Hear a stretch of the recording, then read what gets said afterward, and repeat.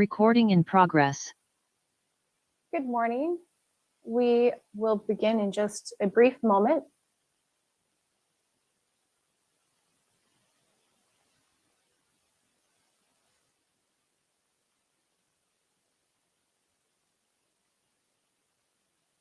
Excellent. Thank you so much, Chair Hopkins. We are ready to begin when you are. Thank you so much. Good morning, everyone. Please note that Spanish translation is available in Zoom. To select translation services, please click the globe icon on the Zoom screen and select Spanish. If during any public comments a commenter is speaking in Spanish, our English-speaking participants may go to the globe and select English to listen to the translation of the comment. I will now ask that Julie please share this message in Spanish. Thank you. Muy buenos días, bienvenidos a la reunión de la Junta de Supervisores. Esta reunión será interpretada simultáneamente al español. Para escuchar en español, por favor haga clic en el icono del globo que se encuentra al pie de la página y elija el idioma español. Si quiere escuchar solo la interpretación y no el inglés en el fondo, haga clic donde dice Mute Original Audio para silenciar el audio original. Muchas gracias. Thank you so much. So that will bring us to the approval of the agenda today, and I have a number of notes to share with members of the public and for the record. Item 32A has been added to the consent calendar by addendum. Item 58A and 58B have been added to the closed session calendar by addendum. In item 56, the recommended action has been revised by addendum. The Board of Supervisors will consider the following in closed session: existing litigation, Sonoma County Fire District and California Fire Chiefs Association Incorporated versus County of Sonoma, Sonoma County of Health Services, Sonoma County Superior Court, SCV 269745. Also, I would like to announce that item 21, Heudeman Slough Operating Agreement with California Department of Fish and 2021-1314 Wildlife includes a resolution to be adopted. With those amendments, I would ask for a roll call vote on the approval of the agenda, please. Thank you, Chair Hopkins. Supervisor Gorin. Aye. Supervisor Rabbit. Aye. Supervisor Corsi. Yes. Supervisor Gore. Yes. Chair Hopkins. Yes. And with that, we will move on to the consent calendar, which are items number 1 through 49 on the agenda today. First, I'll just check in with my colleagues. I have not received any requests to pull any items from consent, just making sure that we have no last minute requests at the board meeting to do so. Any questions or concerns on any items of the consent calendar? Seeing none, I will see if there are any members of the public in person who would wish to speak on the consent calendar today. Are there any members of the public outside there in the halls wishing to speak on consent? Yeah, I'm just trying to confirm. Thank you. Chair Hopkins, I'm going to ask to confirm that the lobby speakers are on so that they can hear that. All right, we'll go and check on that, but it doesn't look there are any members of the public in person who wish to speak at this time. So Marcy, if we wouldn't mind going ahead and checking in via Zoom. Thank you. If anybody would like to comment on the consent calendar before the board today, please raise your hand in the Zoom app or press *9 on your phone keypad. And I see a few hands raised at this time. If we could go with 2 minutes, thank you very much, Marcy. And as a reminder, this is on consent calendar items 1 through 49. Thank you.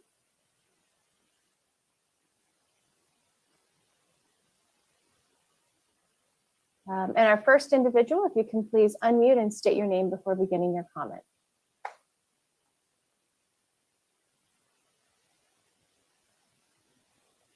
I'm with the Greater Cherry Street Neighborhood Association, greatercherry@gmail.com. I rise to discuss item or to point out item number 25, which is the William Act settlement. This pertains to problems with school structures, facilities.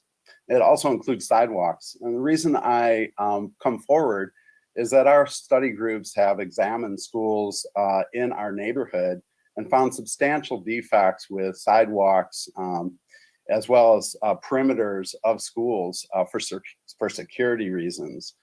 And we verified with CDE that these are complaints that would fall under the Williams Act. And so this was in 2019, 2020, we did see some improvement, but this was just the installation of some asphalt patches. In some cases, it makes the matter worse. So no, there are substantial problems with facilities, at least the sidewalks that we examine. And so apparently in 2022, we're going to have to double down and re-audit these sidewalks, including the Santa Rosa Junior High School, the Santa Rosa High School, the Ridgeway School, as well as the Performing School for the Arts, to see what the status is of these sidewalks. And apparently we're going to have to expand our analysis to include all schools, because there is obviously a lack of oversight, a disrespect for state law to go after the funds that are sitting there and waiting to deal with these defects. This also, of course, has to interfere with ADA requirements. Thank you very much for your time.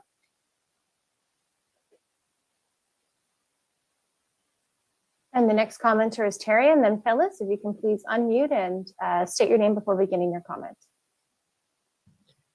Good morning. My name is Terry Arrett, and I am speaking regarding item 46, the resolution honoring Phyllis Meshlam as Sonoma County Poet Laureate.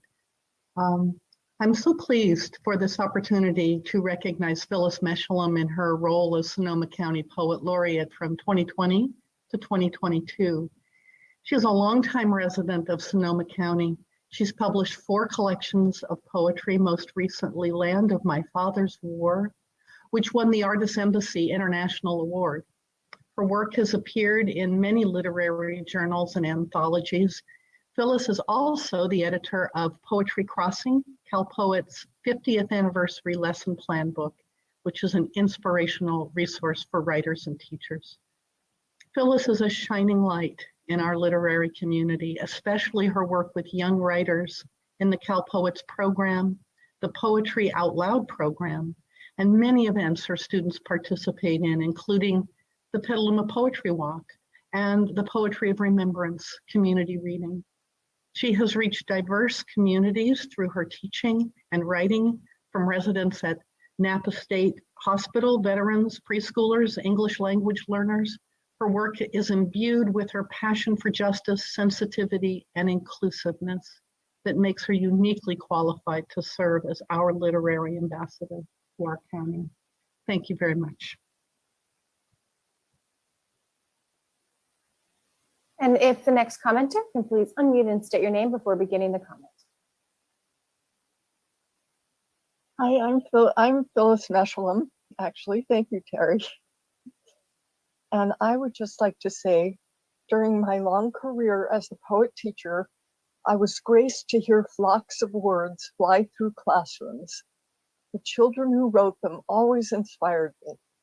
In a very real way, this honor also belongs to the students I worked with at Crestwood Elementary in Sonoma, Lincoln Elementary in Santa Rosa, Palicameca in Windsor, and Moreau Elementary in Santa Rosa.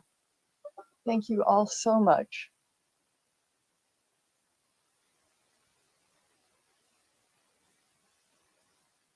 Thank you. And if the next commenter can please unmute and state your name. My name is Jody Hoddle. I'm from Santa Rosa, and I'm here to speak in honor of Phyllis Meshlam. As has already been hinted, one of Phyllis's assets is her extensive involvement with and advocacy for youth in Sonoma County. She has taught with California Poets in the Schools, was the area coordinator from 2004 to 2013. And she was also a long-term coordinator for the annual Poetry Out Loud competition, in which students recite poems from memory. Phyllis has other qualities that make her the perfect poet laureate. She's proficient in Spanish, and She also exhibits personal qualities of patience and gentleness and sincerity, which make her easy to approach and learn from.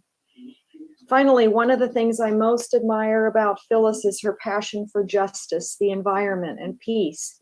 And she carries this passion into her everyday life and into her work as poet laureate. Thank you.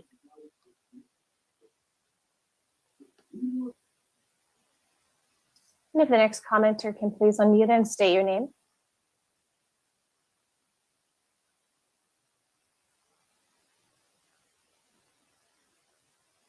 This is for Thomas.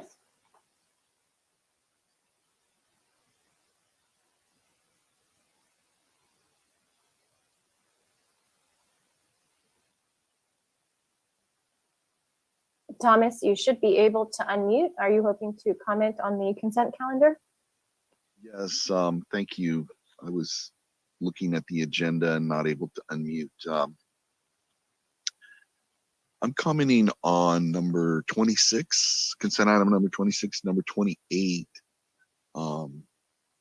So while those are really good ideas and very important, groundwater issues are extremely important. As I understand, the monitoring wells are to the north. I asked during the meeting of the engineer about groundwater intrusion, saltwater intrusion, and they said they didn't know where the boundary of saltwater intrusion was in the Petaluma Plain. And I would argue that it's possible to have some saltwater intrusion that could, I'm not sure of I was trying to think through the exact impact, but you could have saltwater in the Santa Rosa Laguna and it could affect that. It could come all the way up underneath the Russian River and be in, if you dewater the plain enough, it's already 200 feet or so, you could get salt water in there. It would affect whether or not you could use extracted water from the upper portion of the aquifer. So it's important to deal with that and know where that is. We have no idea where that saltwater intrusion is right now, either in the Petaluma Plain or in Santa Rosa. And again, that's important to protect that upper aquifer. So on number 28, that has to do with the flood modeling. And those types of modeling, there should be a way to. And thank you so much for the comment. That does conclude the time. The next commenters are Marjorie and then Fred. If you can please unmute and state your full name for beginning the comment. Good morning, everyone. My name is Marjorie Stein, and I want to just add my voice to others who'd already spoken on behalf of support for Phyllis Meshullam for our Poet Laureate of Sonoma County. Others have already beautifully articulated all of her extensive background and her worthiness for this role. And I just want to echo all of these comments and say that she's just a beautiful choice for this role, and I fully endorse her. Thank you very much.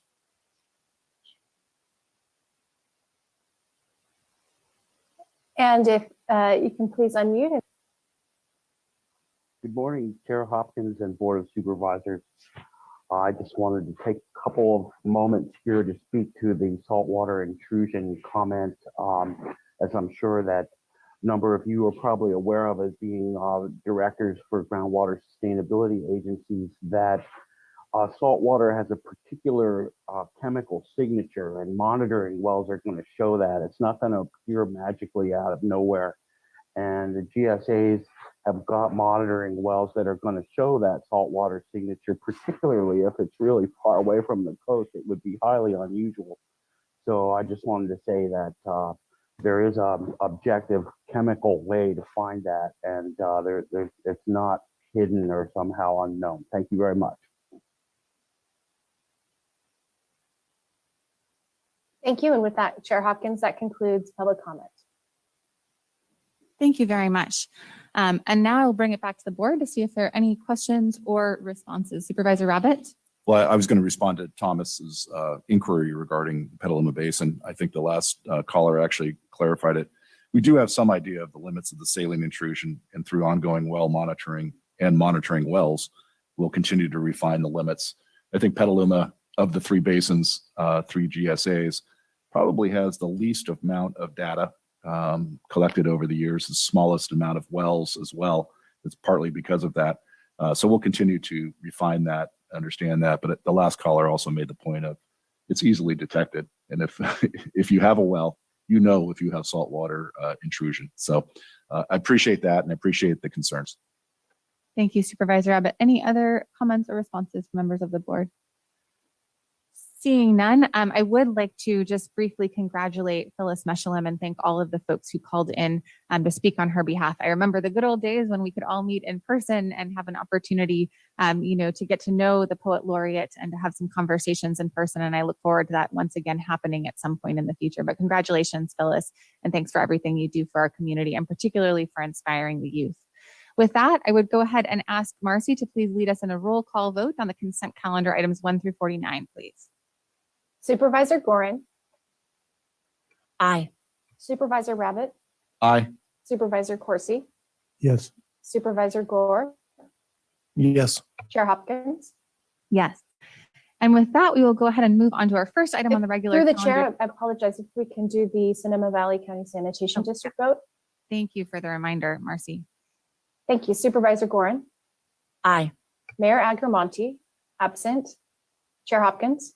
Yes. Thank you very much. And actually, Marcy also reminded me that in my rush to get our late meeting started and also knowing that we have a very packed agenda, that we forgot to do the flag salute this morning. So I would like to take a brief break for the Pledge of Allegiance. And Supervisor Gorin, would you want to lead us in the flag salute this morning? Okay, it's a gift. Pledge allegiance to the flag of the United States of America and to the republic for which it stands, one nation under God, indivisible, with liberty and justice for all. Thank you so much, Supervisor Gorin. And with that, we will go ahead and move on to our first regular calendar item, which is item 50, Sonoma County Water Agency, appointment of retiree extra help. And we are joined by Dale Roberts from Sonoma Water. Thank you, Chair Hopkins. I'm Dale Roberts. I'm with Sonoma Water. I'm a principal engineer of the Energy Resources Group. The item before you right now is the Sonoma Water's appointment of Susan Hayden as retiree extra help. We want to bring her on sooner than the typical 6-month delay that's typically required by the Public Employees Pension Reform Act. Susan retired on October 25th of this year, and she's been with us about 8 years. Prior to that, she was with some resource conservation districts and in the private sector. She's a critical person on our team. She's worked on stormwater, wildfire, and climate resiliency projects. In specific, she's worked on North Coast Resource Partnership, Fire Smart Lake Sonoma, is currently developing a wildfire risk reduction decision support framework with Conservation Biology Institute and West Coast Watersheds and a few other partners. She developed our stormwater resources plan under the Stormwater Resources Program, and she's a critical player in our Central Sonoma Watershed project.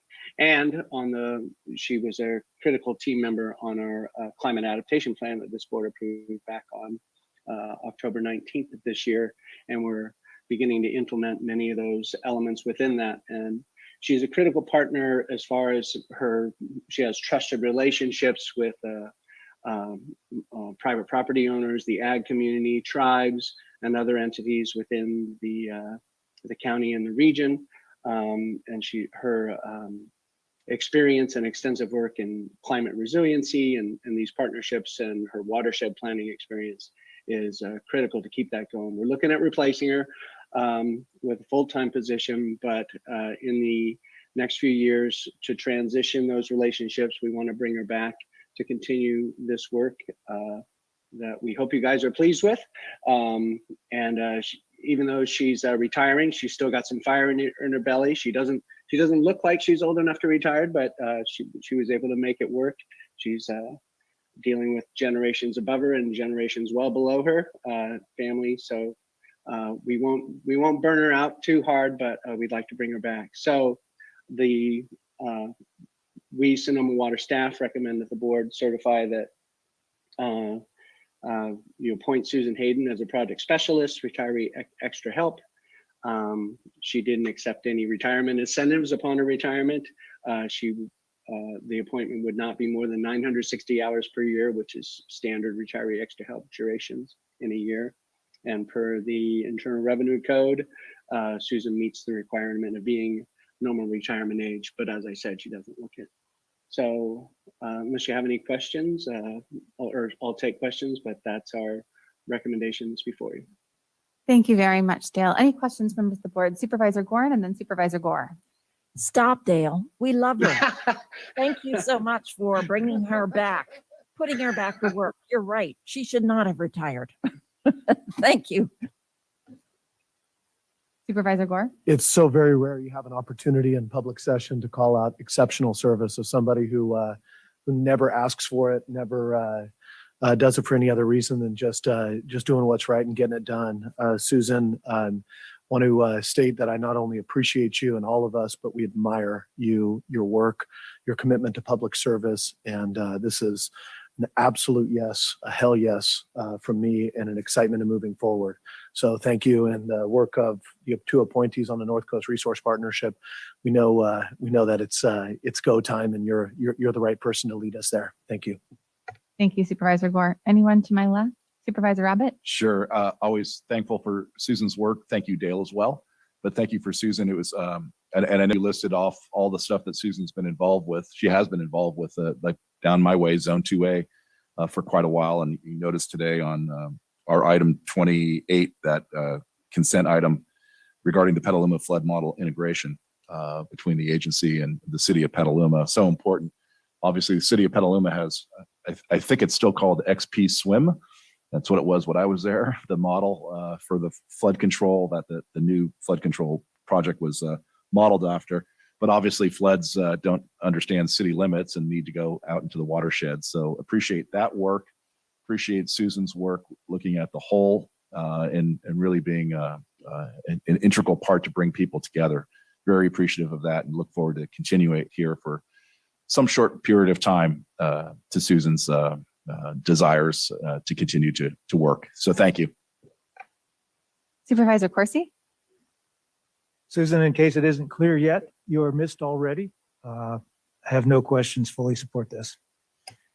And I'm just going to say ditto and also throw my hat in the ring of what I think is the Susan fan club here. We are really, really grateful for your public service and very grateful to have the opportunity to work with you again. So thank you very much and wholeheartedly support. I would go ahead and see if there are any members of the public who wish to comment on this in person.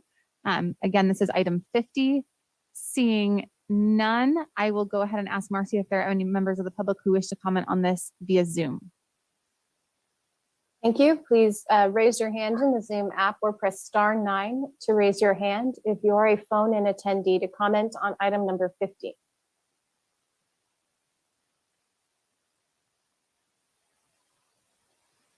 There are no hands for comment.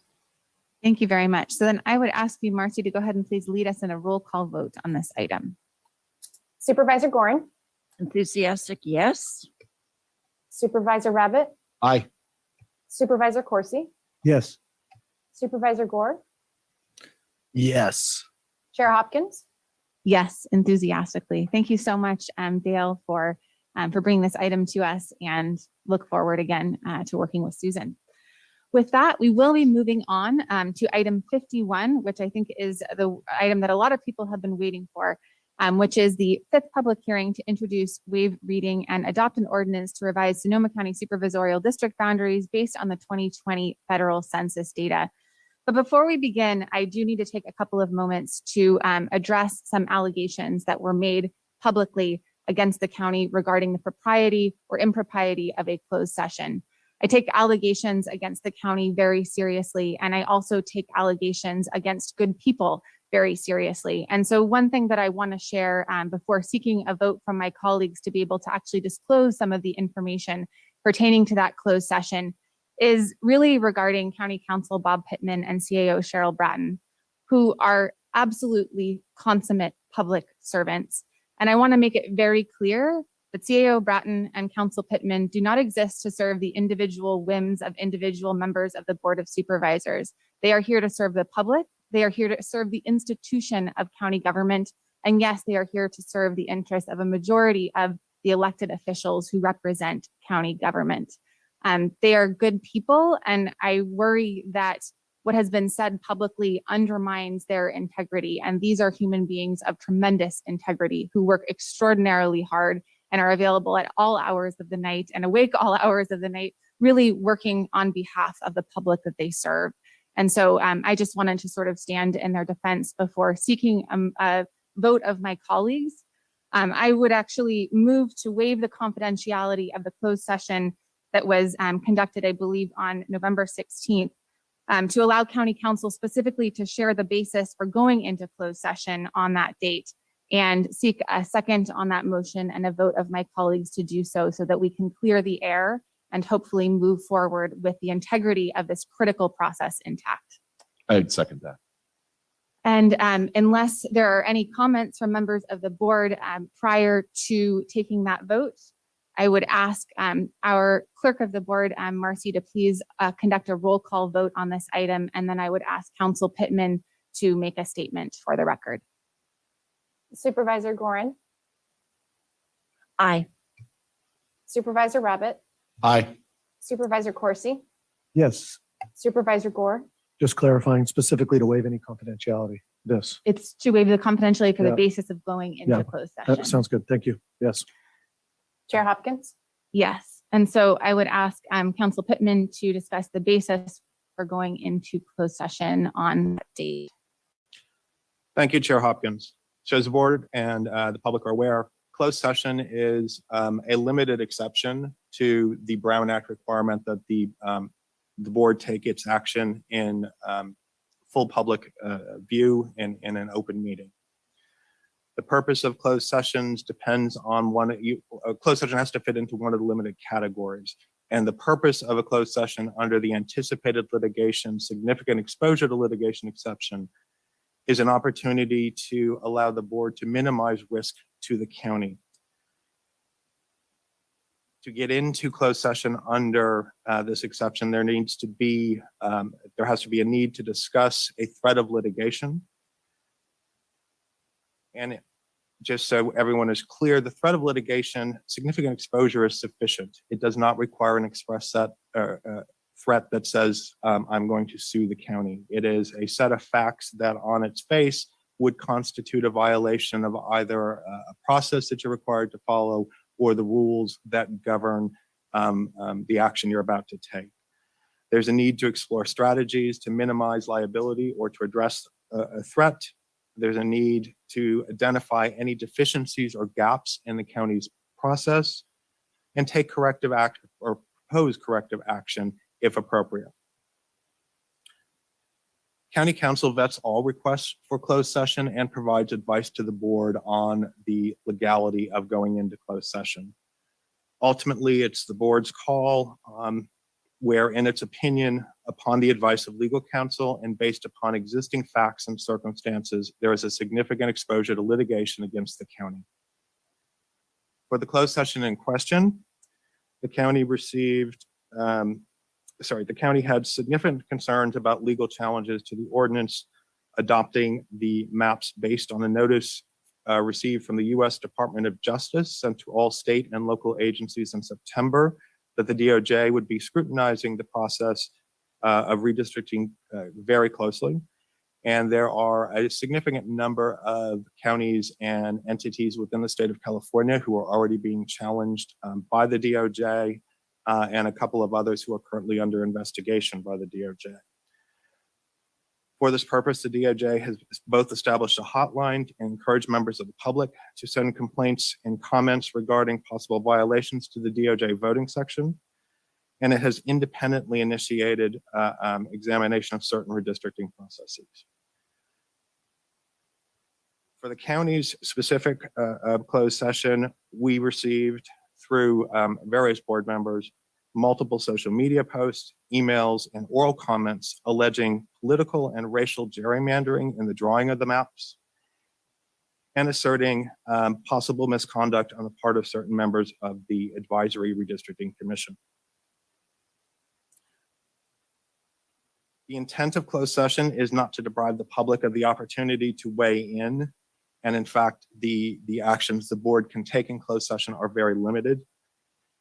Rather, it's to allow the board to examine the process that was utilized by the county in arriving at their draft maps and determine if there was any validity to the assertions of misconduct or gerrymandering. It's important to note that your board took no action in closed session other than to discuss potential concerns with the process. Sometimes discussions about legal risks and pitfalls are necessary to inform the board's ultimate decision in public and to protect the integrity of the process. It was and remains the opinion of my office that the facts here are sufficient to meet the threshold for holding a closed session under anticipated litigation, significant exposure to litigation. And as I mentioned, the claims of gerrymandering constitute a violation of both federal and state law. The fact that there are multiple counties who are currently looking at challenges to their maps on these grounds intensifies that concern. And just to show that DOJ has not been sitting quietly, in addition to some of the investigations going on in California, the U.S. Department of Justice filed suit against the majority of the counties in the state of Texas yesterday for their redistricting process. With that, I'm going to stop since I believe that is the extent of the waiver. We have addressed the basis for going into closed session. And one reminder or word of caution to the board members that the limited waiver still precludes the disclosure of actual conversations that occurred within closed session. And with that, I will turn it back over to the chair. Through the chair, may I supplement County Council Pittman's Brown Act discussion? Yes, please, Linda, go ahead. My name is Linda Shulkin. I'm also with Sonoma County Council's office. In 2011, the Sonoma County Board of Supervisors conducted a redistricting process that fully complied with the Brown Act. It was 72-hour notice. It was an open and public meeting. It was quiet and peaceful, and your board adopted brand new supervisorial district boundaries in compliance with the Brown Act. And yet you largely excluded members of the public from that communication. I worked here. I didn't even know what was going on. That doesn't mean that it was a violation of the Brown Act. This time around, your board has taken a vastly different approach. Your board for the last 9 months has asked us to go far above and beyond the requirements of the Brown Act and the California Fair Maps Act to hold numerous public meetings, public hearings, public workshops to make sure that we blast open the doors of this discussion, invite all members of our community to this table. And it's been a loud conversation, but it's been a really important one. And so I just wanted to reiterate that I also have not seen Brown Act violations through this process. On November 16th, your board had yet another public hearing with a direction to staff to take the Advisory Commission's map. And then it was numerous hours of a meeting and deliberations by your board giving us direction about what changes you'd like to see while holding true to the Advisory Commission's building blocks and their principles and their communities of interest. I am a lifelong Sonoma County resident. My family's been here for over a century, and yet I still don't know what the dairy belt in Petaluma means, and I don't know what it means to comply with the Koenig Chauffeur map in Forestville. I have no idea what that means. I don't know what the Mark West boundary watershed and respect that means. So despite me thinking that I knew Sonoma County, I don't that well. And so having us go back to get clarification of what your board asked us to do on November 16th, individually, what does this comment mean? What does it mean that you want to do this so that we can do our homework and come back prepared to respect the public input and the board deliberations from the 16th and present options to your board at yet another public meeting on the 29th? to yet get slammed down again, options dismissed, more public input, and that's democracy. And that is public transparency, unlike anything I have ever seen in county government. So while I have not seen a Brown Act violation, that doesn't mean that this is problem-free. We do have a problem.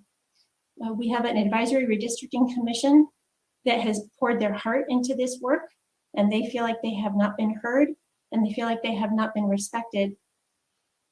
And yet I have heard very clear direction from each and every one of your board to listen to their hard work and respect their work and respect their communities of interest and acknowledge that there is inequity in our community. And there are areas in our community that need to be held together for fair and effective representation. And that is the work that the ARC did. I am not a member of the ARC, so I certainly cannot speak for them. And I apologize if there's anything I have done that has been offensive. I appreciate when people can tell me how to evolve and how to continue to grow. And I was lucky enough to learn and observe the ARC and learn from their equity principles, which honestly, I wish everybody in our community would listen to some of these.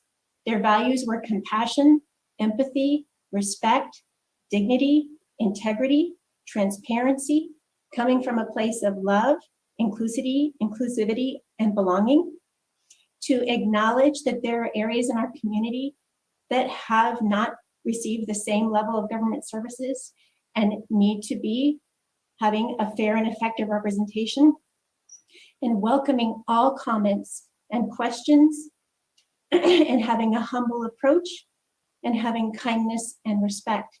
I'm reading the ARC's equity principles right now. So while I do think that I have heard a pretty clear, resounding drumbeat from your board on whatever map you decide, which complies with federal and state law, that staff, you darn well better continue to listen to this work of the ARC and make sure that these voices from our underrepresented communities continue to be heard. I feel like that message has been lost in the din of all of the public input. And I think it would be healing for your board to continue to share that message that you've shared with us, that respecting the work of the ARC and all the voices that they brought to the table, to respect people in our community and hear those voices would be a healing and beneficial thing.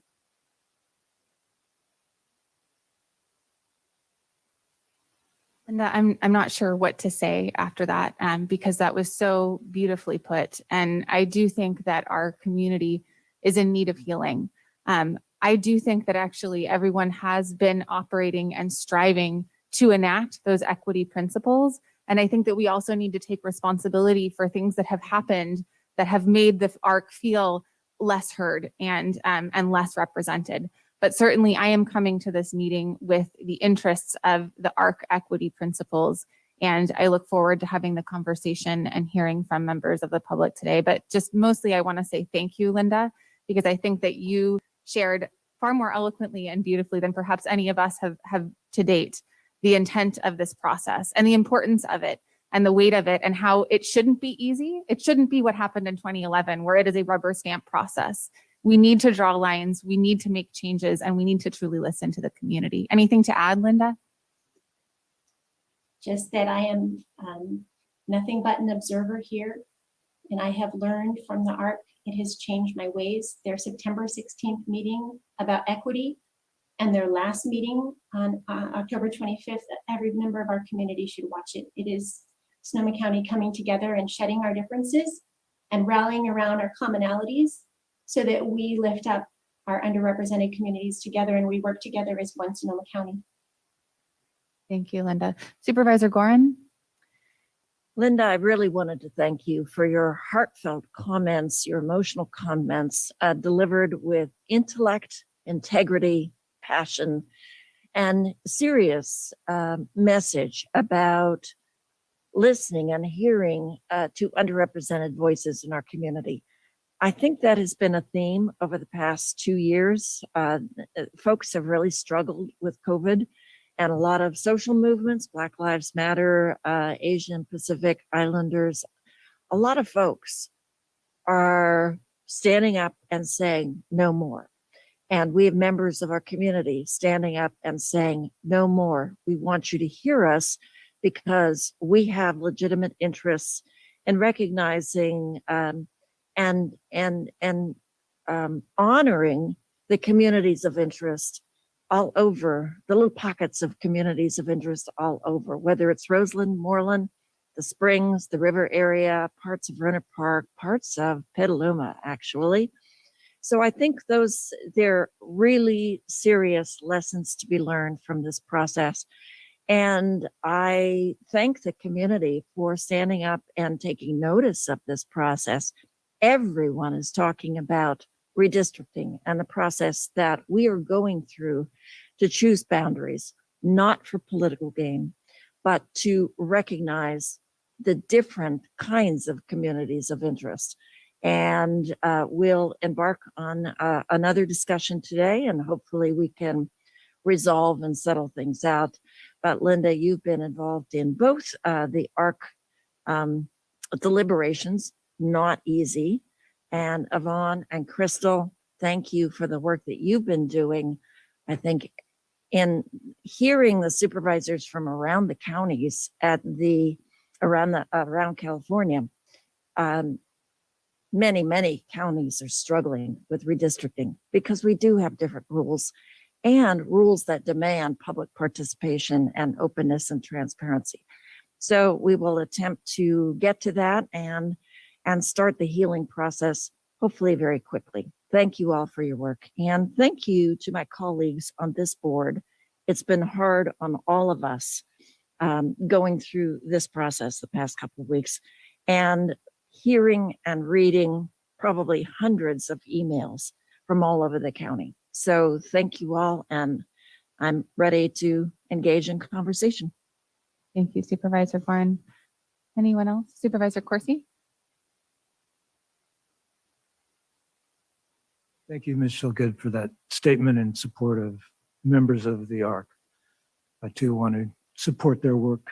And I hope we will reflect that today. I want to thank Council Pittman for his explanation of the closed session that we had on November 19th. I also want to make it clear that my statements to the press and to other individuals in this community about that closed session were not an indictment of county council or the county administrator. At the same time, I want to continue to dispute that closed session dealt with a threat of litigation. As Mr. Pittman pointed out, a threat of litigation involves a set of facts, not necessarily a specific threat, I'm going to sue you, but a set of facts. I didn't hear any set of facts in that closed session. And I invite my colleagues to correct me if I'm wrong. He said that a closed session about the threat of litigation includes a proposed corrective action. I did not hear any proposal for corrective action in that closed session. He mentioned a Department of Justice letter that had been issued in September about redistricting. I do not recall such a letter being mentioned in that closed session. He mentioned calls to a Department of Justice hotline. I don't recall that being mentioned in that closed session. He mentioned the word gerrymandering. That was mentioned in the closed session. We received a definition, a legal definition of gerrymandering in that closed session. Gerrymandering has been thrown about quite a bit during this process. It's been thrown about as what it is, a colloquialism, not as a legal term. In fact, the chair of this board used it at one of our meetings to describe the ARC's map. I don't think it was being used then as a legal term, and I don't think I've heard it used in legal context except by Mr. Pittman in that closed session, but it was a general definition not related to anything specific that we were faced with. Mr. Pittman also said that there was misconduct by ARC members mentioned in that closed session. There was made against an accusation made against one ARC member, an accusation made against me and that ARC member. But this was a people are talking about accusation. This was nothing specific. This was an accusation of conspiracy theories that was made behind closed doors, covered by the fig leaf of a threat of litigation. I stand by my comments that I've made to date. I stand by these comments that I'm making today. If I am breaking the law, so be it. I don't think that this is the way that public officials should be operating.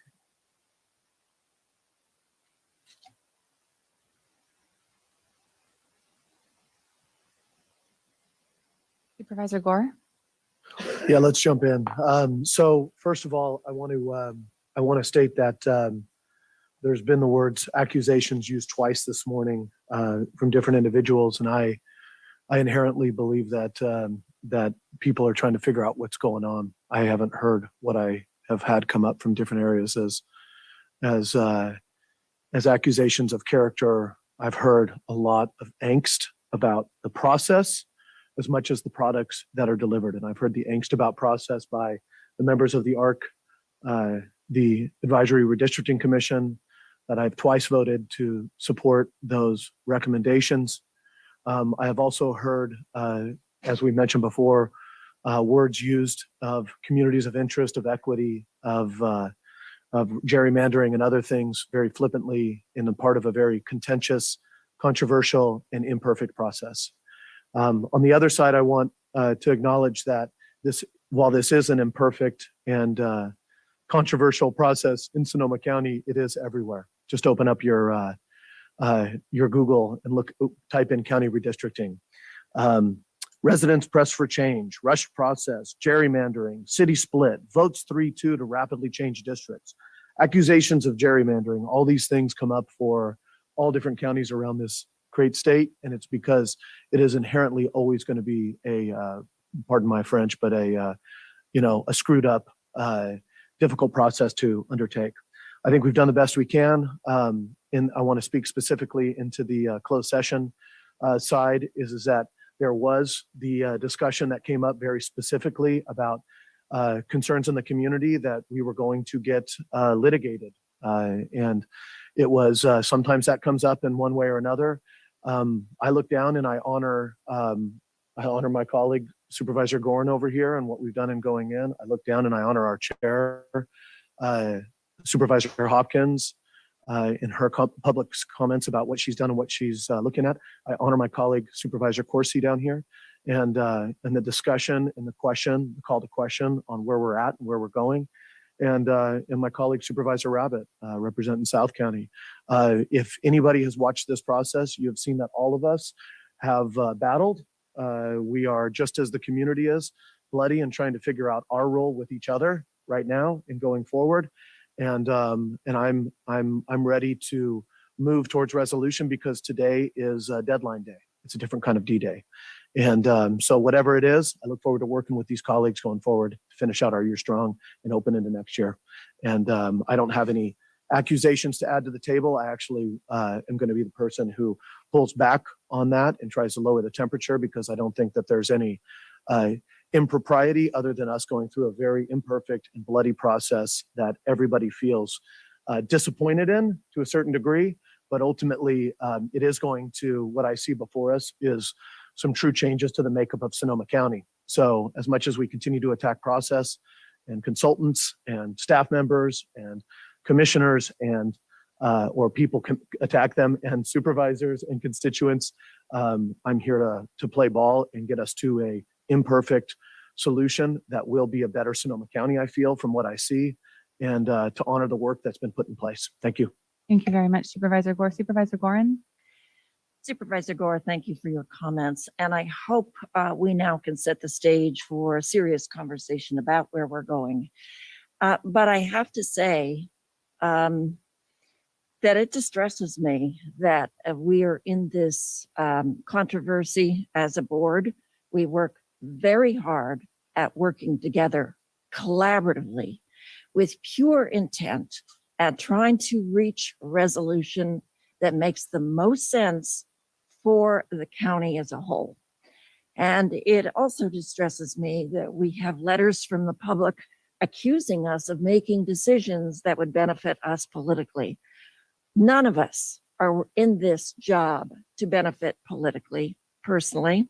None of us are in this redistricting discussion to benefit ourselves or potential folks who might be interested in running.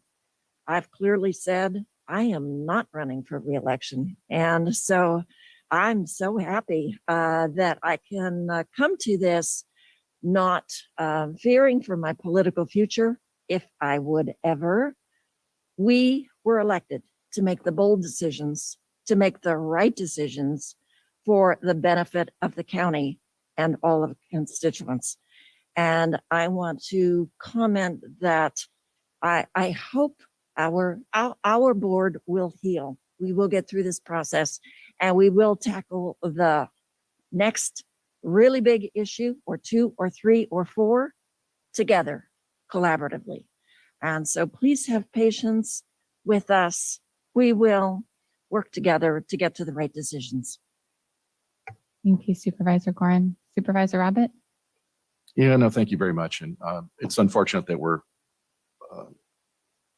went down this path, but here we are. I will just say, I'm an architect by profession. I am not a lawyer.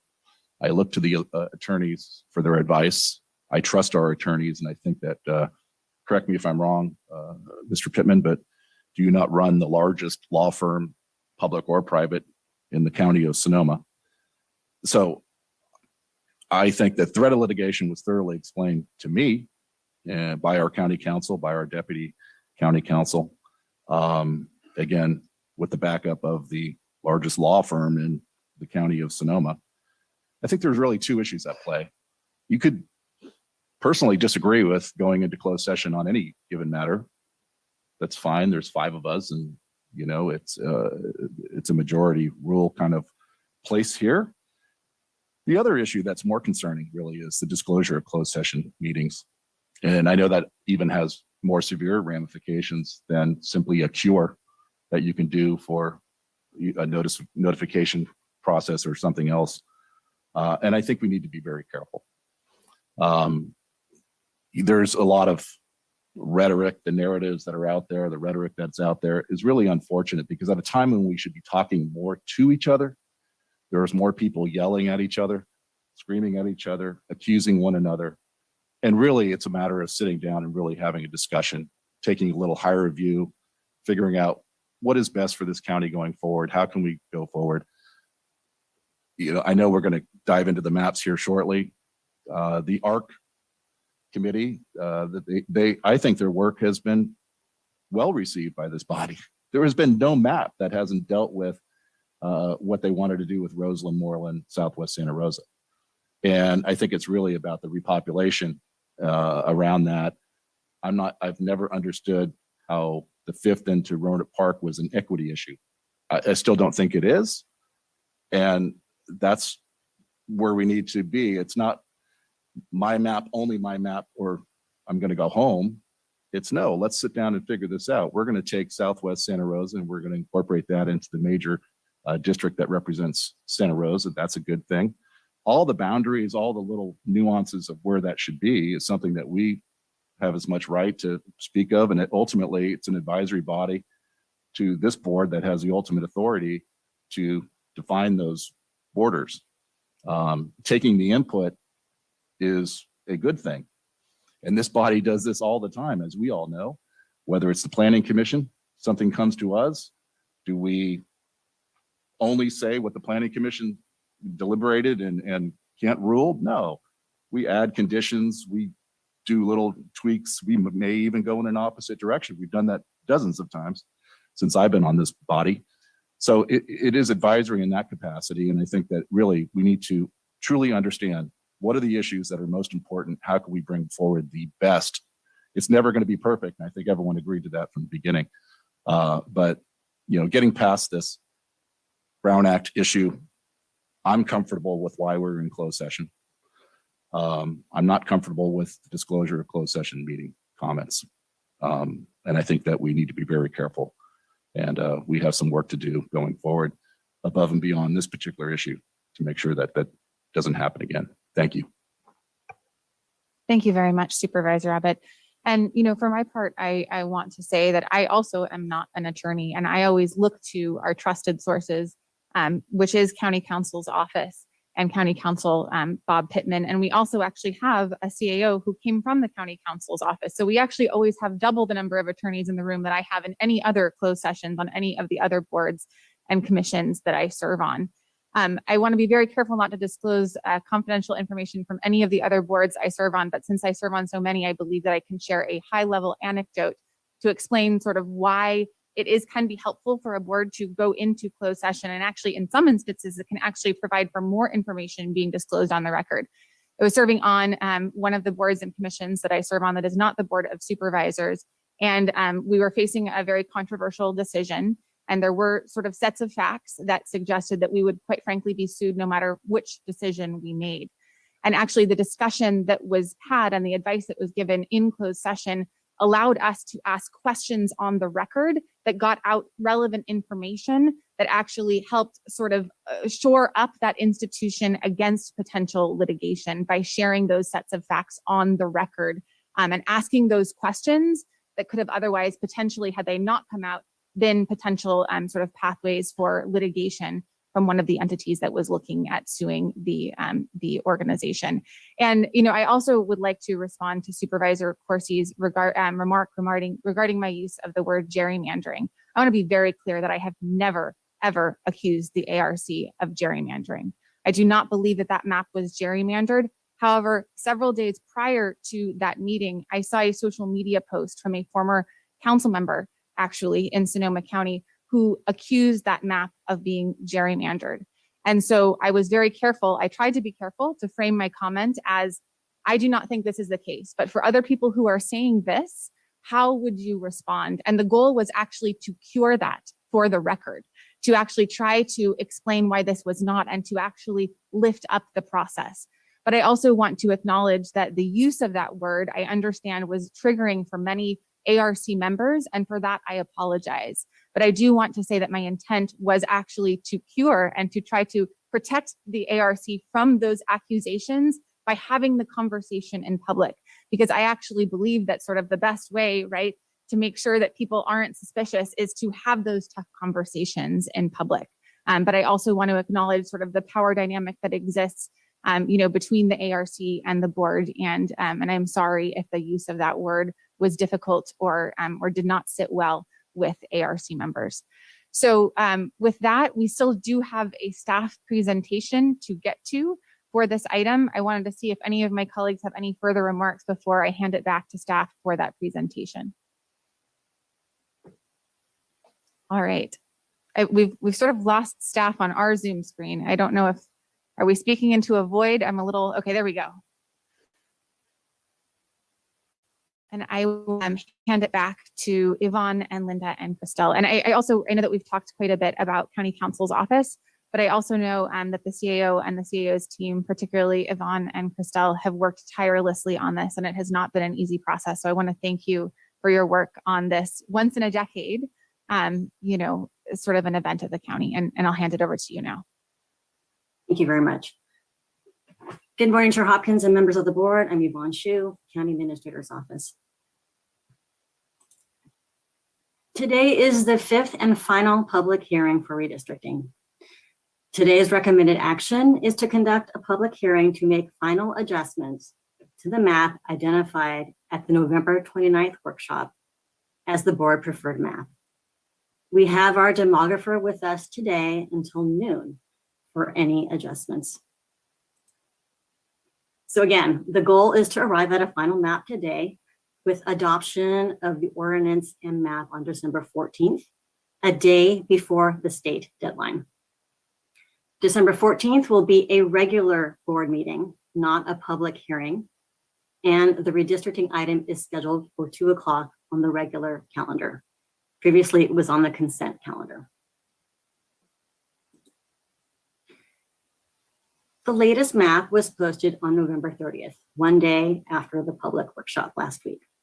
And it was also made available in the online tool called Interactive Review Map. The easiest way to get to the page is to Google Sonoma County Redistricting, and then to click on the draft maps link. Then you can scroll down to maps review for December 7th. So the map themes from the Advisory Redistricting Commission are included here again to bring up the communities of interest that they identified during their process, and also to acknowledge their work. The county again wishes to thank the commissioners for their service to the community over this process. The final map again will be adopted next week on December 14th at 2 o'clock. Final input for the maps, however, is effectively during this meeting today, as we do have posting requirements of the final map before the ordinance can be adopted. Comments about redistricting in general and about the process are always welcome and can be submitted to redistricting 2021 at sonoma-county.org. Thank you.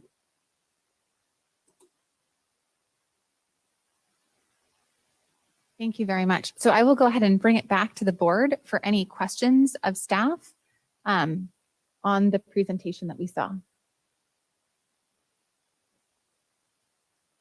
Seeing none, I think we should then go ahead, if my colleagues are willing to go ahead and turn to public comment before we begin our deliberations and conversations. All right, so with that, I'm going to go see if there are any members of the public who wish to speak in person in the chambers today. And I'm not seeing any. So Marcy, I would ask you to please go ahead and lead us in public comment via Zoom. Oh, and I believe that I do need to formally open the public hearing on this item. So just want to note for the record that we are formally opening the public record with the comments on Zoom.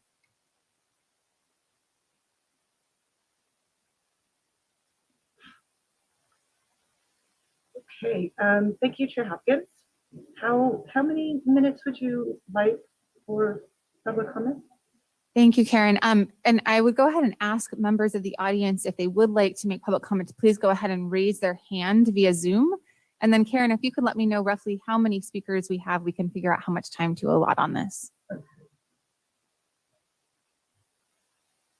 Currently, it looks like we have 7. Okay, let's go with 2 minutes each. Great.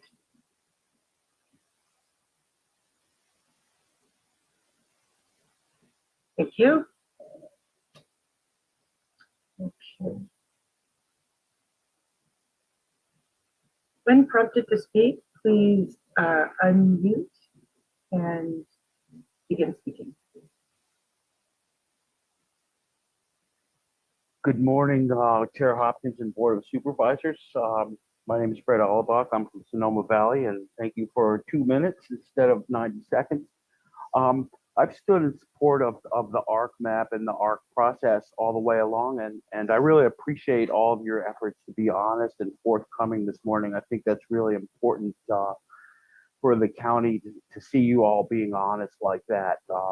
I think that as you deliberate the maps here today, or the map, that the equity principles, particularly in the communities of interest that the ARC identified, be included in whatever map that you go forward with. I had thought that, I don't know if I can say this in public, does that SH-T flows downhill. And so as you look at redistricting process across the whole country, you can see that those in power are shortchanging all the people who have less power. And this is in Texas and all, the whole country here. And so that, perhaps the same thing is happening here in Sonoma County. And so us as the one of the axis of blue in the country of, presumably the most liberal would be the place where that flowing downhill would not impact the people at the bottom as much as it has. So I know that you have a choice here with your final map and that it doesn't have to be one map or other, but it's the principles and the actual demographic numbers that are important to honor, I think, with the ARC process. And so that how you do it here is going to split somebody out, but that I would ask you to not split at the people at the very bottom of the hill who always end up with the short end of the stick. That's what we're trying to address here today, in my opinion. So good luck, and thanks very much for all your honesty.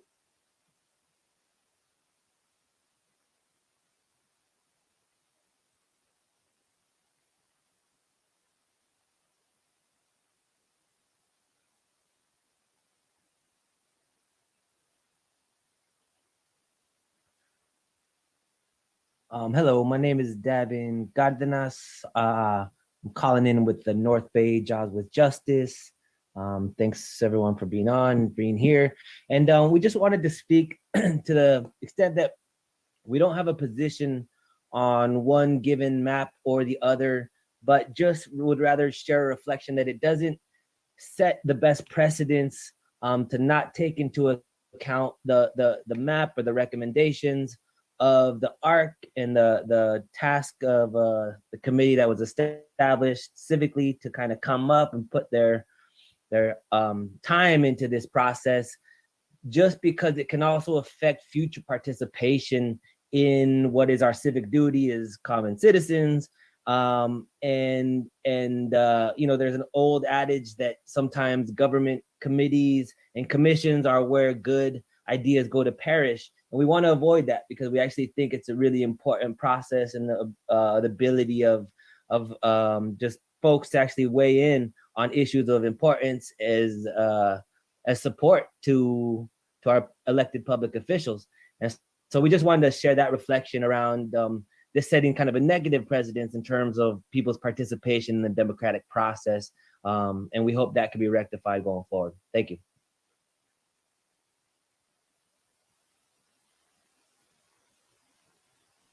Thank you. If the next commenter can please unmute and state your name. Hey, good morning, everyone. This is Zara Garcia here, community organizer in Petaluma. I just want to, again, reiterate that echoing what the previous commenter said, but also that historically redrawing these lines were made by the sheriff, district attorney, and the county's clerk, recorder, assessor, and then approved by the board. That's what has always been done. Unfortunately, you know, ultimately you're going to do what you're going to do.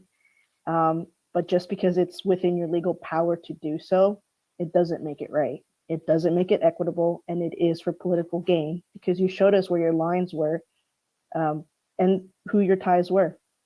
As we were watching you all play Monopoly, and unfortunately, you know, the art plays life. So regardless of intent, it's the impact that matters. This is not the way a public official should be operating, and I agree with that. Thanks so much.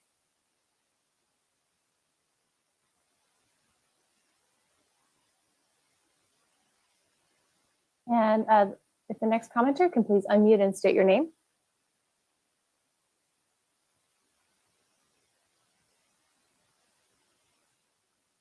Good morning, this is Thomas, and on the one hand, I want to thank you for a process. On the other hand, as an anthropologist, looking at the sausage is uncomfortable.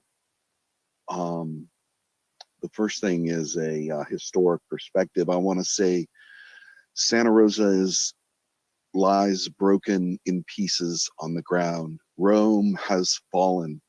The Vandals, the Visigoths, and the Goths have had full ascendancy. This process needed to begin sooner, to begin community outreach. Irrespective of the final census numbers, which could have begun with the existing census information, the outreach could have. And then the process could have moved forward. It needed to have more supervisorial input along the way in order to prevent this cataclysm. And it's a completely political process. So I have no specific input. I could make specific input. I have none that would benefit, other than to say that Santa Rosa is divided. It's a spoils. It will not have the impact, and it doesn't make sense that Roner Park is attached to Moreland and Roseland, and not to have Moreland and Roseland attached to the areas of financial success within Santa Rosa. That's unconscionable. And thank you. If the next commenter can please unmute and state your name. Hi, good morning. This is Allegra Wilson, and I'm calling in today. First, I just have to say, like, this idea that the only thing the ARC wanted was to reunite Roseland and Moreland with Greater Santa Rosa is nonsense. That's just not the case. There was more to it than that, and they were very thoughtful, and they put a lot of time into it. So I really wish that people would quit equating those two things, because that's not it. You're missing the point.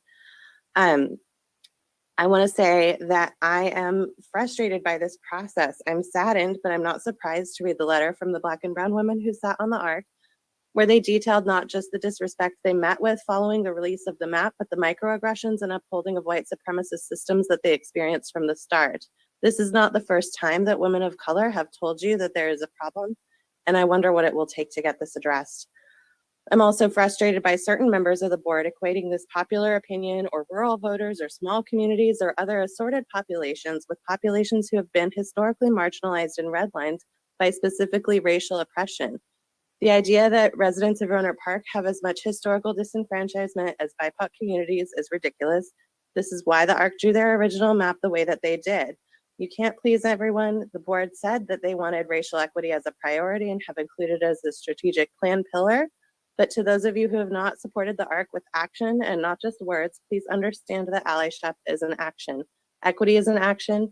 Equity is not equality, listening sessions, color blindness, or statements of support. What you are doing is talking the talk without walking the walk, and it is hypocritical. The map that you've presented is wild. Like, I saw that meeting last week, and what you did was amateurish, and what you've come up with doesn't make any sense at all. It has little rhyme or reason except to undo the solid, painstaking work of the ARC in order to placate the majority. With few exceptions, this board has given lip service to equity while participating in white supremacy and undoing the work that the ARC And thank you so much for the comment. That does conclude the time. And for the next commenter, can please unmute and state your name. Hi, my name is Alan from Santa Rosa, and I wrote this comment out at the last meeting when we were told that we would get 2 rounds of public comment, and myself and other members of the community felt kind of deceived about that, since we were not allowed that second round of comment. But in 1812, the then governor of Massachusetts, Elbridge Gerry, signed a bill that redrew Massachusetts state senate boundaries in a way that would specifically benefit his own political party, with the resulting district looking like a kind of dragon or mythical salamander, which people then used to coin the term gerrymandering. Over 200 years ago, we knew that having politicians draw their own boundaries for their own constituencies to represent and vote them in was a very bad plan. It didn't result in equality or equity, 2 very different terms, which I believe that have become quite conflated in this discussion. The only way around this is to have a separate commission created to draw the maps without interference from the board coming in and creating little fingers and thumbs of patches of other districts to further complicate the process. You did create this commission to do this. What we're doing here in changing all of the hard work put into this is creating another finger, a middle finger pointed skyward towards them. The NAACP and NBOP have both urged you to use the map created by the hard work of the ARC. In the wake of a series of prominent Black employees stepping down from county government jobs due to a racist cultural environment, you're literally giving them the finger. Please don't give them the finger.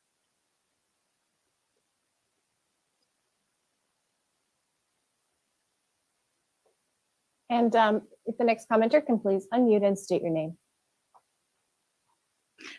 Hi, my name is Kelsey Vero, and yeah, I'm calling to support and echo a lot of what has already been said with the other public commenters. I think that definitely we heard the word intent a lot here, and I just want to say that we know that impact is more important than intent, and we're here to talk about the effect of the maps, how they're going to affect people in the future, and not to spend the meeting talking about how this has personally affected you or how it has felt to be the object of criticism as you hand draw in real time in front of us our county into different districts that, again, as others have said, you will represent.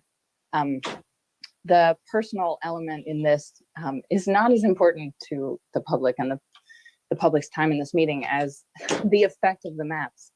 And I think often we've heard talk about just how this is good enough and how you had to do it this way because X, Y, and Z, and that we know that who draws the maps matters in the end in what effect we're going to get. And when you put garbage in, you get garbage out.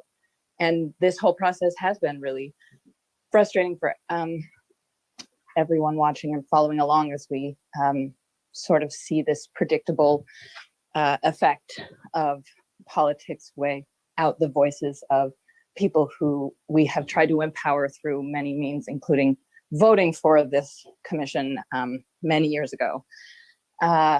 Play out, this is the first time this was supposed to happen. It failed. And we will just have to try again, I guess. So we will not forget about this. Thanks.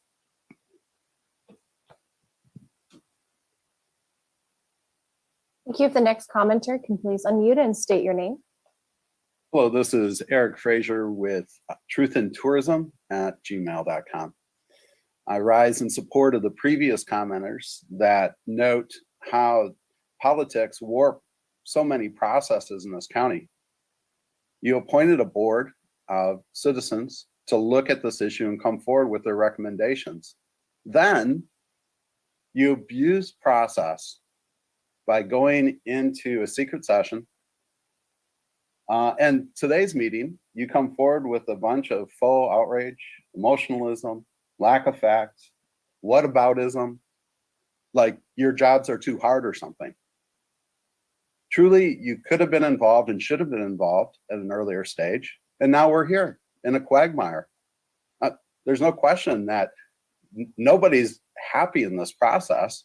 What you've done is only increase the chances of litigation. It's time for you guys to actually mature into leaders and get out of the mire of just political actions. Why does everything have to be so political in this county? The ideology, it's not that you have to seek re-election to be political.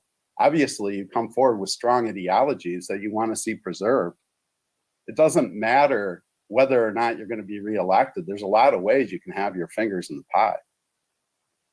So this is an incredible embarrassment to our county, but it's nothing new. People that work in community participation and civic involvement realize all the stuff that goes on behind the scenes that really is illegal and an abusive process. Thank you very much.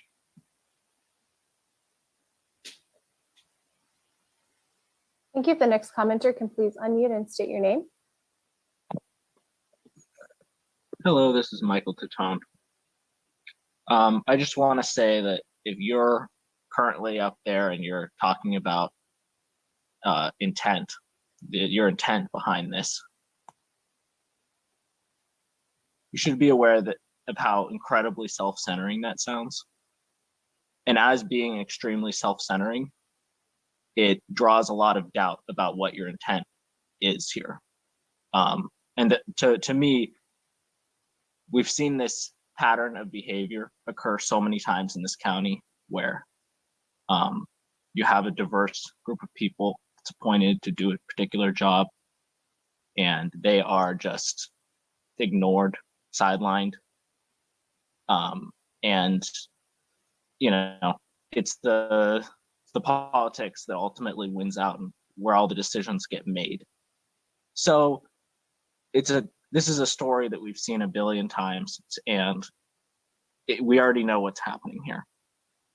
It's useless to try to cover this up with a sort of "we had good intentions." No, if that's your defense, you did not have good intentions. You have been looking out for yourselves the whole time. So please, just say the truth.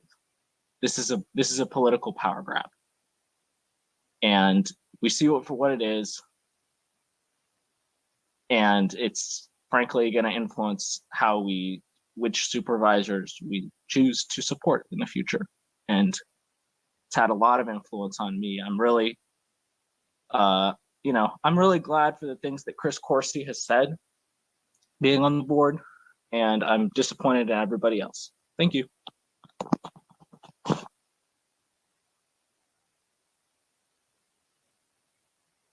If you can please unmute and state your name.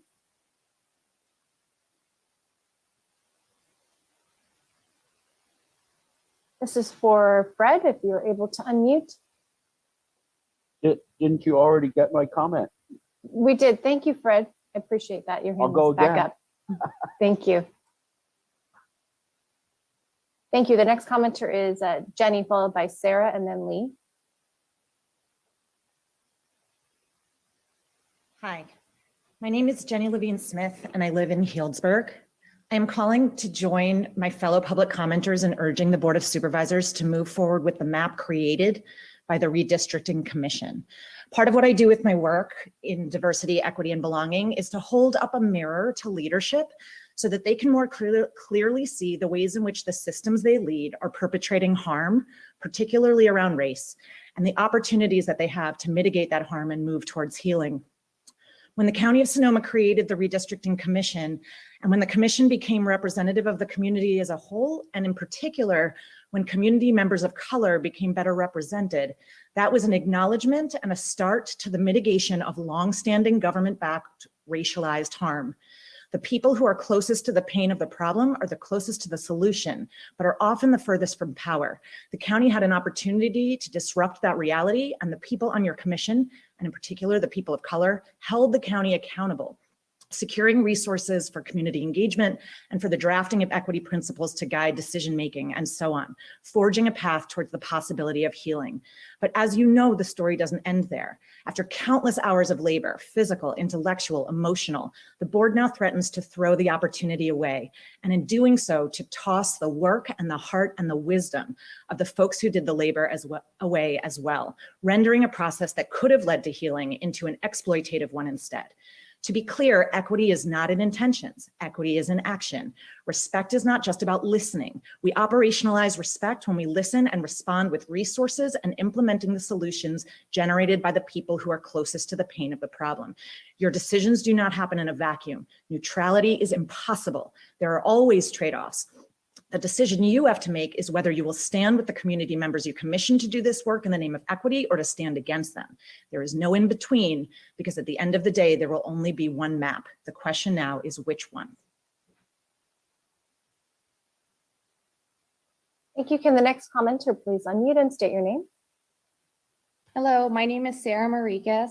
I want to echo the comments of people before me and share that, and we know we've seen this time after time, again and again, that racially unresponsive processes will lead to racially inequitable outcomes, that inequitable processes will lead to inequitable outcomes. We know that, we've seen that, we see that in our community. That's why we have inequities in COVID inequities, inequities in life expectancy throughout the county. As a former epidemiologist that worked in Sonoma County, I know this well. I've seen this for years. And so when I saw the design of this process and the engagement of the committee, I was hopeful that we were going to have a racially responsive process, an equitable process that will lead to the equitable outcomes that we desire. And so I just wanted to be here today to share that I trust the people on the committee and that I hope you will take their recommendations. Thank you.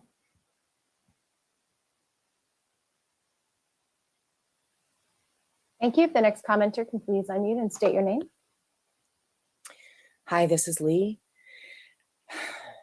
I echo the previous speakers, and I'm this process feels completely unethical. It feels like an all-white board refusing to listen to community members who are not white, a committee that you appointed, and now you won't listen to. And I cannot help but sit here and ruminate about the Martin Luther King letter from the Birmingham jail. And I'm going to read a little bit of it to you. I must confess to you, I must make two honest confessions to you, my Christian and Jewish brothers. First, I must confess that over the past few years, I have been gravely disappointed with the white moderate. I have almost reached the regrettable conclusion that the Negro's greatest stumbling block is in his stride towards freedom is not the white citizens counselor or the Ku Klux, but the white moderate, who is more devoted to order than justice, who prefers a negative peace, which is the absence of tension, to a positive peace where there's presence of justice, who constantly says, I agree with you in the goals you seek, but I can't agree with your methods of direct action, who paternalistically believes he can set a timetable for another man's freedom, who lives by a mythical concept of time, and who constantly advises the Negro to wait for a more convenient season. Shallow understanding from people of goodwill is more frustrating than an absolute misunderstanding from people of ill will. Lukewarm acceptance is much more bewildering than outright rejection. I wonder if he was talking about things like redistricting. I wonder if we are still dealing with this because you will not accept this map that the NAACP has supported, that the ARC created for weeks and weeks. I yield my time.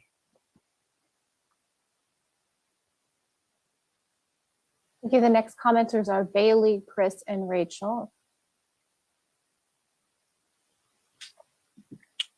Hello, can you hear me? Yes, we can. Awesome. Yeah, hi, my name is Bailey. And yeah, I would just like to echo a lot of the previous public comments. Yeah, I mean, it's like, it's basically also I want to say is it's time to end racialized harm. It's your job to be accountable. Like, just listen to the ARC. It's pretty much as simple as that. I yield my time. Thanks.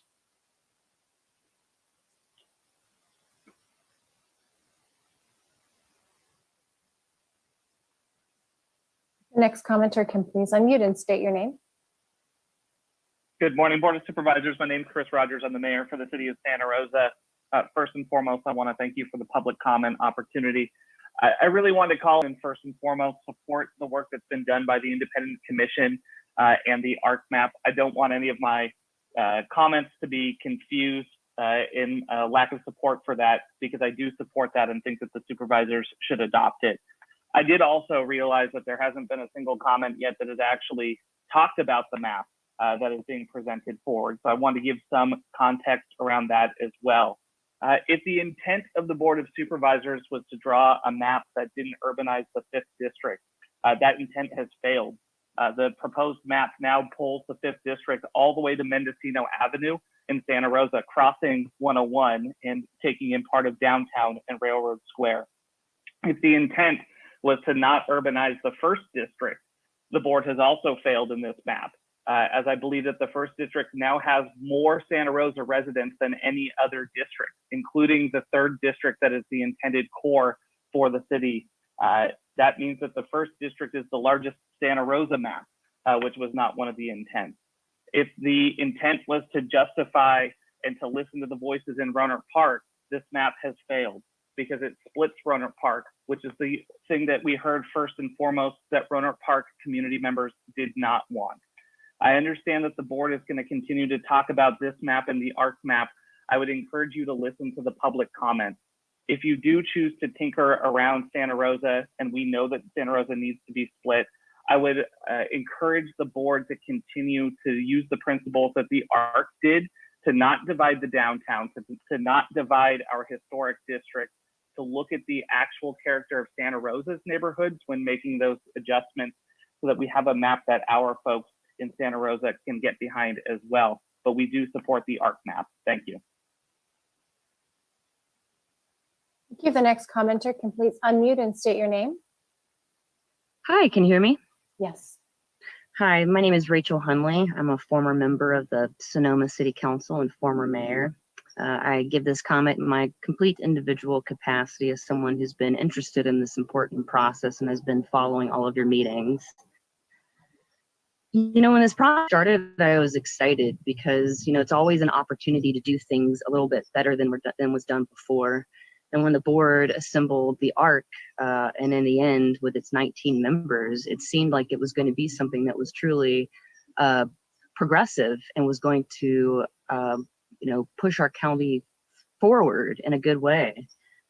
And the thing that the public deserves throughout all of this is accountability and transparency.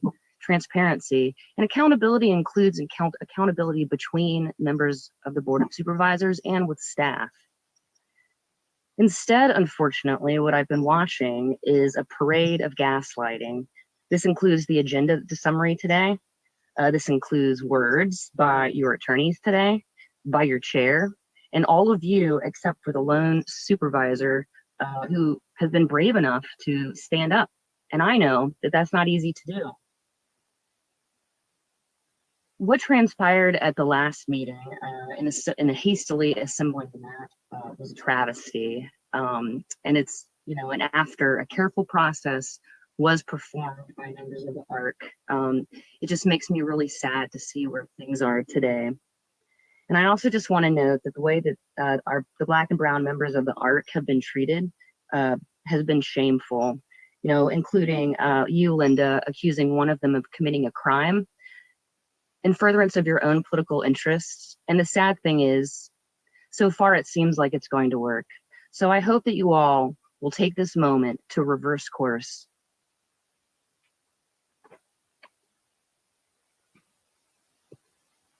Next commenters are Carrie and then Tessia. And please, just a reminder, if you're wanting to comment on this item, if you can please raise your hand or press *9 as we're getting toward the end.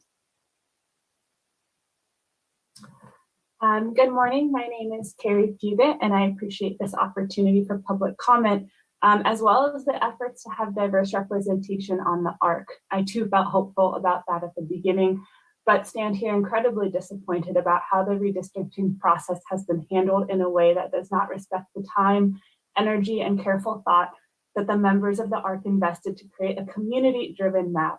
The purpose of the ARC, as we know, is to bring communities of interest into the mapping process. And you had the opportunity to listen to these communities because the ARC was so successful in donating their free time, labor, and relationships into this outreach. However, it appears that you're completely disregarding your own community engagement process and the input it generated. In return for the ARC's dedication and commitment to conducting a fair and equitable community engagement process, their meticulous work has been overruled and devalued. I'm really disappointed because this is not a new pattern for Sonoma County to tokenize community engagement by listening to community members, especially communities of color, and then proceeding to disregard their input.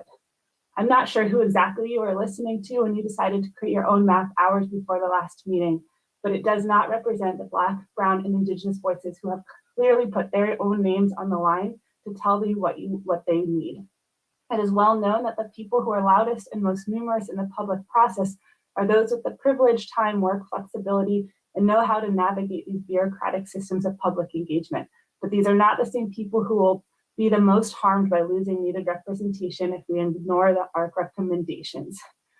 I ask that you please respect and value the community engagement process facilitated by the ARC and their recommendations.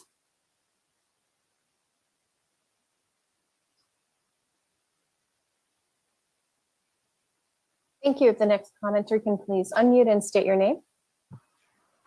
Can you hear me? Yes, we can. Okay. Hi, my name is Tessia Ruth Marie Ford Blonsky. I am currently a Sonoma County citizen. I am currently in a space where I'm in transition. Honestly, I don't have a lot of patience for someone coming in from Google trying to point how everyone on the board is wrong. It sounds like we have a lawyer whose only job is to prove everyone else is wrong. They don't have to prove they're right. I would like to honor everyone on the board for being on the board during a pandemic and an economic crash, essentially, and a manufactured depression. Personally, I think it's good that we get everyone from different nationalities, races, human. I mean, we're all human. We're all trying to do the best we can do. I really respect that people are willing to speak up. Corporate interests coming in and trying to pull strings behind people's backs is pathetic in my perspective, hiding behind big names. I just want to say, be safe. The next variant is serious and it shows up as a cold. And I got first variant and I'm still recovering. So be safe out there and let's be a little less reactive with each other and be willing to hear each other's sides. And we're all trying to do the best that we can. I yield my time. If our next commenter can please unmute and state your name. My name is Natalie Rogers, and I was just calling to say that transparency is really big, and if you ask for the community's input, which you did, I think that it's very important that you take that into account, and to ask for the community's input and to not take that into account into your final decision doesn't quite surprise me. It seems like history repeating itself. It appears that the voices of the marginalized is silenced yet again. Definitely seems performative, which is something that we see all too often in this county and, you know, throughout Sonoma County and other surrounding areas. So as a person of color, I'm not surprised, but I would, you know, I'm sending out my plea that you guys make the right decision.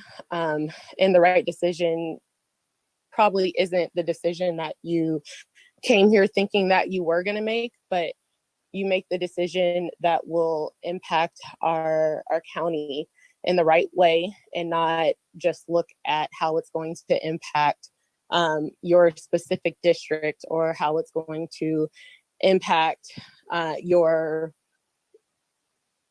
career, your political career. I'll say it that way. And I'm not saying that anyone is looking out just for their political career, but definitely when you're in politics, that is something that you're looking out for. So I yield the rest of my time. Thank you.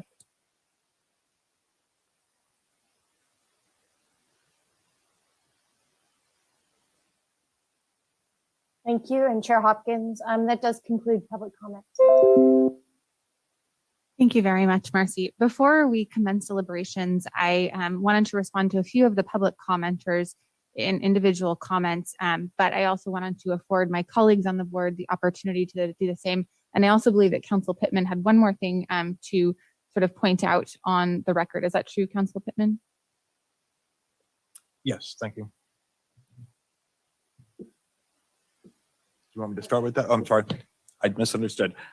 So there's been several comments about the board ignoring the advisory redistricting commission's input and suggestions that they're an independent body. I just want to clarify for the record that there were two different processes available to the board in drawing these maps. One was to appoint an independent redistricting commission. The other was to appoint an advisory redistricting commission. You did choose the latter, so the board by definition, that body by definition is advisory and makes recommendations to the board. But by doing that, the board retained the authority as the ultimate drawer of the map. So you do have the ability to make adjustments to that map or to jettison it if that were the decision of the majority. I'd also want to note on the record that both the statements of your board and statements from the Advisory Redistricting Commission's own meeting on October 25th did two things. One, your board acknowledged the efforts of the ARC, and I don't believe your request for adjustments should be construed as ignoring or dishonoring those efforts. And the Advisory Redistricting Commission, if you listen to their deliberations and discussions when they ultimately recommended the map they did, there were several members who commented at that meeting that additional work was necessary on the map that was being forwarded to you. Thank you for that clarification, Council Pittman. Now I would ask my colleagues if they had any responses to public comment, and I would say this is sort of separate from deliberation, but I know there were a few points that I wanted to respond to and comments that were made. Looking to my right, Supervisor Gore. Oh, sorry, and then Supervisor Rabbit. Yeah, sure. I'll jump in and once again, I want to remind everybody of where we're at and where we've been. I was personally very proactive and enthusiastic about creating a redistricting commission, and that was a difficult process. There was a lot of accusations and hits and starts and fits and all these other things that ultimately led to this board 2 or 3 different times getting into divisive votes, and then also expanding it from 7 potentially to all the way up to 19 individuals, adding more people. And I thought that was, honestly, I thought that was the part of the mess, the beautiful mess that we have to do to achieve better, right? At the same time, then that redistricting commission was formed. And then we had a lot of feedback from some of the members that felt that it was not the intent of what they were told going into it to be able to really lean in on equity principles and really identify and get knowledge instead of just go in and write maps was not being honored. And so Supervisor Hopkins and I actually facilitated a call with some of the equity lead members. We did that with our staff members, Christelle and Yvonne, who are on our call. There was then at that point the hiring of Herman G. Hernandez I think from our staff members to really facilitate a lot of public outreach. There's been work to ensure that people have stipends so that we're not asking for individuals to put up their own time. That's been also something that's been forwarded by the Office of Equity that we created. All these little things are imperfect actions that are just trying to do better. And I acknowledge that folks are frustrated. But I also had somebody tell me a few weeks ago that where are the days when good people can disagree? And I want to acknowledge that while some folks don't think that all of us up here or all the folks in our community or those who are voting differently aren't good individuals, I actually quite disagree with that. That's the only thing that I'll really disagree with those strong comments is that I acknowledge I want to keep providing opportunities, not only opportunities to create a level playing field, but to cure things that are going on in our community.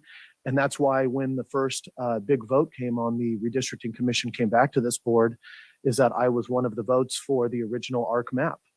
And at that time, I got a lot of input from different individuals, people who were really not just frustrated, but absolutely pissed and irate that I had the audacity to vote to support the redistricting commission map fully and forthright. At that time, then there was a vote of the board. We also asked for clarification and for the opportunity to add different input. On the next big vote, this last meeting that we had with our board, where we were actually an online forum that we did a special meeting, that vote swung back to using the RP split vote as a base level for us to move forward instead of the ARC map. But with, as people said, is the knowledge that the core aspect of the ARC map was the inclusion of Southwest Santa Rosa into this district.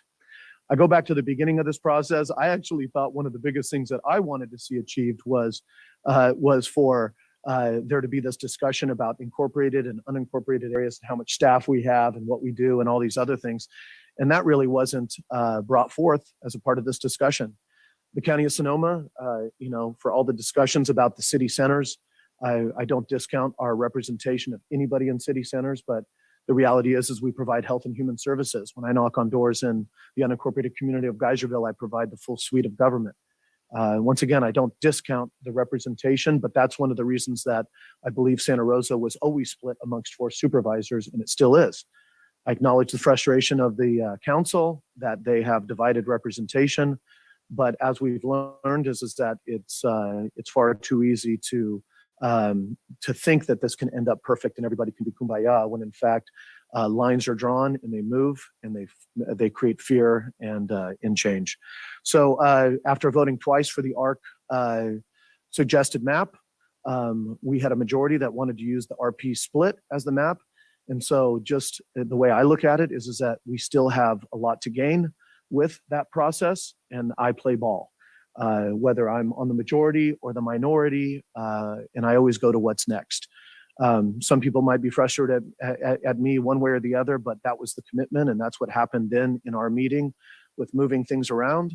And I want to acknowledge that what people talk about when they accuse and talk about amateurish, we have said at the beginning of this process and all the way through that we sit here and we operate under the Brown Act, where we have to cut up the sausage and make it on the fly as we work. We don't even as individuals get to talk with more than one other supervisor about an issue before we sit here in a public hearing. So I state that only as a way that I'm committed to where we're at in moving forward, and I acknowledge and honor variety of voices that came to the table. And I actually, with what we have before us, once we get into the deliberations, I see 2 significant changes. One, I'll state from my district, while it hasn't dramatically changed, and so it put me in a position of, I would call it privilege, to be able to kind of detach myself from the chaos and try and do what I felt was right. This final map does change a significant portion of my district over to east of Highway 101. And so coming up into this world, it's I'm going to have to figure out how to represent good people no matter what we do. And at the same time, my district becomes more Latino, which I appreciate and want. And I also see that on the last iteration, we'll see where we get to, but we also are moving to create the first majority minority district in Sonoma County's history, in District 3. And we'll see where we get in terms of deliberation, but I feel that a certain extent is what's called out is that we deal with this a lot, which is people who don't get 100% of on one side or the other of what ultimately they proposed or they wanted, see it as a failure. I'm committed to imperfect, relentless progress, the mantra that we've held since our 2017 fires of just continuing to do better. So I hope people will forgive me for not being perfect and honor the fact that I'm committed to this and to what we do going forward. So yours in service. Thank you.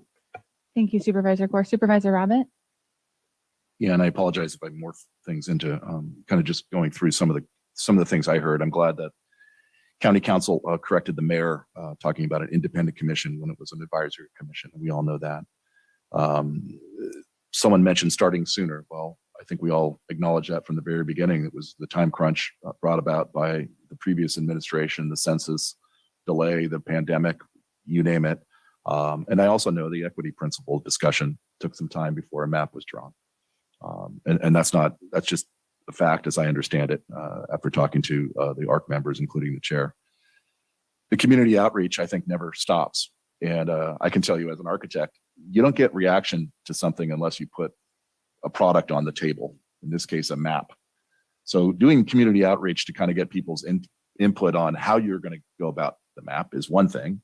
And you'll get one group of people or a limited, and I think it was 500, and we actually did a good job. And I know that we redoubled our efforts and brought in Herman to work on that. And thanks to our staff for doing that. But I think what's true is since the maps have been out there, the comment just keeps coming. And it's probably been doubled since then. And what I also heard today was the defense of a process, but not the product. And to me, this is really at the crux of the matter is if the work was only to deliver a process, that's great. And that's one thing. But at the end of the day, it was to deliver the product, which is the map. And outside of the Roseland, this board addressing the Roseland Moreland Southwest Santa Rosa and connecting that back. All the other changes, I was hoping that someone would talk about those. The mayor got closest in terms of the boundaries. And I know I've talked to a city council member in Santa Rosa about where those should be and what makes sense, and totally open to that. But some of the other changes did not make sense at all. And that was it for me. That was clear from my more than hour conversation with the chair of the ARC, who talked about some of those things and being not perfect, needing additional work.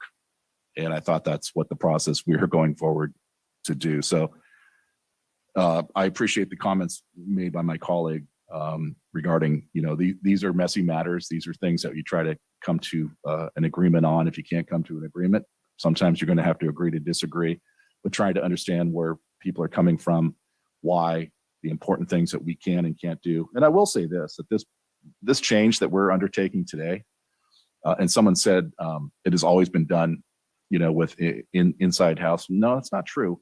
It has been a while since the significant change, but this change I think is as a significant change as we've had in this county in maybe 4 or 5 decades.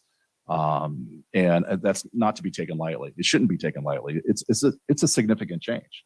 And I think, again, the ARC is responsible for bringing that forward. And that's a significant achievement by the ARC. So no one should feel, that they weren't heard. They were very much heard. But there's other things that are going on elsewhere. Solving one problem, creating 10 more, doesn't mean that you leave those 10 unresolved, that you have to go back and kind of figure out how to pick those up.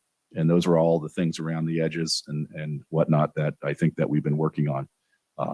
So I'll leave it at that and say thank you for the opportunity. Thank you, Supervisor Abbott. Supervisor Gorin? No? Supervisor Corsi?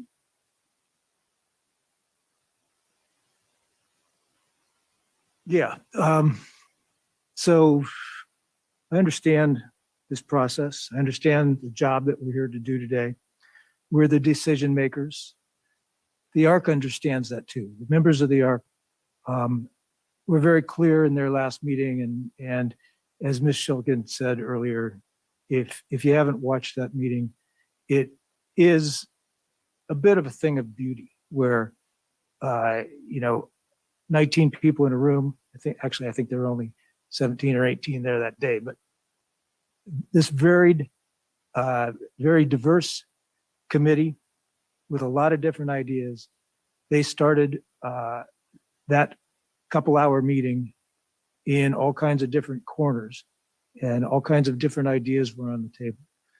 And they worked respectfully with each other in good faith and came to a unanimous decision. When they put that map forward, they didn't feel like that map was going to be the final map. They understand the process. They understand who the decision makers are. And they said, this is not perfect. We expect you to improve upon it. Our process here does not require unanimity. We took a vote on maps on November 16th, and it was divided. It was 3-2 in favor of the ARC's map. Some of us didn't accept that at the time, and things have changed since then. Some small changes were actually acknowledged at the time, and we've seen those in what appeared before us last Monday as ARC Revision 1. The small changes that I think made a lot of sense, that actually improved upon that map. And I support that map. I still support that map. I've always said that I would support the ARC's map until I saw something better. The revision was something better. The ARP-P split map that's in front of us now, number 3, I don't believe is better. I do believe that that is what the board is going to support today. That, and it will be a split vote because I won't support it. But I will respect that decision, even if I don't support that decision. I'd like to get to the demographer, because if that is the map we're going to support, it still needs some changes. It's never going to be perfect, but it needs to be better than what it is right now. So I'm ready to continue the meeting. Thank you, Supervisor Corsi. You know, I wanted to respond to a few of the specific kind of comments from members of the public. I really appreciated what Devin Cardenas from North Bay Jobs with Justice had to say. I do think it's extremely important to take into account the recommendation of the ARC. And I think that it would be a huge mistake for this Board of Supervisors to throw out the work of the ARC and to, for instance, just move forward with the existing map lines that we have. I think that in large part, the work of the ARC was developing these principles, and it was sort of moving forward with something that would then be a process that would be continued by the Board of Supervisors. And so I hope that today our goal is truly to fulfill those equity principles, but then to allow for the feedback mechanisms that we have received since the ARC map was published. And I think that I really want to echo what I believe Supervisor Rabbit referred to as well, which was what Thomas Ells said, this process needed to begin sooner. The ARC did and staff did the absolute best job that they could, given the insanely compressed timeline that we were facing. And that meant that actually a lot of the public engagement was front loaded at the very beginning of this process before there were actually maps to react to. So those principles were sort of developed in concept, right? And it is in when you can't really sort of really get people though to react until they actually have lines drawn in and through their neighborhoods. I can guarantee that no one in West County or Rohnert Park foresaw that on October 25th, with sort of a publication immediately prior to the ARC meeting, that Rohnert Park would be placed into the 5th district. And I think that that is really what I have been attempting to respond to moving forward, is the response that I have received from Rohnert Park and also from West County. To that point, there was also a public comment that talked sort of about equating small rural communities with communities of color. And I want to acknowledge that there are actually small rural communities of color, and there are BIPOC communities within rural communities, and there are BIPOC leaders within rural communities. And there are also BIPOC communities within Rohnert Park and BIPOC leaders in Rohnert Park as well. And so I don't think that it's sort of fair to dismiss the feedback from those leaders that we are hearing.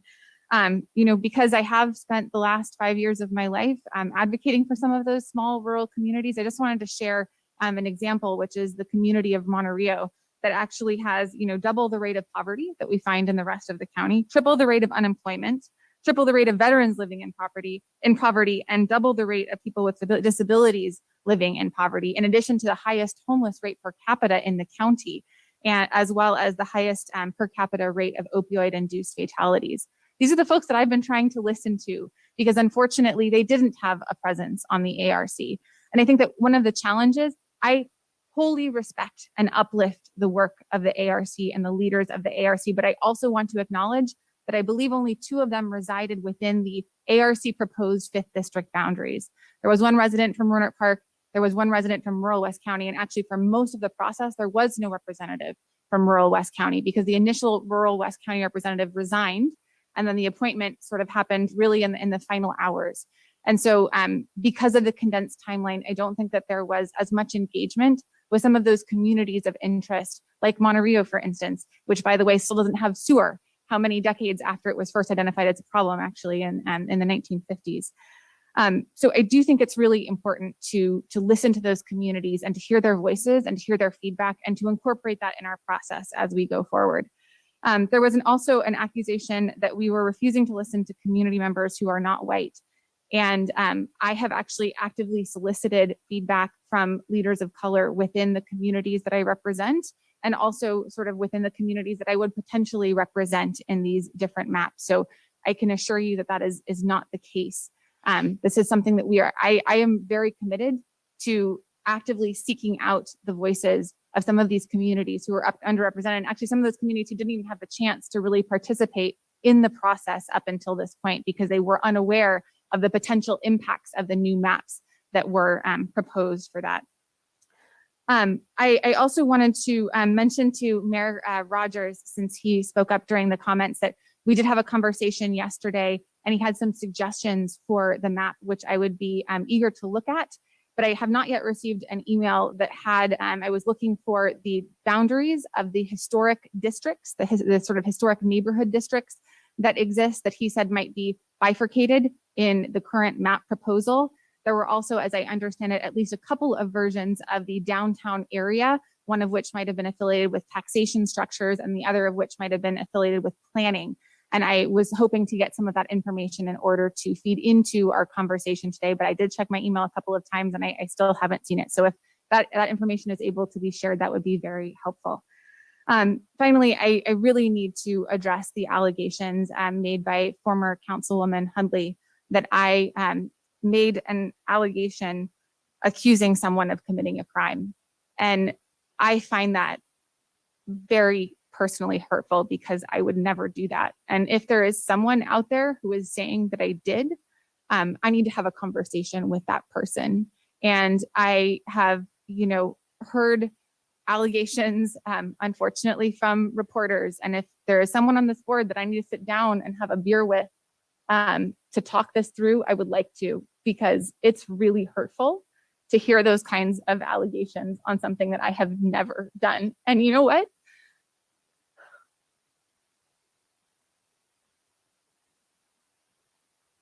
I'm sorry. I'm just going to leave it. I'd really like to get together with you, Chris, and I wish that you would respond to my text messages and my phone calls, because this has been going on for a year and I'm kind of tired of being painted as some, I don't know, villainous, evil conspiracy theory generator trying to, I don't know, achieve what ends, but it's really painful and it's not who I am. And this is an imperfect process. I'm an imperfect person and I'm trying my best to represent the interests of the communities that I love more than almost anything except for my kids. I've lost sleep over this. And the last person that I consulted for advice last night was a tribal leader whose people have stewarded this land for tens of thousands of years and hundreds of generations. And we just talked about how hard it is to disagree with your friends, because I have good friends and people that I admire and respect who serve on the ARC. And I just disagree that Roanoke Park should be in with the 5th district, because I hear from those communities that they don't support it. And that's how I feel. And I have to sleep at night and I have to vote my conscience. And that's where I'm at. But I apologize, A, for getting emotional, which I was really trying hard not to do, and B, for diving into some of the deliberation. But with that, I would turn to my colleagues to discuss the actual map at hand. And I would specifically like to ask if there are some potential modifications at this point based on feedback. I was driving actually the lines of the districts this morning before I got to work to try to get a sense. And I've heard some feedback from the community. I think this map could be improved based on that feedback. And I would be open to suggestions. Supervisor Gorin. As I said in my opening comments, this is such a difficult issue for the supervisors, and I fully recognize that it's difficult for the community as well to witness and to respect the work of the ARC and yet recognize the community's concerns about some of the maps. So I also was feeling uneasy about the boundary discussion that we had on Monday. I was not happy with the division of Santa Rosa, and I was not necessarily happy with the division of Roanoke Park. I want to thank the community members for responding that they find it important to unite and reunite Bennett Valley, a community of interest. And thank you to my colleagues for working on that. But we have some work to do in Roanoke Park and Santa Rosa. And we need to come up with some boundaries that make some sense, perhaps referring back to some of the original district boundaries where the 3rd district and 2nd district did share in Roanoke Park. And certainly 4 supervisors share in the aiding Santa Rosa and the neighborhoods lying within that city. And the downtown, the West End, perhaps the junior college neighborhood, and maybe the Sinead area needs to have some reconsideration. My suggestion, I'm just going to dive right in there, is rather than having a north-south split on the map, perhaps it may make some sense to go back and looking at the original district boundaries in Rohnert Park, splitting it east-west to have the 2nd district and 3rd district share Rohnert Park again. I wish it could be whole. It's a large city, an expanding city, and I'm not sure that it can be whole, unlike some of the smaller cities. And perhaps a split in Santa Rosa along 4th Street and College Avenue. So I throw that open for consideration of my colleagues, hoping to create a compact district for the 3rd district and unifying and keeping intact some of the neighborhoods, historic neighborhoods, downtown neighborhoods, Ridgeway, West End.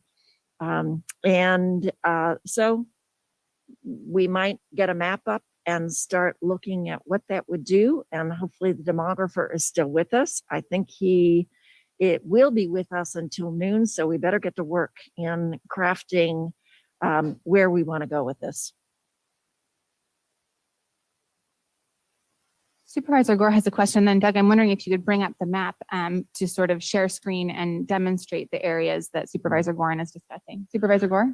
Yeah, the only thing that I'd appreciate is first of all, yes, let's dive in however the board feels they want to. I don't have any specific recommendations, but I would love if we have a ceteris paribus, like all things held equal. Where are we at right now? I'd love to see the map and see the demographics and get my understanding is from council, from Linda or otherwise, is about the review. And then also, I do want to, very consciously ask the consultant and staff about process before we jump into sausage making, because my understanding is we have to post this today. And so if we're doing I'm wondering how many tweaks we can make within the confines of what is the art of the achievable today. So I don't know if that's appropriate, but that's just want to figure out where we're at before where we're going. Yeah. So why don't it would be great if staff could weigh in on the timeline. I'll start, and Linda, please feel free to jump in if I get this wrong. My understanding is there is a provision in the Redistricting Act that is a recent amendment that reduces the timeline for these last minute tweaks. Instead of the 7-day requirement before you adopt it, it's 5 days before your final adoption. So you could introduce it with the changes. We would then post the map online and still, if it gets up today or tomorrow, be within the time frame to do this next Tuesday. That is correct.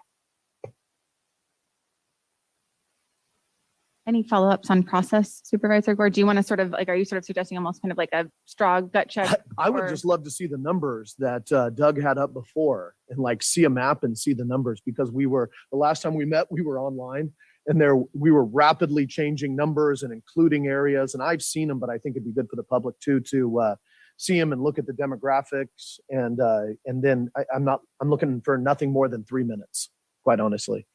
Okay. So I can share the map if this is a good time for that. Yes, thank you. So right now I have it zoomed in on downtown Santa Rosa, but I obviously can move around to whatever part of the map you'd like to see. And if it is useful, I did find online, Chair Hopkins, a map of the 9 historic preservation districts in this area. So it's a PDF map, but I can show that and compare that to this if that's somewhere you want to go. Through the chair, if I may, I believe that I've heard Supervisor Gore ask for a very brief snapshot of the current demographics of the map that is considered by the board right now before they make changes. Am I understanding that correct? Yes, that would be great, Linda. Doug, can you please do a snapshot of the current proposed map and the demographics? Sure, happy to. So as we stand today, the overall deviation between the largest and smallest districts is 3.25 is the largest in District 1, and District 5 is the smallest at minus 3.23. So we're at a 6.48% deviation in the map. In terms of Latino population, as a percentage of the citizen voting age population, The highest is District 4 at 21%. Oh, I'm sorry. The highest is District 3. District 3 at 25%. District 4 is second at 21%. And then the others are at 13 and 10 or 11. In terms of African American population, the largest is District 3 at 3%.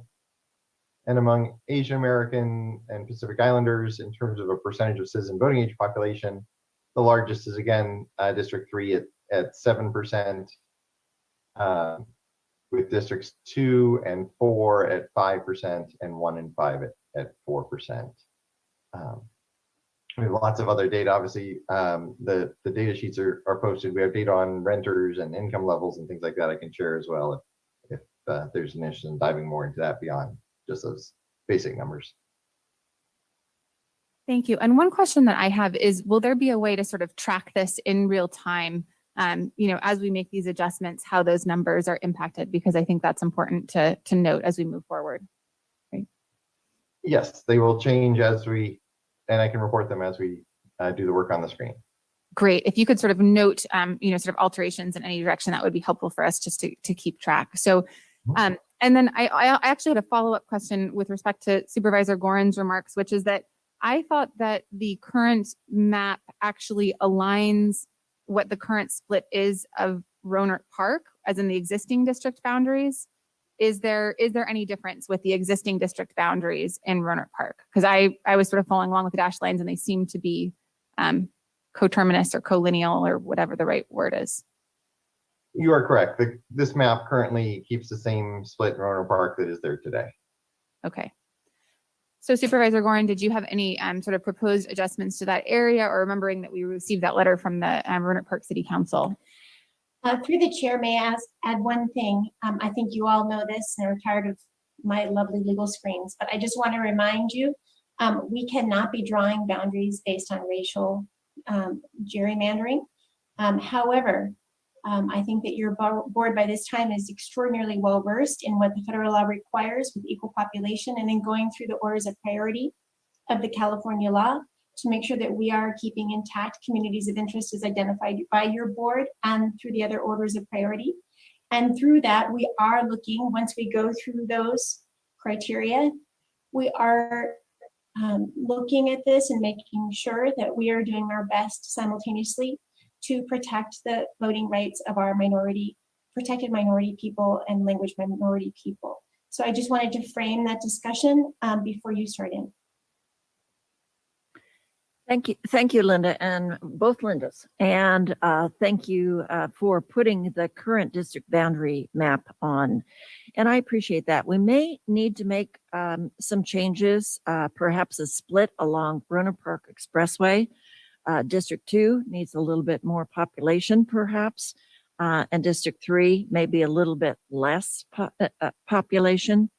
Just my suggestion, always interested to hear from my colleagues. Thank you, Supervisor Gorin. And then Supervisor Gorin, did you have anything? Because I know you had also brought up sort of the four-way intersection in Santa Rosa. If there was anything that you wanted to add to consideration for the rest of us in that area. Well, the sort of the first, the third, the fourth, and the fifth, and that kind of area. You had mentioned that as well. I think you're off. Oh, there we go. I meant to turn it on. My suggestion was perhaps looking at the original ARP map and maybe considering the boundary of 4th Street and College for a north-south split, a less firm about the western split. Obviously, your district needs to come in there. But my goal is to keep some of the central neighborhoods intact. The downtown, the West End, perhaps the junior college, Norfolk College. And so it's, and my district dives right down in there, and I may need to have a little bit less geography, but I'm comfortable where I am. Mostly, I'm concerned about what makes sense to build a compact district for Santa Rosa. Thank you, Supervisor Gorin. Other suggestions from members of the board? I think before we start moving lines around, we should probably sort of take a gut check from everyone. Supervisor Corsi? Yeah, this map, it divides communities of interest. I said that last week. I'll say it again today. Just a couple of things that I would recommend in recognition of the ARC's work and in recognition of the communities of interest that I'm referring to. First of all, we can keep Rohnert Park whole. The request from Rohnert Park was to make it a complete city within one district. I would suggest we do that in the 3rd district. This is going to take a lot of moving around of population. It's not easy. I think I pointed that out last week when I was talking about a northern boundary of College Avenue and 4th Street. Immediately, I think 5,000 population was mentioned, and there was no effort or appetite to try and make that up for districts being changed elsewhere. But I think if we're going to keep communities of interest intact, we need to do that work. Downtown Santa Rosa is defined in a couple of different ways, as Supervisor Hopkins noted in her conversation with Mayor Rogers. The planning document is the downtown station area specific plan. This map divides that planning area, which is centered on the SMART train station. That area goes essentially from Dutton Avenue on the west to Brookwood Avenue on the east. On the north end, it's College Avenue. On the south, it is Highway 12. There's an extension that goes out 3rd Street to, I believe it's Place to Play Park. I don't know that that's feasible or necessary at this point, but the other 4 boundaries are essentially the downtown area. The junior college neighborhood includes the junior college and the neighborhood. Right now, it's split down Mendocino Avenue. I would move that boundary west also to Dutton Avenue. The eastern boundary of the junior college neighborhood is essentially North Street. And I think that would go all the way up to Lewis Road and Steel Lane on the north. Those are big chunks, and those are fairly dense chunks. But I believe they're necessary if we're going to honor communities of interest here. Supervisor Gore and then Supervisor Gorin. I just want to say that that I think, you know, I'm going to speak process wise. I'm open to whatever we want to do, but I think we should hold our map. Yep. And then go through an exercise if like I actually want to honor the request, but I mean if we're moving huge populations, not working around the edges, like I don't mind taking whatever time it takes to try and get to improvements, but I think we should hold so that we know where we're at.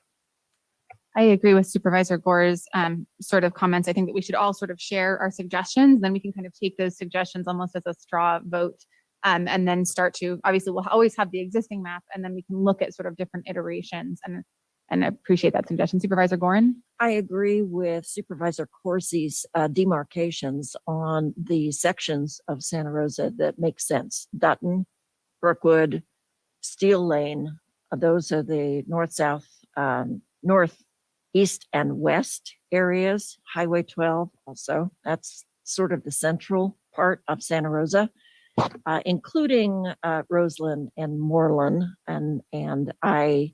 so it will dive down in there. And the reason why it makes sense to include Roseland and Moreland in that is because that's where the train, Redota Trail, all connects from Roseland, Moreland to the SMART station, and the SMART area plan, the Railroad Square area plan also includes that if you draw the circumference around that. So I think that makes some sense. I'll be interested to see what the numbers are to create a whole for Rohnert Park. It'd be fabulous if we can do it, but I'm not sure that it can be done demographically. Thank you, Supervisor Gorin. Supervisor Corsi, does that conclude your suggestions or anything to add? Okay, good. All right, Supervisor Rabbit. Yeah, no, thank you very much. Just in terms of, and I'm certainly open to whatever needs to happen in the northern edge of the third district or boundaries between third, 4, 5, 1. Like I said before, historically, I've been the person from the South County, the only one without a piece of Santa Rosa. That's seemingly not going to change. Could have changed with the ARC map because it had me coming up to Bennett Valley Road, which in my mind did not make sense again, but it will remain that way. And you know those neighborhood demarcations better than I do. I do know, however, down my way, just making certainly if the issue is where those boundaries on the northern edge of 3 are going to be, the further south you push it, the harder that's going to be to achieve. So again, I've talked to Roanoke Park council members. There's a reason that Roanoke Park, like Santa Rosa, has historically been split, and it's because of the numbers. You got a city of 60,000 to the immediate south and a city of 180,000 to the immediate north, and you have a city in between that's 45-ish today. Where do you not split? And if you don't split, you have a very awkward map, which is, I think we all now understand.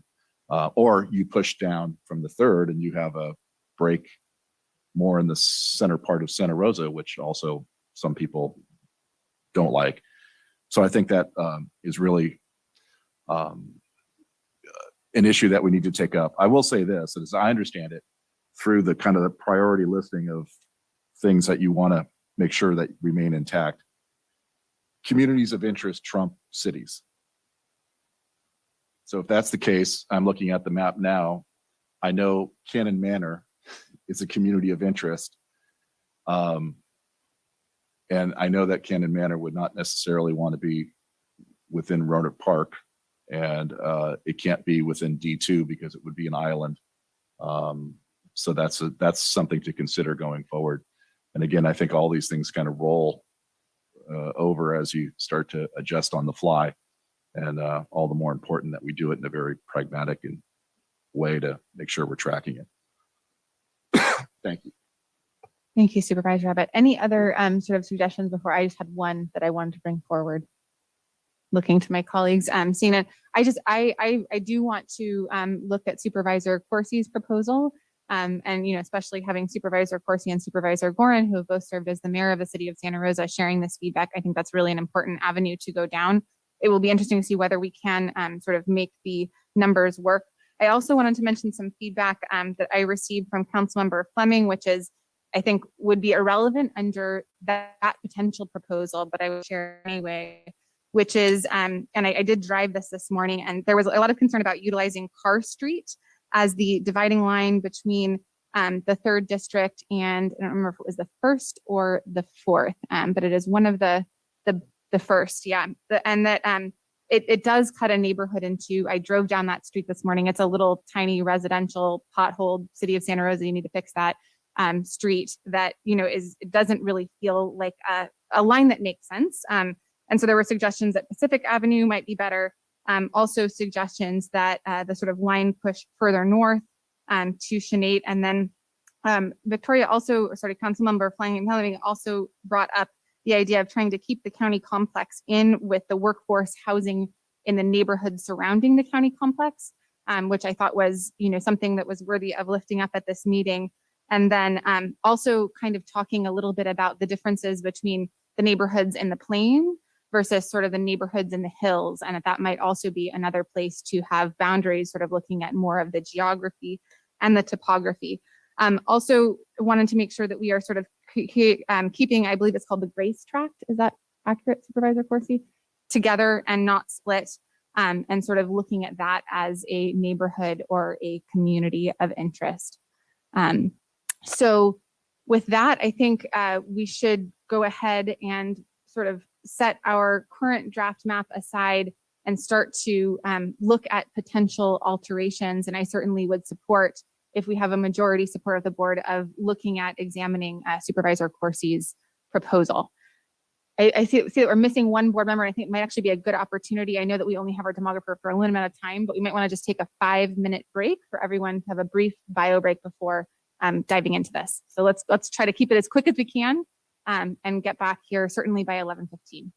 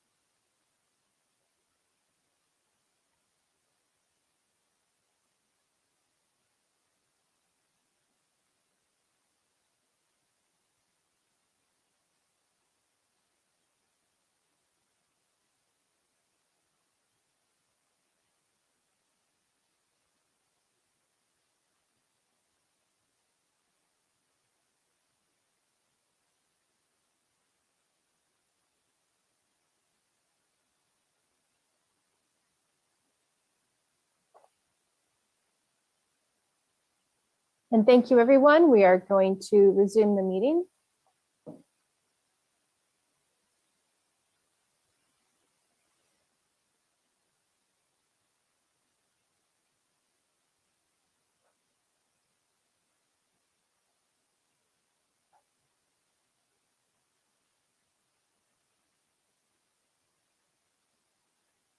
Thank you all. Chair Hopkins, we're ready for you to resume. Thank you very much, Marcy. So we will resume and actually start looking at potential adjustments to the district boundaries with our consultant NDC sharing the screen. And while that comes up, since we do have a reporter in the house right now, I did want to correct for the record that previously I stated that I loved my children more than my district. I also wanted to add my husband to that list because yes, because that's important to note too. Just wanted to share that. I'm sure he's not listening because he knows better than to listen to these meetings. With that, Supervisor Corsi, it looks like we've got majority support to sort of look at some of these proposed adjustments that you've suggested. So I would hand the microphone over to you to make some proposals and have the consultant try to effectuate those in real time. I think I started with all of the city of Roanoke Park in District 3. And Doug, tell me how you want to go through this. We can go through all of my suggestions and see how many thousands of people that makes District 3 over, or we can do it one at a time. I think the former is better than the latter. I would definitely suggest let's start with Santa Rosa and then take Roanoke Park last, because I think if we try to wrestle with Roanoke Park, now we're going to get to downtown Santa Rosa. Very well. So I guess let's start on the west and make Dutton Avenue the eastern border of District 5 with, I guess Guerneville Road would be the north end of that. So this is up to College. I'm sorry, what road did you want to take it up to? Guerneville Road. Oh, okay.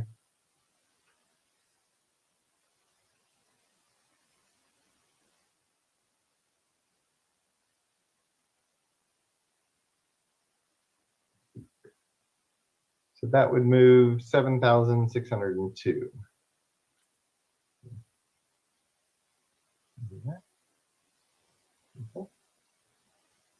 Then on the east side of 101, Steel Lane south to College would be, yeah, okay. Yeah, we've got that in there. Then moving east to Franklin Avenue, North Street, and Brookwood Avenue, which all connect. That would be the eastern boundary of D3.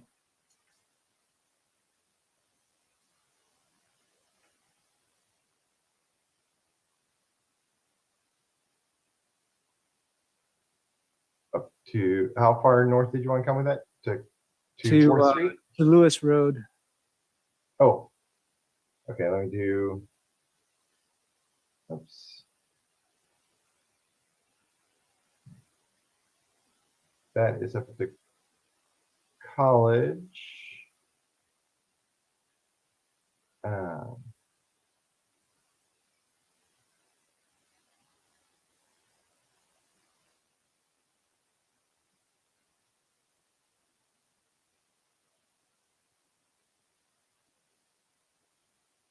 So once we get to Carr, then it's already in, then we're already in District 1 above there. I think we need to put that corner up there into D3. That's the junior college neighborhood. Gotcha. East of, west of Franklin, south of Lewis. There you go.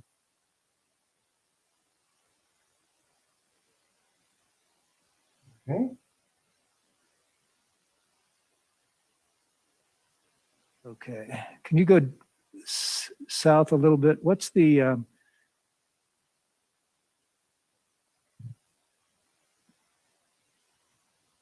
not sure I'm seeing where. Okay, Brookwood Avenue down to Highway 12. Highway 12 is that boundary right there? Yes. Okay. All right. And then I think we're looking at completing Roanoke Park city limits in the 3rd district. Okay.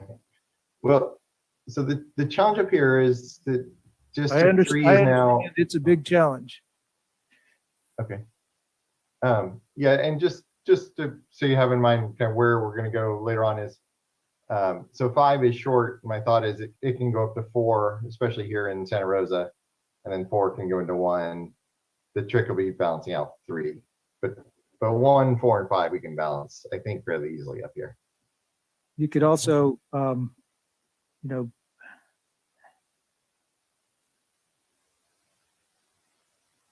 well, go ahead. Okay. And then, so if you want to look at putting Roanoke Park together? Yes. Okay, that.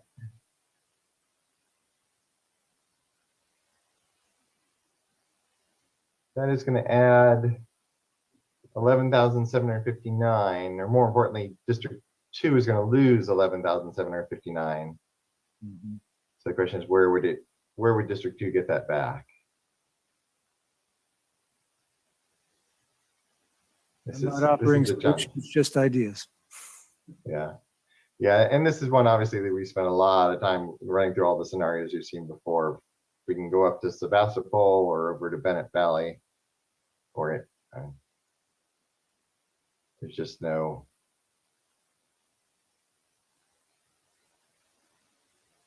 good place, unless you have a place in mind.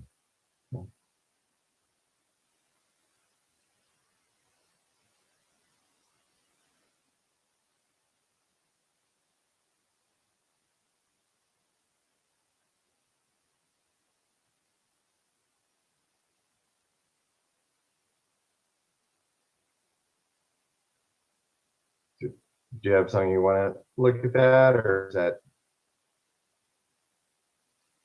something it's kind of a dead end? Well, I asked my colleagues to help out here. As I said, I'm throwing out some ideas. I know there are big population shifts here. I'm trying to recognize one of the primary proposals from the ARC in keeping Roanoke or making Roanoke Park whole within one district.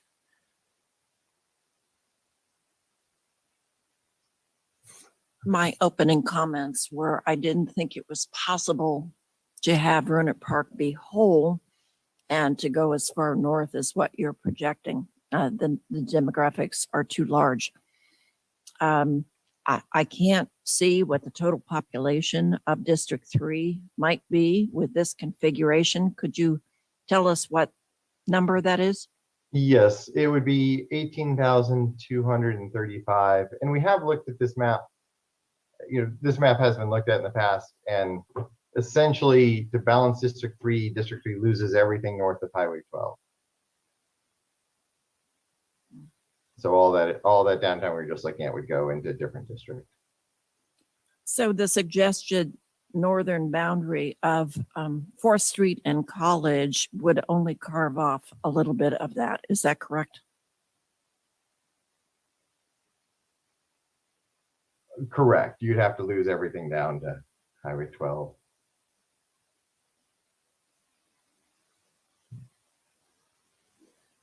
My southern suggested boundary does not achieve keeping Roanoke Park whole, but if we divided it east-west along Roanoke Park Expressway, what would that do to the population of District 3 and District 2?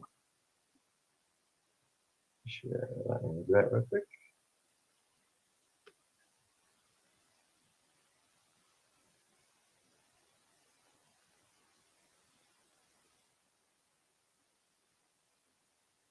So that adds 19,000 people to District 2.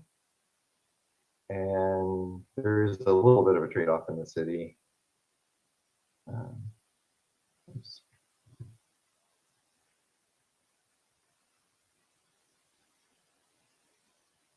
And 2,000 go back the other way. So it's a 17,000 person net change. So 3 is now short by 10,000, and 2 is the key one to figure out here. 2 is now over by 17,000. Supervisor Abbott? Yeah, this is why originally I said that it's going to be nearly impossible not to split Rohnert Park in some way, just like it has been historically, unless District 3. Yeah, it's not going to happen, and I think we're kind of spinning our wheels on this. It's one thing to kind of go through the streets of the northern part of the county, but this presents other issues, like I mentioned, with Cannon Manor, and more. And so, David, do you have a suggested way you think splitting it as we did before made some more sense, or something like this? Certainly, there hasn't been a problem the way it's been split now. The people that I've talked to, and I'm not sure if anyone's talked to anyone differently.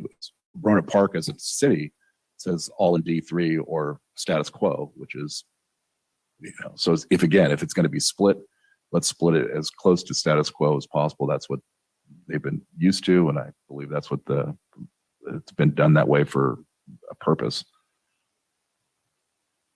And I will say that I have received feedback from Rohnert Park council members who sort of, and community members who sort of spoke about the part in District 2 being more closely aligned with Cotati in terms, and even potentially, I think, sharing school districts, or, there's overlapping service areas, I believe.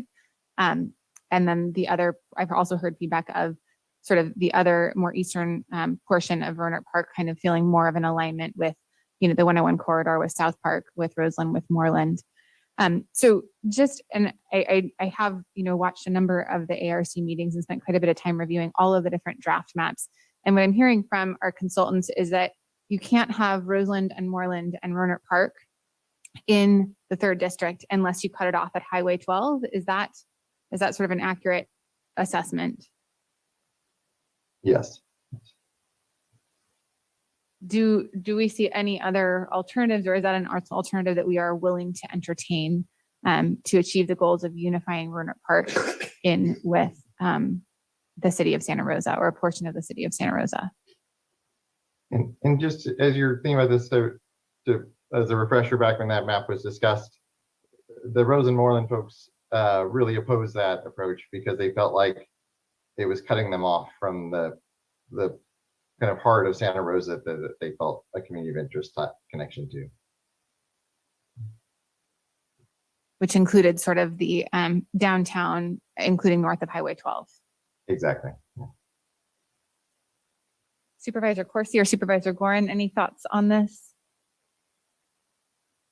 Well, I think if we went back to the status quo, either the map that we were originally considering for the split of Rohnert Park and the status quo of the existing boundaries, what flexibility do we have of Santa Rosa of creating a boundary that's more defensible, more compact, and making sure that the downtown and West End neighborhood perhaps are intact with Moreland and Roseland?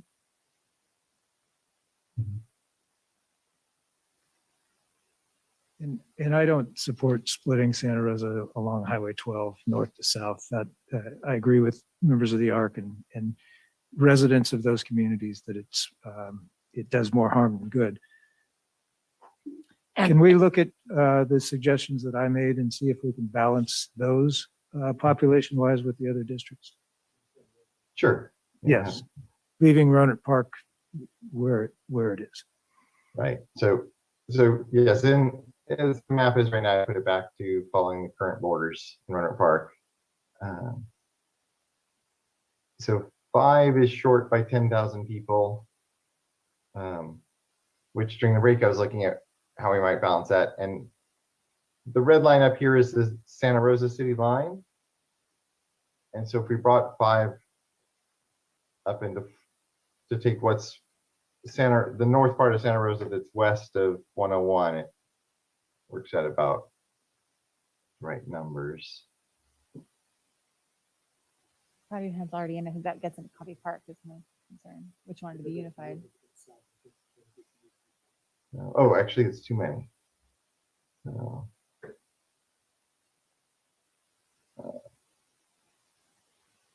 let me try just the railroad track.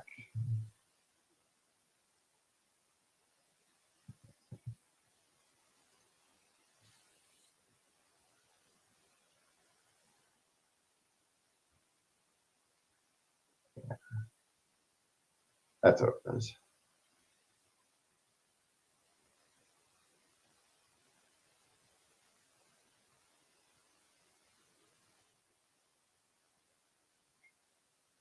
Yeah, so if District 5 picks up from District 4, northwestern Santa Rosa, so we're talking from the railroad track, Steel Lane, and Piner Road on the south, and then Fulton Road on the west, up to Francisco Avenue, which is the city border, and then back down.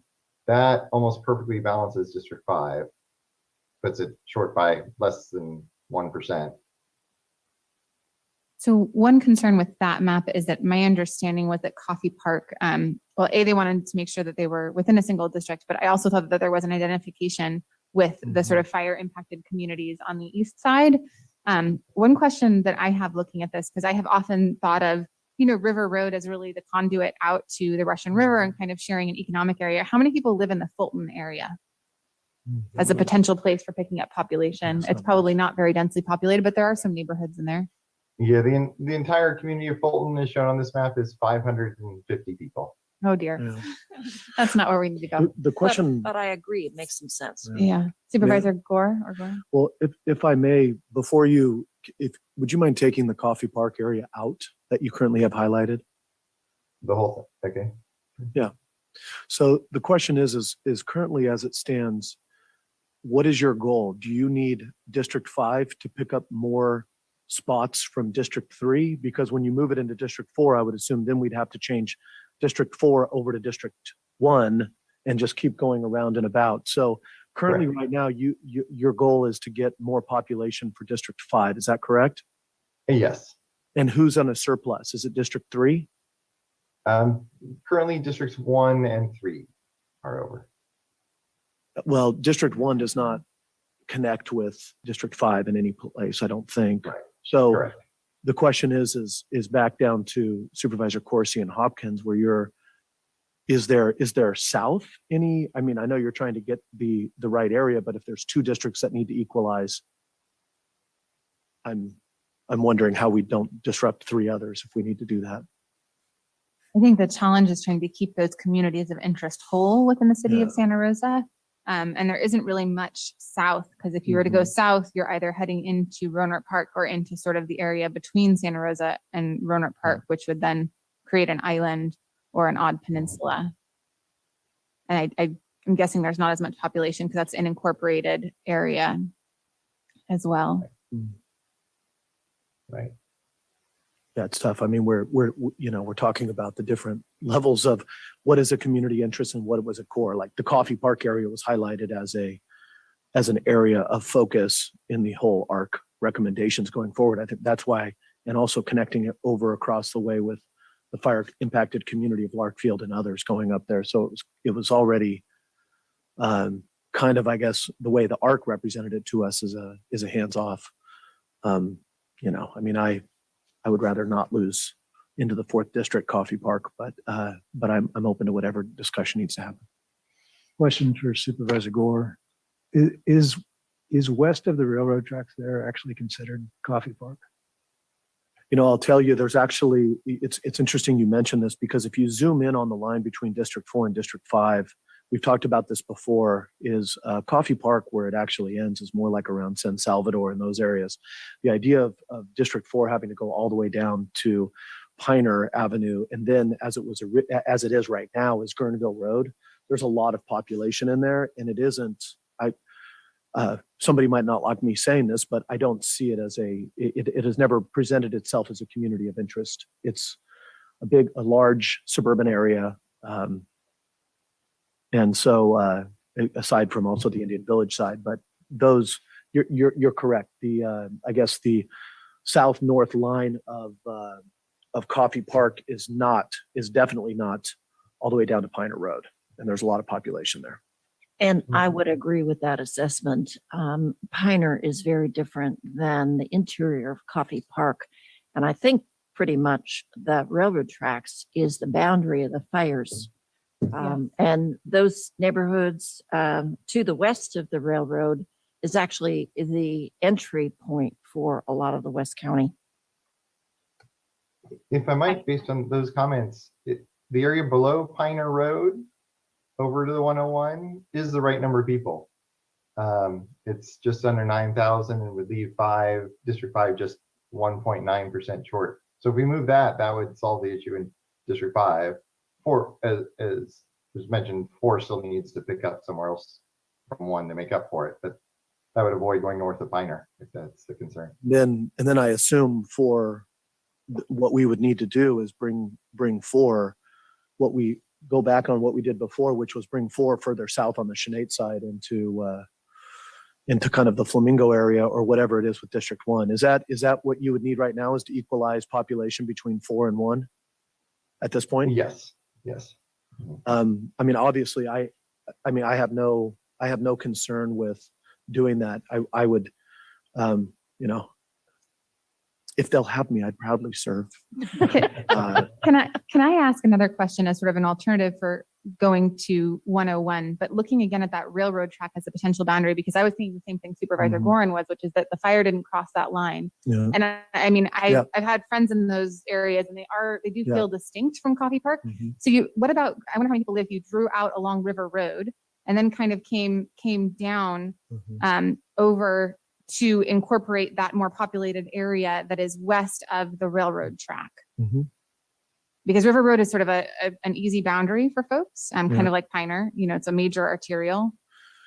The other thing I would say is, and I know we're giving you a lot here, is that Coffee Park is really not, is definitely, if I'm speaking on behalf of that community, and I'll try for a minute, the area west of the railroad is really not considered an area of Coffee Park.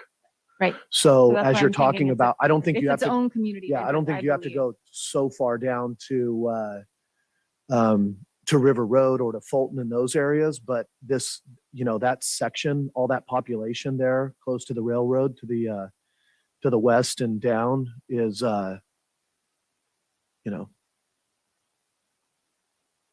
Yeah.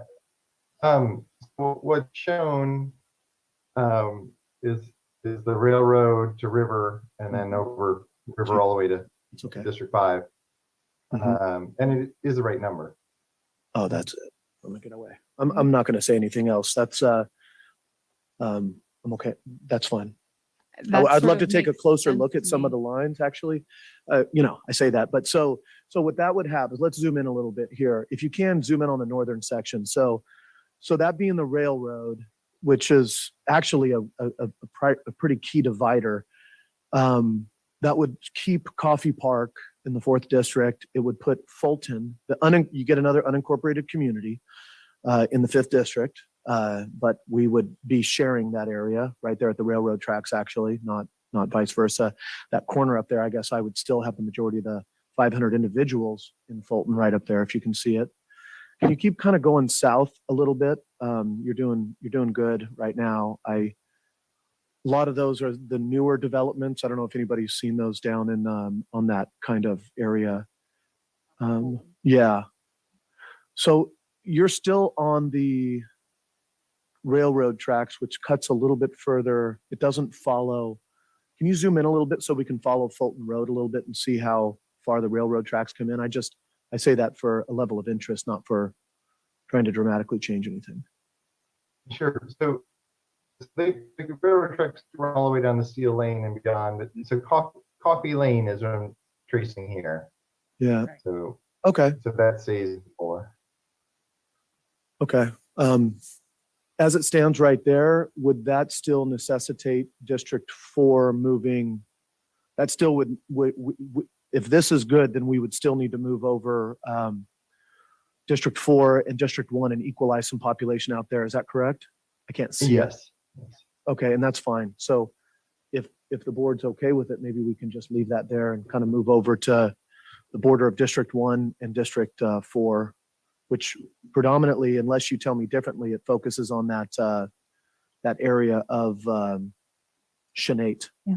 One quick question before we move on, just on the Mhm. existing line. I was wondering if you could zoom in on the community of Fulton Yeah. to see precisely how that is bisected. I've looked at it and it kind of looks like there is a little neighborhood that comes off of Fulton Yeah, Road and it's River both Road. sides. That's but that there's kind of a community to one side and then there's kind of a community to the other. And they sort of seem like they could be distinct, but I also just wanted to look to Supervisor Gore if you think Yeah. that we should just jog around Hart Lane to include those houses. But I also, because the access point is different from the access point, which is really at the intersection of River and Fulton for the other community. I'll tell you the truth, Supervisor Hopkins. One thing that I personally believe is that, and others can greatly disagree with me, but it's better for a small unincorporated community like that to have two representatives in one. I actually I would love to have another person to work on Fulton with. If you want to divide it, then it's just another 500. But it's very hard for me to bring things forward to the board in that way. So there's a lot of interest there. There's a lot of development that impacts North County and impacts West County. So personally, I would see it as a benefit rather than a detriment to keep it in that area. And that might be counter to what others think, but that's me. Well, the way it's sort of what I'm looking at too is it seems like Hart Lane is sort of its own little neighborhood, and Yeah, there's it kind is. of the commercial area, right? It's sort of Second Yeah. and River, and isn't that where like the feed store and the Yeah, it's very separate now, especially because of the railroad tracks. right. We had to close off Hart Lane and close off all those roads. So they are, because of the smart trains initiation, is a community divided. It's not walkable. Okay. So they are sort of two yeah. little communities of interest sort of Definitely. within Fulton. And so Definitely. it might be okay to have Yeah. each one of us represent a portion of that and then we can Yeah. work on things collaboratively together. Okay. Definitely. Yeah, and let me just for the record, kind of encapsulate what you were just talking about, because the Fair Maps Act does say to keep, one of the steps is to keep cities and census designated places together, and Fulton is one. But to the point you were just making, if the community of interest is distinctly different on each side of the railroad track, Yeah, then we're keeping the east community together and the west community together, and then following clearly recognizable features. Yeah. So, It's always been pretty separate because it's such a busy thoroughfare. It's not walkable, but the railroad effectively took it from a 75% to 100% in terms of that. What's the population variance, the delta in between districts 1 and 4 right now that you would need to achieve? So right now, 4 is way short. It's 14,000 short of ideal. And then 1 is over by 6,700 and 3 is over by 6,600. So we have two options. 1 can pick up, 4 can pick up from 1, and then 1 perhaps picks up, from the east side of 3, or 4 would need to pick up directly from 1 and from 3. What's the number for 5 right now? 5 is almost perfectly balanced. It's 439 people over, or less than 1/2%. And same, 2 is also less than 1/2%. So those two are almost perfect. So I just mean before, maybe before going into districts 1 and 3 with district 4 is as we go back to equalize a little bit of 5 and 4 in that area on the left, or on the west. I mean, but 5 is pretty well balanced, right? So we don't want to take away too much. It's all, Yeah. I mean, once again, that's not a priority for me. So I guess I would go back to Supervisors Gore and Corsi, because my district would have to pick up significant amount of folks from the northern edges of their districts, it looks like. And one thing I just want to call to mind is thinking about the ARC's equity principles and goals. And one of those was empowering the Sonoma Valley. So it might make sense to pick up some get me in the Sonoma population. Valley? No. To pick up some urban population to sort of Oh, save maintain me from that. maintain the voice, of the valley. That was something that I believe Mayor Rogers brought up in his comments, was concerned that sort of it was becoming a more urban district. So just wanted to throw Well, that out. I think the discussion is how much can we move District 4 south? So it makes sense for District 3 and District 1. And if you could blow up that area to find out if there is a natural dividing line between the upper part of 1 and 3. Yeah, I had two pieces definitely. One is that there's this piece of 5 that still crosses along between Steel Lane and Gorneville. Makes sense to go into 4. I want to live there. It's actually 1,100 people. Goreville, but Gorenville. Sorry, we're getting Come on to giddy West here. County, we'll name a high school after you. Just joking. We're gonna have pickleball as the national sport there. And so you're suggesting that Red Triangle could be moved into the 2nd district or 4th district. And I just gave David a heart attack. And little island of David in the middle of there. And so it's not much population there, but how much would that add? It actually is 1,100 people. So 5 would still be okay. 5 would just go from being 0.5% over to 0.7% under. So we wouldn't have to do anything else to 5. And that would give us 1,000 of the 14,000 people we're looking for 4. So let me hear you correctly. You're saying if we added that red triangle to the 4th district, we are good. We're within the 10%. I didn't think so. Oh, no. 5 would still be okay. 4, it's just a first step towards bringing 4 towards balance. Okay. We're getting there. So if you could move the map over, then let's figure out another potential dividing line from the 2nd or the 3rd and the 1st. One thought is there is the boundary between 4 and 1 currently does not follow the city border up in the very north reaches of the city of Santa Rosa. So I don't know how many people are up there, but we could unite those neighborhoods in the city and 4 up there if you felt that was a logical change. Well, you have to be specific about what's up there. I'm getting lost on the map. Yeah, so this is along St. Andrews Drive and along Mountain Grove Parkway. Right now, the west side of St. Andrews is in 4 as the districts stand today and as they're drawn in this map. And the east side is in 1. St. Andrews had been in the 1st district and they were pretty fire burned.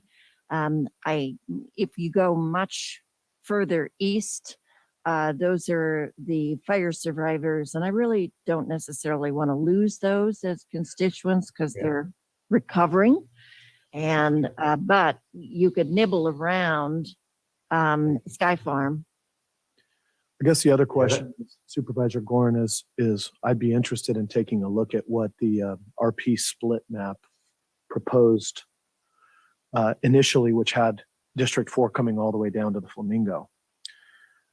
Even though we pushed that back up to Shanate, I think that's a significant area, and I'm not sure that makes sense, but we can look at it on this map. Yeah. Well, let me just look at the numbers up here so we have that in the back of our mind if you want to come back to it.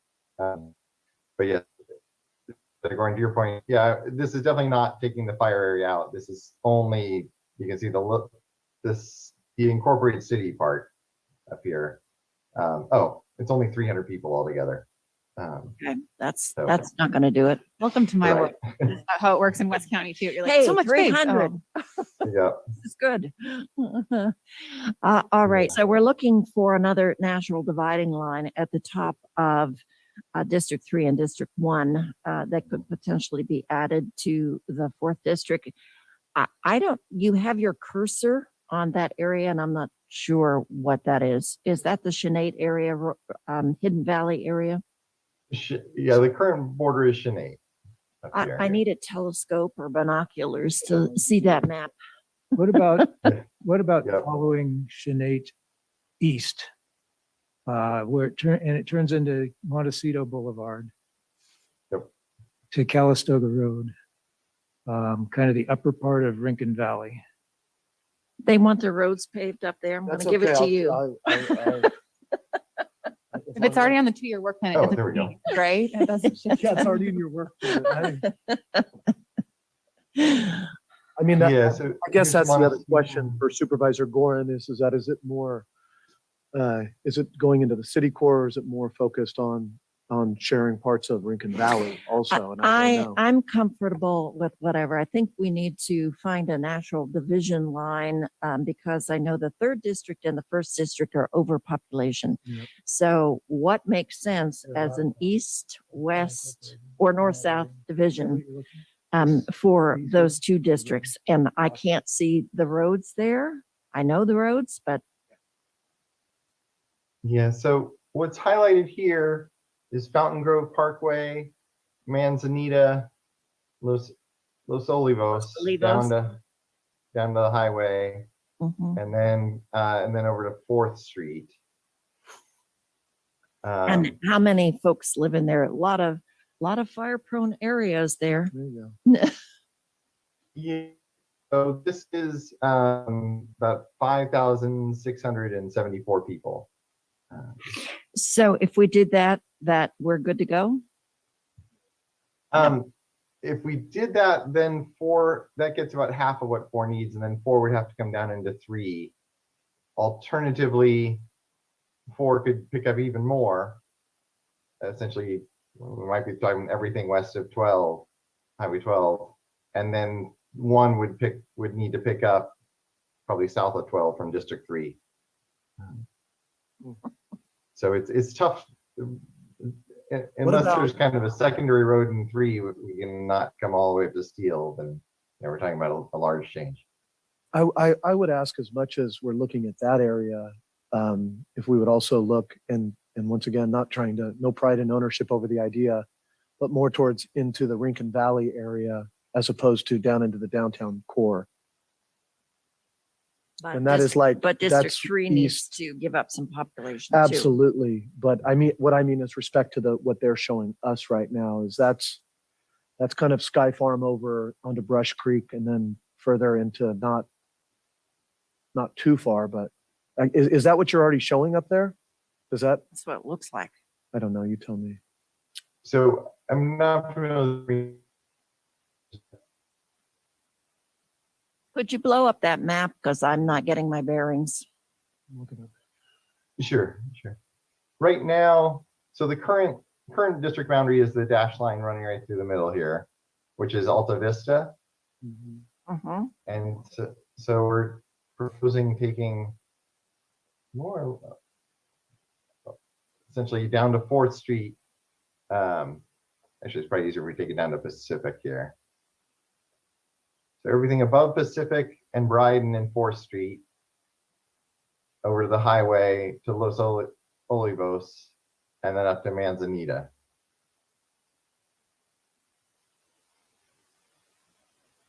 What's the population? This is 6,175 people. So how close are we at that point? So this would balance District 1 and leave District 4 needing to pick up 6,000 people from District 3. Sorry, repeat those numbers because I can't read them. Yeah, so if we do this, this would bring District 1 to near perfect balance. It'd be off by just 0.5%. Sold. Yeah. Practically District perfect in 4 every way, like Mary Poppins, right?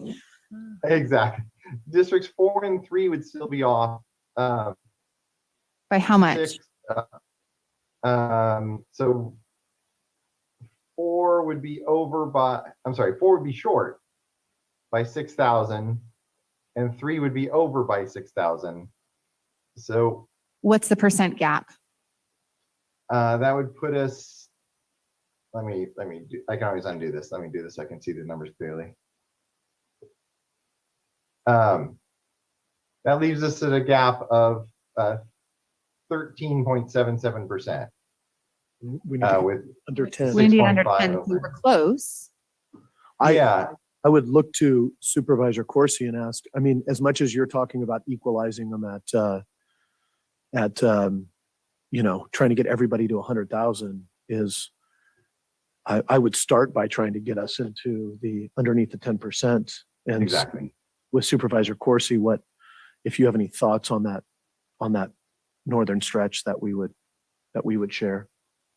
Well, I mean, really, if you're looking to get somewhere between 3,000 and 4,000 people, you have to divide the junior college area. Mm-hmm. I mean, I think that this exercise shows why the ARC came up with the map that they did. Mm-hmm. It also shows, I would say, why they went through difficulty finding it out, and why our last map that we brought forward was, I mean, I agree. I want to honor whatever we think we need to do going forward. The more that you take out of this area, the more it dilutes what the ARC was trying to do with joining Roseland and Moreland with this side of the city. So the question then becomes is, do we go back, and I don't mean this with any judgment one side or the other, do we take a look at what this is and then go back and also take a renewed look at what we came here today with and try and see which one is better, or address it from that one and make the changes again, but creep up on the numbers instead of start with a huge area and creep down? I have one other thought, which is since the first district is right now, basically almost perfect, would there be a way to sort of more closely equalize the gap that the first and the fourth would sort of both be a little bit under, and then the third would still be a little bit over? It seems like if we're going to overpopulate any district, it should be the third district out of this desire to unite Roseland and Moreland with sort of the core and the heart of the city. And so if there's a way to bring us under 10% by the fourth going a little bit into the first, which does send the first a little bit short, but makes the fourth a little bit less short, would that bring us within 10%? Because I really do want to honor sort of the community of interest around the JC neighborhood and Santa Rosa, if there's a way to get us under 10%.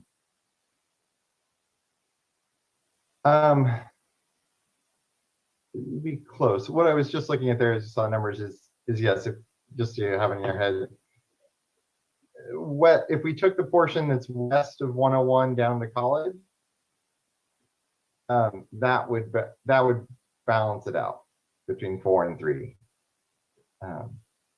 So that's one option to have in your mind as you're looking at this. The other option, yes, if 4 took a little more from 1, and then if 1 could take a little bit, say instead of following Brookwood, could follow East Street down, around the river, around the creeks, that would also be a way of doing it.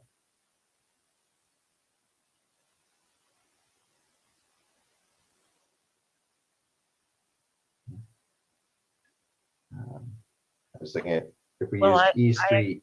I agree with College. Supervisor Corsi that we don't want to separate the junior college neighborhoods. And so I'm looking for, and I'm comfortable with District 3 having a slightly higher population because traditionally they've had less constituent issues or fewer constituent issues, but we do need to be somewhat in balance. And so we're looking for a way to, the District 1 population is approximately good. So we're looking for a way that makes sense for District 4 to achieve increased population. Yeah. So if we took the District 1 from District 3 from College between Brookwood and East Street down to the highway, and then took, That's part of the downtown area. yeah. The other option would be if we can do it entirely south of the highway. Let's see how many people we get. The kind of the roughly east of Brookwood, south of the highway. That would actually work too. Well, those residents really connect with Santa Rosa more than Bennett Valley. And so I'm concerned about adding that to the first district.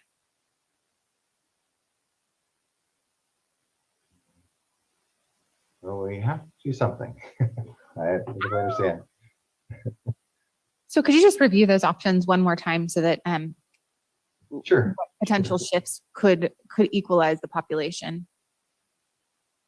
So what we're looking at here would be from Highway 12, from Farmers Lane on the kind of where the current Suazora border is in the east, over to Brookwood, down to Allen Way, and then it kind of curves around a little bit down here, just because of how the streets go down to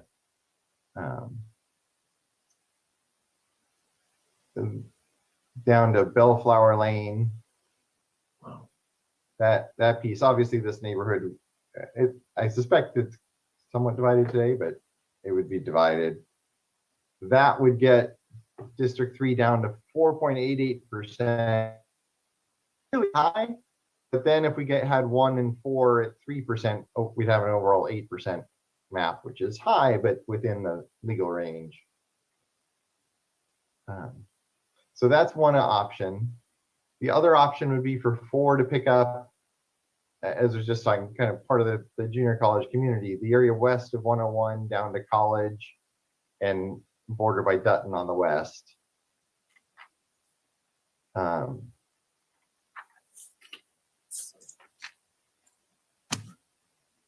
And then with either one of these, that change would bounce the College west of 101 up by the College area would balance the map and we'd be done. If we make this change south of Highway, we'll do a little bit more territory from 1 into 4.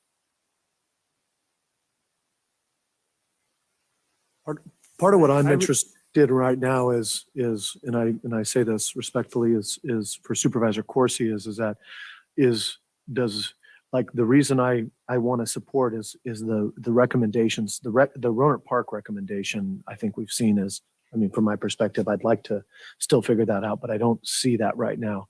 The second one was the recommendations of pulling more of those Santa Rosa communities into there. I'm okay with working with whichever. I preferred the map we started with today to the map that we've moved around to right now, but I guess I go back to you and say, and I'm open to whatever disruption I need to have if it helps with some of those issues. So I'll just say that the option of the Cottingtown area west of Highway 101 is better than splitting the neighborhood in southeast Santa Rosa in two. Could you speak up a little bit? So the option of the Cottingtown area west of 101 going to the 4th district is better than splitting the southeast neighborhood in two off of Brookwood down south of Highway 12. But in the end, this map causes much more disruption to Santa Rosa than the ARC map causes to Rohnert Park. And, you know, I can count votes. I know we're not going there, but I'm just not sure how this makes things better.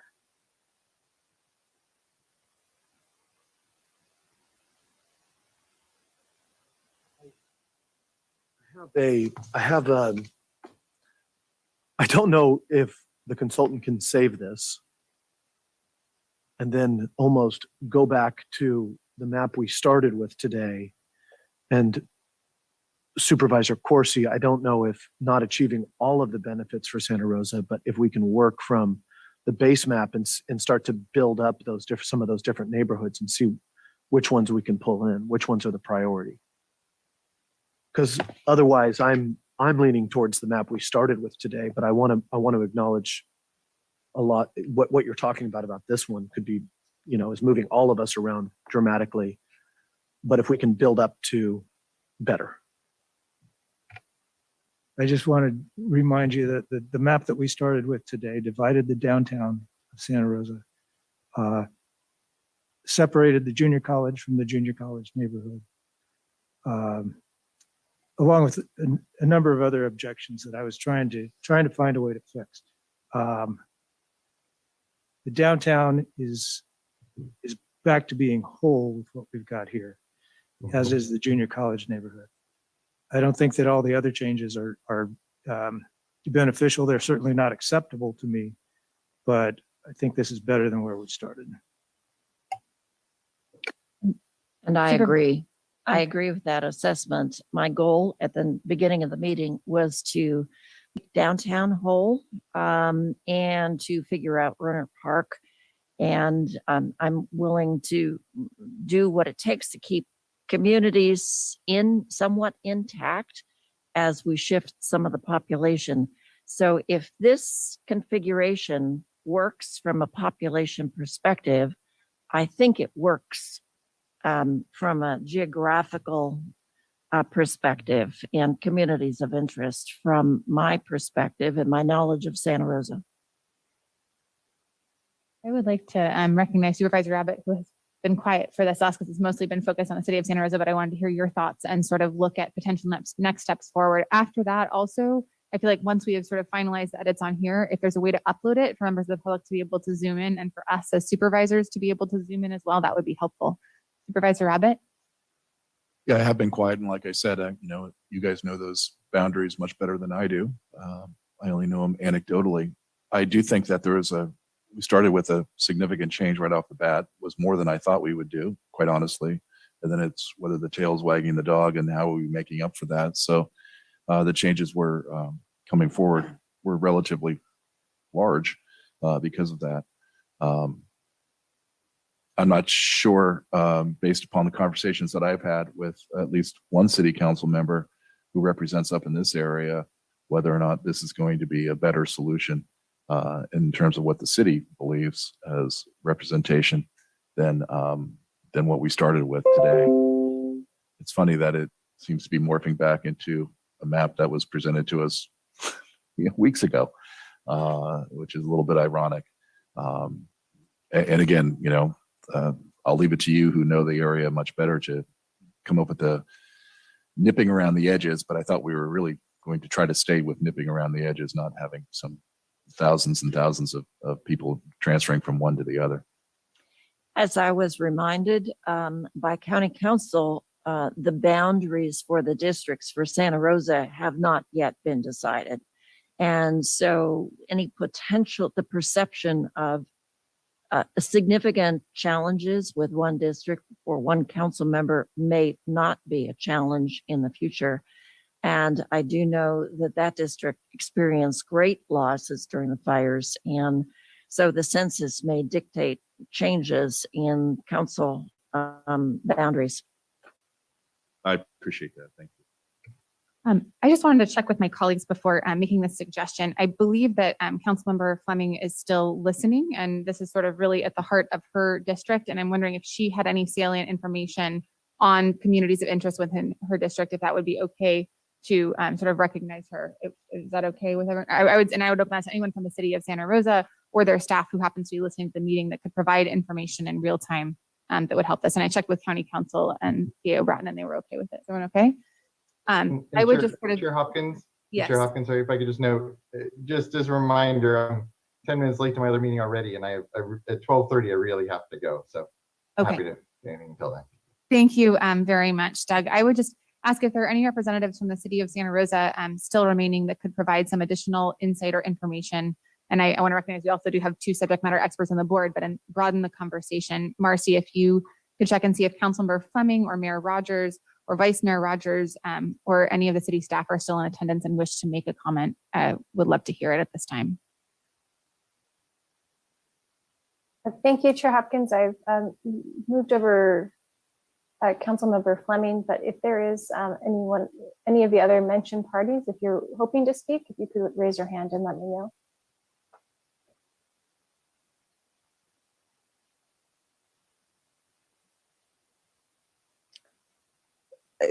Would you like me to join? Yes, please jump Make in. a comment? Yeah. Oh, Thank great, you, thank you. Councilwoman. Chairman Hopkins, Vice Chair Corsi, members of the board, I don't envy your task and I didn't expect to be making comments at Sorry this about that. You don't exact have moment, but I'm happy to do so. You know, my concerns are pretty great. I'm sitting here kind of feeling heartbroken watching what's happening, and I think the original intent to give more enfranchisement to the city of parts of Santa Rosa and to Roner Park has come at kind of at the expense of what we're trying to do overall, which is make things more equitable. I think that the challenges that I'm seeing here is that Grace Tract and McDonald and frankly west of or east of North Street being cut off from the junior college it's creating some different districts where we have communities of interest. I'm pleased to see that the junior college isn't sliced at Carr Street, but I think that that's a benefit, but it's not a significant benefit over the map that you started with today. I think that the map that you started with today, deeply flawed, is better than what we have now. And then I'd say, I know it's not popular, but the map put forward by Eric Konenshover is the best map that I've seen outside of the ARC map. And I know it's difficult to go back to either of those maps after having put in all this work, but I would strongly suggest that you consider those things. I'd like to see my district kept whole and not have 4 supervisors in one small district. And I appreciate your effort to make that happen. And I'm just not sure that this is achieving much benefit for my residents. I do uphold that Roner Park has traditionally not been unified, and that has been a challenge for Roner Park, and that South Park and Moreland, Roseland need to be in with the rest of Santa Rosa. However, putting them in with a Santa Rosa that's not very strong or able to advocate for itself, and I would suggest that this map takes out some of the, I would point out that this map takes out most of the more affluent parts of Santa Rosa, makes the community of interest that would be created in the new District 3 less empowered and less cohesive. We'd like to have a one Santa Rosa that is able to overcome some of our class and social distinctions in order to achieve better outcomes for all of our populations, particularly our more vulnerable populations. So those are some of my thoughts. Again, I don't envy your work, and I appreciate all the time and effort that you're putting into this. And thank you for allowing me to speak. Thank you, Councilwoman. So I'm bringing it back to the board, and if we're able to screen share that map again, and sort of maybe, Doug, if you could read what the current sort of over-under is on all of the districts, and potentially also if there's a way to view the demographic information. Sure. So as shown now, districts 1, 2, and 5 are near perfect. They're all within 0.7% of ideal or less. District 3 is over by 3.09%. District 4 is under by 3.35%. So we have a total plan deviation of 6.44%, which is well within the 10% range allowed. In terms of the Latino percentage of the districts, nothing has shifted very much. 3 is at 26%, 4 is at 20%, 5 and 2 are 13%, and 1 is at 11%. The Black or African American numbers are 3 is at 3%. The others are all 1 or 2%. And then Asian Pacific Islander, and again, these are all these numbers I'm giving you are the citizen voting age population numbers. So Asian Pacific Islander, 3 is again the largest at 7%. 2 is 5%, and then the other 3 are all 4%. And what were the previous demographic numbers for the map that we began with? Look at those real quick.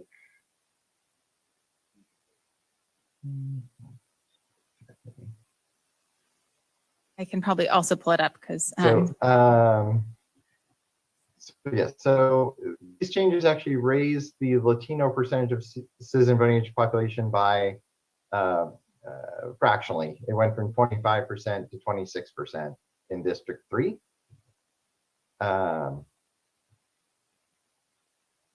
District 4 was previously 21, it flipped. It was previously 21% and now it's 20%. The others are all unchanged in terms of Latino numbers.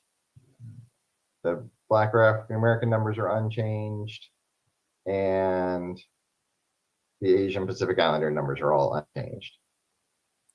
Okay, so since we are about to make you late to another meeting in 15 minutes, which I recognize we already did the last time we had you before us, I do want to ask my colleagues if there are any sort of proposed adjustments or amendments to this version of the map based on your own personal knowledge of these communities, any of the concerns raised by Councilwoman Fleming, or anything else that we have heard in public comment and from our community members before we maybe step back and make sure that can be uploaded for members of the public to view and for us to sort of zoom in on as well. I don't have any specific corrections or suggestions. I do appreciate the challenge that was expressed by Councilmember Fleming. I think if I were in that position, I would be a little unhappy to have my district carved up by a number of different supervisors. But I'm not sure that there is a better way of getting at this if we want to keep the downtown whole. And, you know, potentially we could nibble around the edges of this, but I'm not sure. I don't think we can ignore, or I don't think we're going to get around the fact that 4 supervisors share in this area. Supervisor Rabbit? I just wanted to make sure, and I support you moving forward in that direction, but I want to make sure I understand the cumulative impact or the changes made to date. A lot of it had to do with the northern part of the county. I just want to make sure that I'm not missing something. That this is the base map that we came in with today with the changes that we've talked about for the last hour or so. And I'm not sure if the demographer can go chase it around just to kind of confirm so we understand the map that we're putting forward. I think that's a great idea. Before that happens, any other final comments from members of the board or possible adjustments? Supervisor Gore? Yeah, no specific changes. We've done enough of the sausage making. I think now we have to cook. So, you know, I think the biggest thing for me as we go forward is the map we started with, as I mentioned before, and then the map that we've worked on here. And so I think I already stated where I think that is, but this is not a divisive vote for me. I'm talking about what I think is representative. So I'm more in the position of what we started with today than where we're at now, unless I have any further confirmation from my colleagues that it achieves what they want to see, because I'm willing to play ball with whatever. Supervisor Corsi? Yeah, I just want to acknowledge the concerns that Councilmember Fleming expressed. I have a lot of the same concerns, but on the idea that the more wealthy sections of District 3 are being separated from the Roseland Moreland addition of the Southwest, I think that every map that we've seen and given consideration to does that.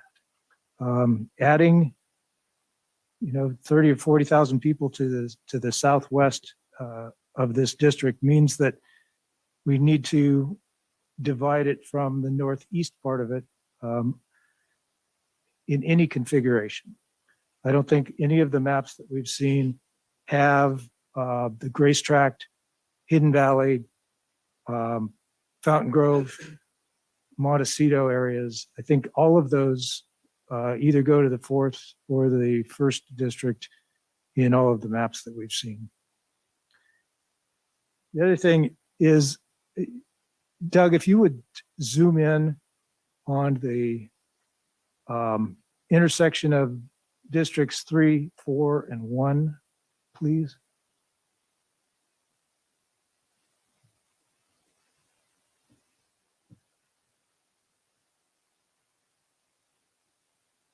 You can zoom in even closer.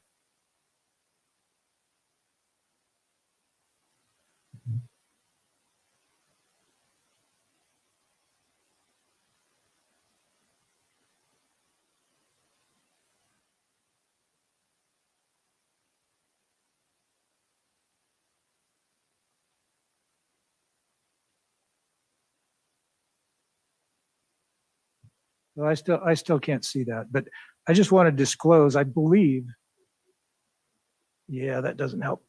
I believe this places me in the 1st district, and I'm not arguing against that. I just want to disclose it before any votes are taken here. Yeah, so North Street becomes the boundary as drawn. Right, okay. That could be moved over if that becomes one traditional principle is to not short circuit the voters' right to decide who has earned re-election.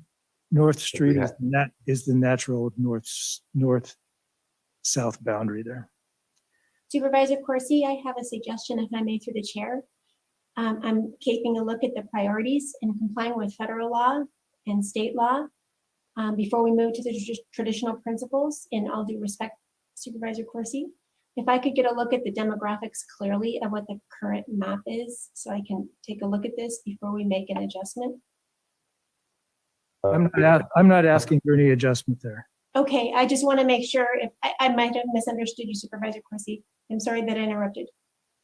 Well, I was going to flag, as you know, north is the big street there, but we could actually move, instead of coming to north and Bryden, we could just use, put the triangle you're seeing now back into 3, which would be 4th and Bryden. So we wouldn't be using a neighborhood street.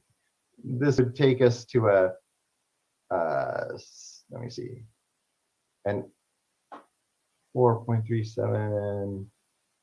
This would make us an 8% deviation rather than a 7.5 or so and change deviation. So we would still be well within 10% and avoid disrupting that traditional principle if you're comfortable with that. I am not comfortable drawing this related to my house. I'm not asking for a change. I was just disclosing that my district would change under this map, so everybody understands that before we take a vote. And I think an important question for council is that would Supervisor Corsi be able to continue to serve, which I believe is a question that has been asked, but I just would like to confirm that on the record. Yes, the way that this is, the California Fair Maps Act is written is that if a supervisor, if the map is drawn in compliance with federal law and state law, and then it ends up resulting that an incumbent is outside the district, the incumbent maintains throughout their term. And then if the incumbent wants to run in the election in the new district or relocate to their previous district, that is okay. And it's not to say that we cannot consider traditional principles if your board wants to do so. But first, I would need to make sure we're going through a very clear checklist of the federal law requirements and the state law requirements. Yes, and just on that note, I would note the triangle I've highlighted was just the last piece we were doing for balancing. So it wasn't a community of interest concern that led to us to move this out of 3. It wasn't for city or compactness or major roads. It was simply population balancing at the end to take it about 1% less. So I certainly respect the supervisor's request comment about not driving this, but if the other 4 wanted to move this back, we certainly could. But I'm also, through the chair, looking at the Federal Voting Rights Act. And though we are not able to do racial gerrymandering. I think it's very clear from our ARC members and our board members that once we have gone through this analysis, that we do look at enhanced voting strength of our protected minorities. And so I don't want to, if you could let me know in District 3 and District 4 with this version before you make any adjustments, what are the demographics here? Our current map, just so you know, our current boundaries in D3 are 19% Latinx citizen voting age population. So what I'm seeing here is D3 would be 25.9%. Is that accurate? Correct. Okay. And then in D4, and I am not trying to at all discount our other protected minorities, but in the we can go through the others as well. But in the shortage of time, I also want to make sure that we're focusing on our Latinx community because it looks to me like this revised map is building a much stronger voice in those communities, which again is to make sure that we are hearing our people. And as your board has directed, make sure we're upholding our equity principles and giving our protected minority people a stronger voice so that they can elect elected officials who address inequalities and address them is a part of this entire exercise in compliance with the California Fair Maps Act, making sure that we are following the federal law and the state law in priority based on those criteria. So it looks to me in the 4th district as well, what is the demographics for Latinx first citizen voting age population? The current map is 21%. And this one is 20.21. 20.21%. Thank you for letting me go through that exercise in the short amount of time we have left.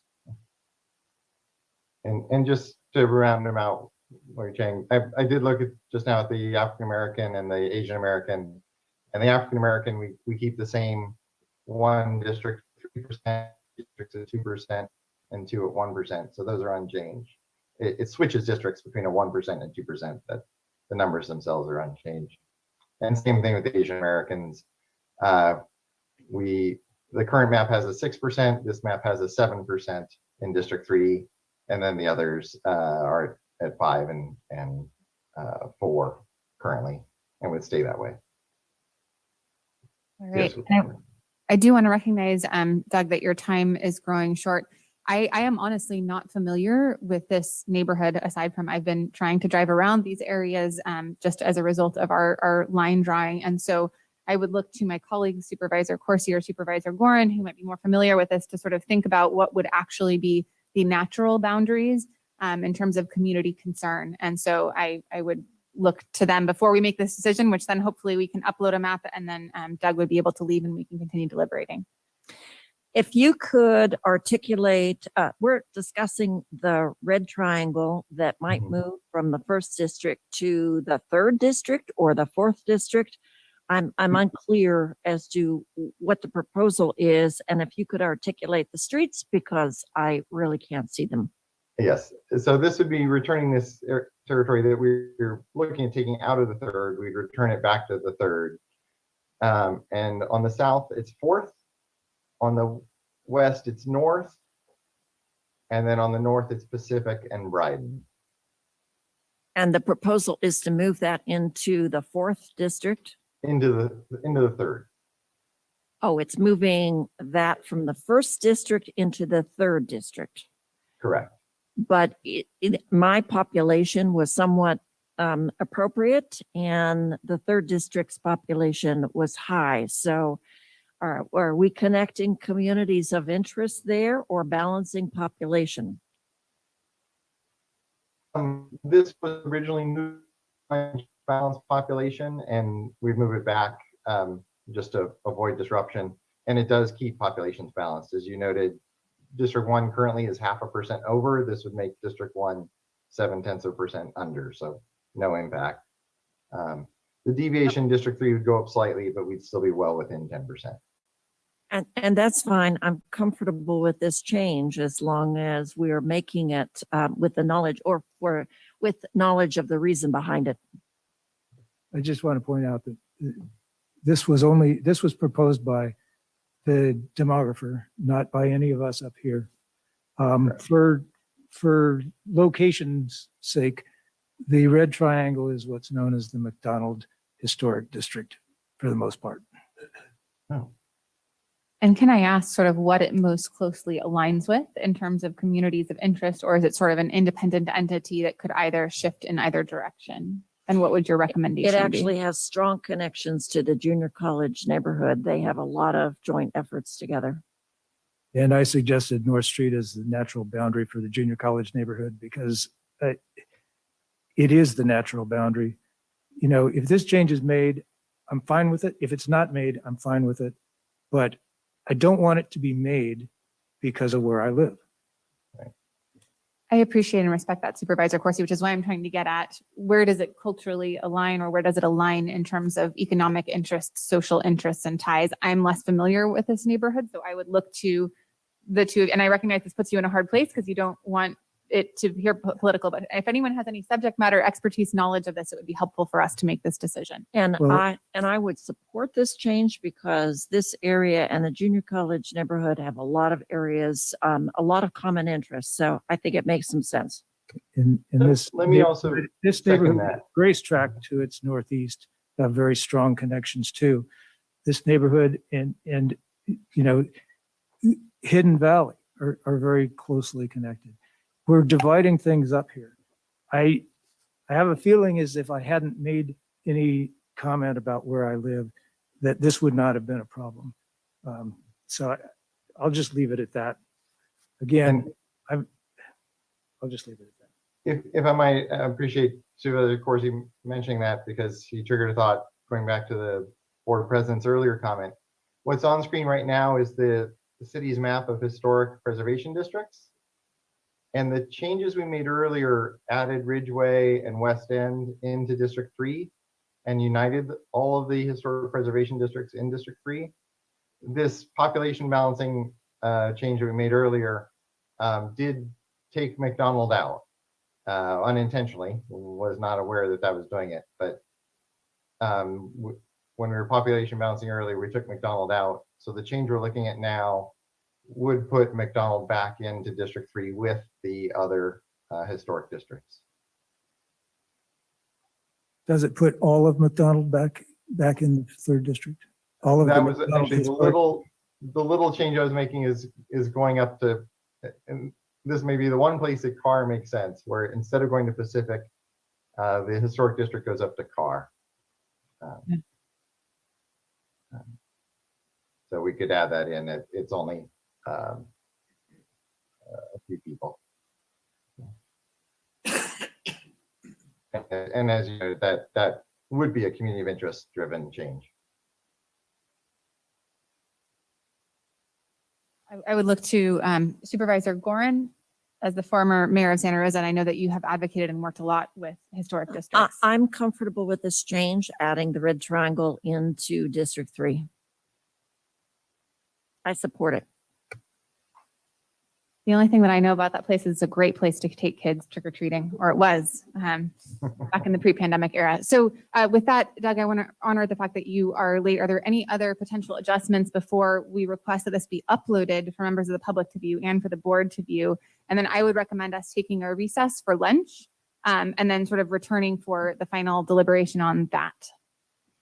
Just to confirm, the south end of this map had no changes from when it was put in earlier today. Yes, so let me, I'm going to turn off the current overlay lines.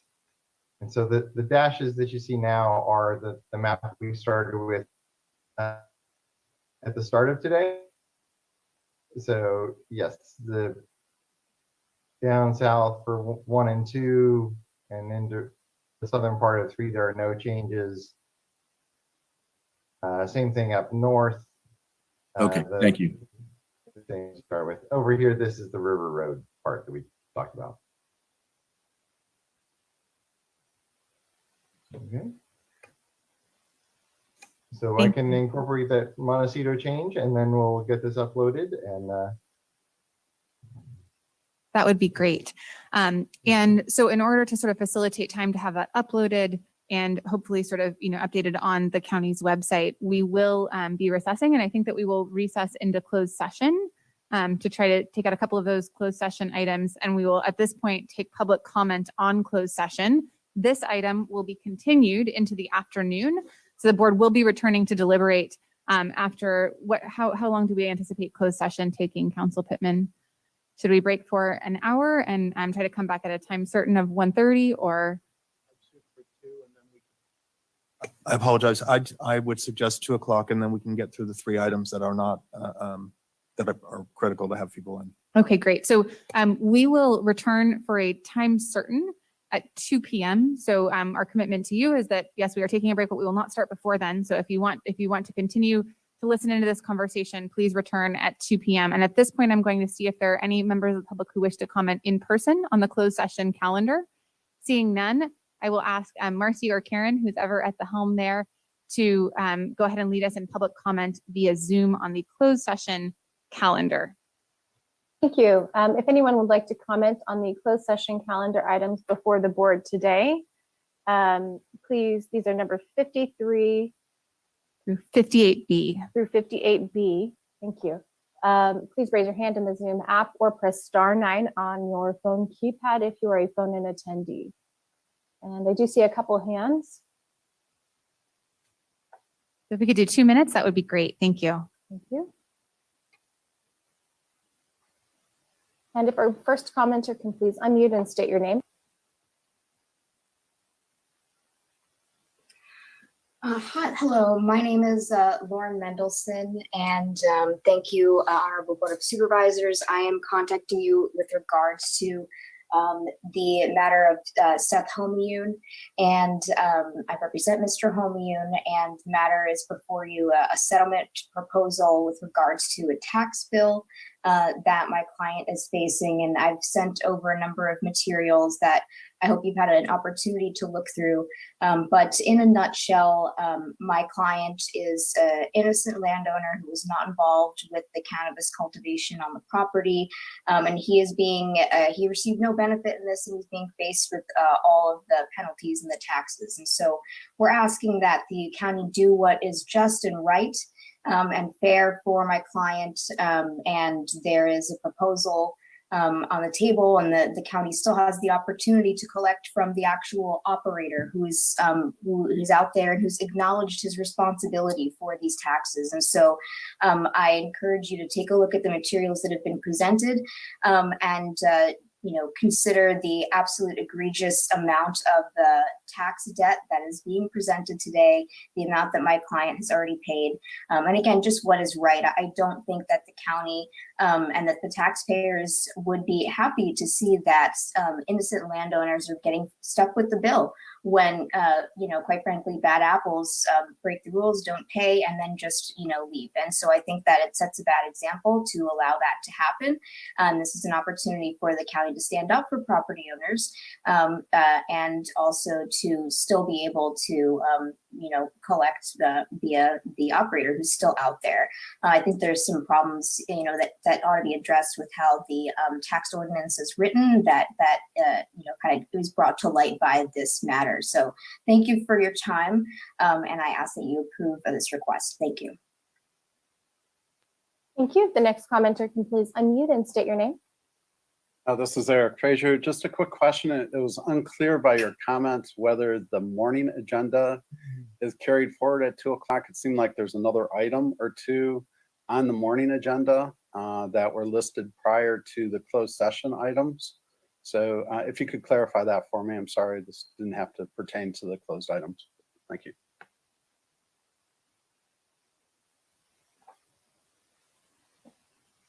Thank you. And Chair Hopkins, there are no additional hands for comments, so I will turn it back to you. Thank you very much. And to answer Mr. Frazier's question, we will be adjourning into closed session and we will return to the ARC redistricting process conversation after the break. Then we will continue to take our calendar in order at that point in time. So we will now adjourn into closed session.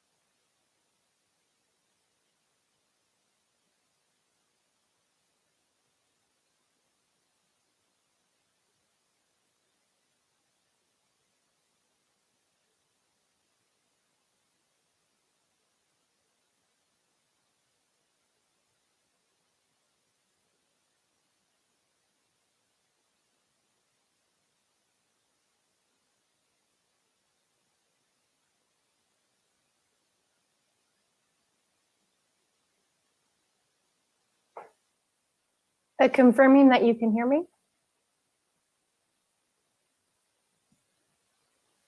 I can hear you, Marcy.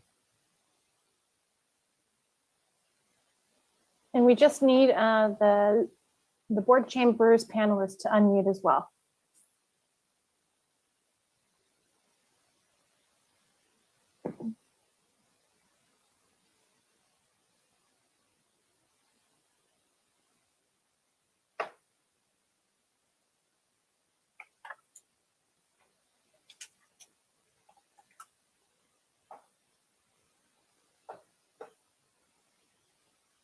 Excellent. Thank you so much. And Chair Hopkins, I will hand it to you.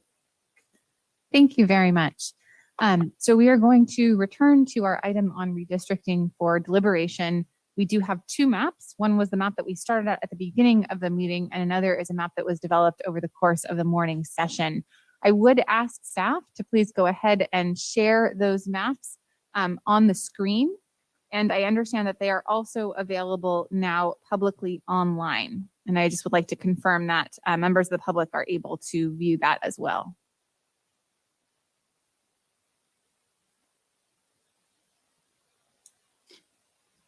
Yes, the public can view the map now in the interactive review map tool. It is in the process of getting posted in terms of the PDF. With the PDF contains the map that's not very detailed, plus the demographics that's in the process of getting posted right now through ISD. But yes, the online version is currently available. And would you be able to clarify, because now we have a number of layers that, if I'm looking at my screen correctly, we have revised Sonoma County supervisorial district boundaries. We have RP split 3, ARC Rev 1, RP split 1, RP split 2. Can you just please confirm the name so that we ensure that everybody's on the same page with respect to the names of these maps? Certainly. So the base map that was started today's discussion was RP split 3, which is what that's called in the interactive review map. It was also on the draft maps page of the redistricting website as the proposed revised map. After the discussion, the map that is the most recent, that is called Revised Sonoma County Supervisorial District Boundaries. And I will note that you can shade, you can actually click both of those and then see sort of the areas that have a slightly different color to determine what is different between the map that we began with this morning and the map that evolved over the course of the discussion. Is that accurate? Yes. And is that something that you're able to share for members of the public just to see? Because I do think it's important to note where the adjustments were made as the board moves towards deliberations.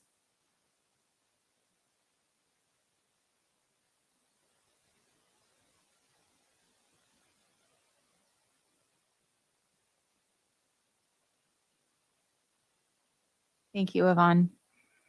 Sure. So let me just show where we started today. And again, this is on the redistricting website as proposed, revised. This is what we started with this morning. And I'll do both at the same time after I show you the newer one separately. Okay, so that's where we ended up after the discussion, and then I'll overlay this. And so it's a little bit hard to see in here, but if I zoom in, you can see there are some areas that look like this. And so if you take off one of them, you'll be able to tell which one that is. So in this case, that shaded area represents parts that were in the original map that we started with this morning, at least for this little triangle. Thank you very much, Yvonne. I would ask if my colleagues have any questions about this, or if we should go ahead and start the conversations around the differences and the preference of the board between these two options. Any questions to begin with? Not seeing any questions, but I would like to hear from folks, maybe a conversation around the benefits and drawbacks. And actually, I have one more request, which is that as part of the presentation, there was a list of the ARC goals and principles. And in terms of, it included keeping the coast whole, empowering the springs. And I would like to call that up because I think it is very important to continue to further the work of the ARC and to incorporate those principles and see how these maps do or don't reflect them.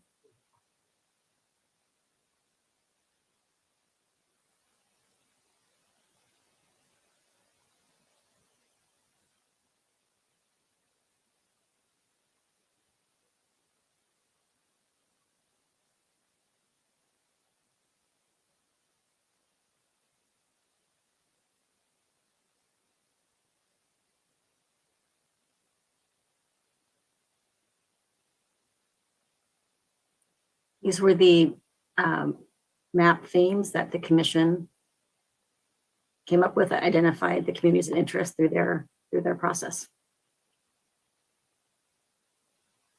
Thank you very much. And so, I think that it's easy to say, right, the elephant in the room, we've talked about it. The biggest thing with this map is that we were not able to get Rohnert Park in one district. However, we do have a portion of Rohnert Park unified with Katati, which was sort of expressed as a preference in the third item.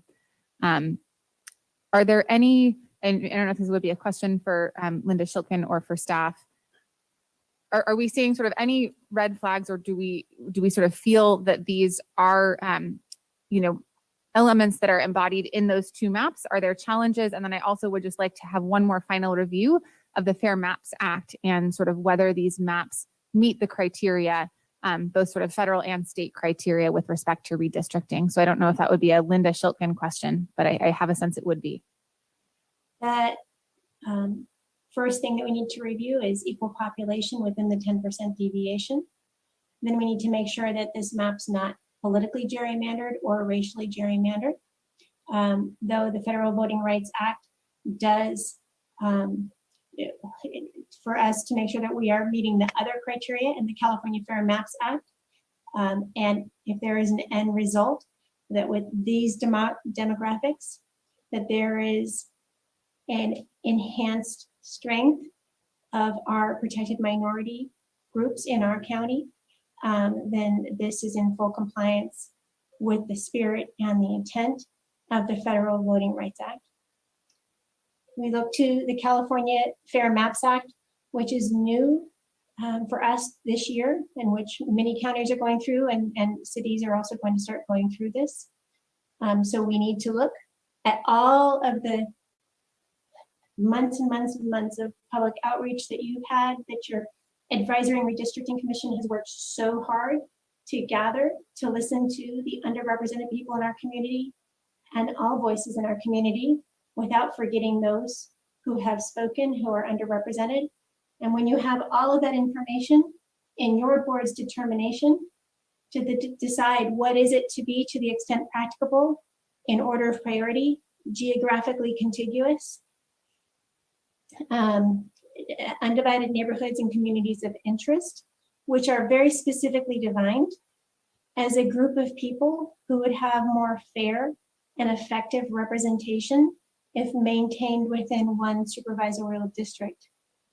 The next order of priority is, to the extent practicable, minimizing division of cities and census designated places. The next order of priority, to the extent practicable, easily identifiable boundaries that's easily recognizable to our residents. And then to the next order of priority, as long as the other criteria have been met, compactness. And once we've gone through the federal and state law analysis, then it's okay to look at traditional principles as long as they don't conflict with the previous analysis. Thank you very much for that review. So are there any other questions from members of the board prior to beginning deliberations? All right, I would look to my colleagues for thoughts on the differences, the strengths, the weaknesses of this map, particularly in light of the principles developed by the ARC, and curious to hear the thoughts about the differences. Supervisor Gore. Yeah, I want to once again kind of reiterate this point about, I want to thank my colleagues in the community for a completely imperfect process that is, in my mind, better. And there's a lot of elements to that. So whichever one of these we decide to vote on, I think one of the thing is shared responsibility, shared joy, shared pain as part of this whole process. I look at it, one of the things that I had mentioned earlier was this idea about District 3 becoming, for the first time in my majority minority district. I want to state that that was based on the demographic numbers, not for voting age, but for the entire population. And that shows really the changing face of Sonoma County. I think in all of our districts, if you look around and you look at our public schools and rosters and data, is that, we are a community that is getting browner, and that is at this board sitting up here of 5 white individuals. It's not going to look like this always. I state that as somebody who's once again, somebody who's been trying to figure out ultimately my role as a white man and in this construct, and to raise voices and also make strong decisions. And ultimately that means kind of sometimes I got to piss off everybody. But with that being said, I honor the work of staff, and I'm going to be going with wherever the board majority is. I stated earlier that I liked the map that we started with more than the one later, but when I look at these, I really kind of came to terms with the discussion about the Santa Rosa historical districts also.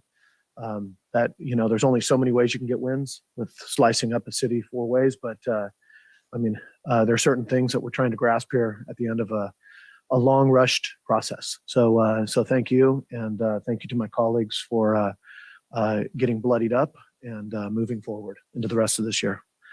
Thank you, Supervisor Gore. Supervisor Gorin? I really need to thank all of the staff and actually all of the community members who've weighed in so passionately one way or another on the various maps, arguing persuasively for this position, that position. It means that you care. You care about the community. You care about your neighbors. You care about representation. And it may not always have gone the way that you were advocating for, I think, for this final map. I think the map that we just spent a couple of hours developing is better than all of the previous maps, in that we were very intentional about identifying communities of interest, neighborhoods, dividing the district and the neighborhoods along the obvious division lines, and trying to really honor some of the passionate interests of keeping Runner Park whole. I knew that it was going to be challenging going forward with that. I wish we had been able to keep northern Santa Rosa a little bit more succinct, compact. We're sort of sprawling, but we know that 4 supervisors and 4 districts come together at some point in Santa Rosa. I came into the meeting this morning with 2 goals. One, to explore better representation and boundary split in Runner Park. And secondly, to really look at what made sense in Santa Rosa to keep the downtown, Moreland, Roseland, West End neighborhood, junior college, all within a district and the communities of interest that they resonate with. And I think we accomplished that. I was looking at the interactive map, and although the house that I most recently owned in Fountain Grove is not in my district, it's in Supervisor Gore's district, but I was interested to learn that the first house that I owned in Santa Rosa is now in my district. So I know that area very well. It's where my children went to school, and I feel so kindly still towards the neighborhoods there. So it is working together, and I hope that this process over the last number of hours has been healing for the community as well as the board. It's been a raw experience at times, but now it is time to come together, approve a map, get to know our areas a little better, explore new areas a little better, and represent the constituents in those districts as best as we can.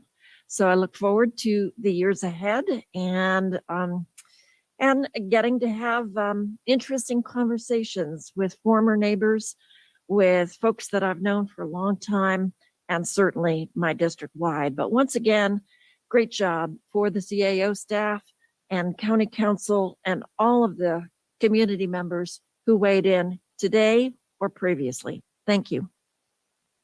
Thank you, Supervisor Gorin. Supervisor Corsi?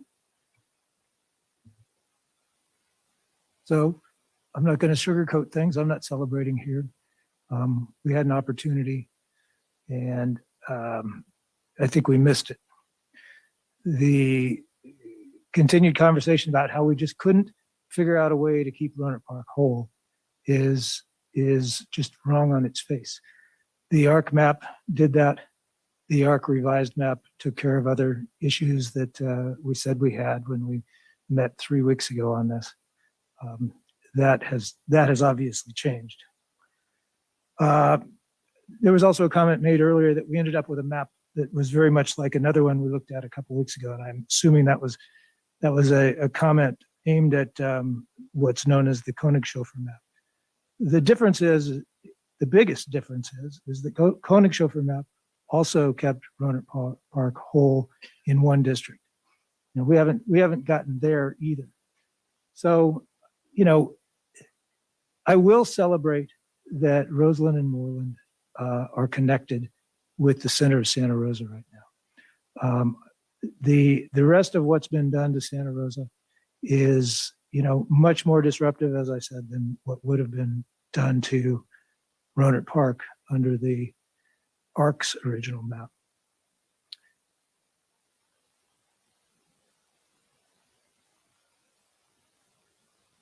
That's all I have for now.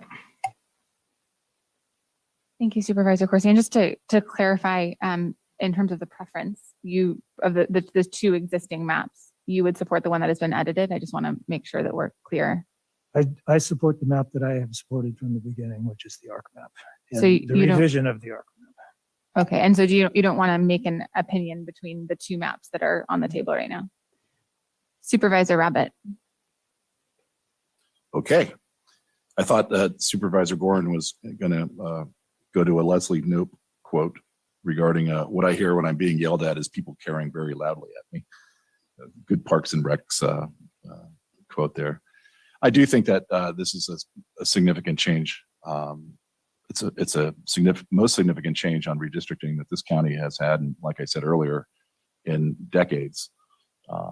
We've shifted a huge amount of population around, and it came because of the ARC's work, and it became because of the equity principles that the ARC put forward, and the important part of having Roseland, Moreland, Southwest Santa Rosa included in the the primary third district, as it were, but the Santa Rosa district. And that is something to celebrate. And I don't think that as the conversations have always been, including the long conversation that I had with the chair of the ARC, the map was not perfect, but we can't let perfect be the enemy of the good. And I do think that in this particular case, having that resolution of Southwest Santa Rosa in with the bulk of Santa Rosa is a very positive step forward. It's always been about the other pieces. The ARC map, there is no way that the ARC map, I could support that ARC map in the sense that I would be the representative for Santa Rosa Avenue, which I predict in probably 10 or 20 years' time will be the next area of focus for inclusion within the city of Santa Rosa, as it is an area that will take population and probably have a lower socioeconomic demographics as well. That should be part of Santa Rosa, both literally and figuratively, in my opinion, going forward. And I think that is representative of some of the issues that came out of that. Again, the one map solved some things and then brought other pieces forward that needed to be looked at and solved as well. I think what we have in front of us, and to be honest, the changes that were made are all in the northern end between the districts that you know best. If you're in agreement with that, so am I. You know what streets are more logical to split. It is always going to be true that Santa Rosa was going to be split as in probably the same fashion. Just pick the street. And quite frankly, that was always true of Roanoke Park. The math doesn't work otherwise. And if it does work, then you screw up something else. And that's always been true as well. And I'm not convinced that the majority of the citizens of Roanoke Park believe any differently, quite frankly, not the people that I've talked to. So I'm supportive of, to your question, I'm supportive of the map that my colleagues who have that, or at least the colleague who's going to vote in that direction, thinks is the best going forward. Thank you, Supervisor Rabbit. And I share similar sentiments with Supervisor Rabbit that I would really look to my colleagues to my right who are more impacted, well, and my colleague to the left who are more impacted by those line adjustments to determine which map is best, because it really does speak specifically to those Santa Rosa neighborhoods. But I do also want to take a moment just to look at the ARC map themes, you know, and I actually do believe that in some instances, we did actually improve some of those requests, right? Minimal change to boundaries. I mean, certainly for my district, this is a less dramatic change. And certainly for Roanoke Park, it is a less dramatic change. The coast should remain unified within one district. We met that criteria. The one criteria that we didn't meet is Roanoke Park should be unified within one district. But we did receive a letter as well as communication from Roanoke Park residents and council members expressing that they would actually sort of prefer the boundaries to remain the same compared to being placed into the 5th district. Also an ARC priority, it is preferable but not necessary for Roanoke Park and Cotati to be aligned within the same district. And so this actually does align a portion of Roanoke Park with Cotati. The Springs area to remain unified, both of these maps achieve that. Roseland and Moreland areas to be included in the district representing downtown Santa Rosa, we achieved that with both of these maps. Coffee Park, Larkfield, Mark West, Wickiup should be unified in the same district. I believe we achieved that with both of these maps. Russian River community should be unified within the same district. Yes. Ideally seek to improve Sonoma Valley's voice and representation. I would defer to Supervisor Gorin, you know, on that one. And then align the area west of Highway 101, west of Cotati with Petaluma, as they shared the same identity and legacy history. And we did achieve that. This has not been an easy process, and it has been a very necessary process. And I wish that we had more time. I wish that we had more time to iterate, because I actually wish the IRC had actually an opportunity to go back and take more bites at the apple.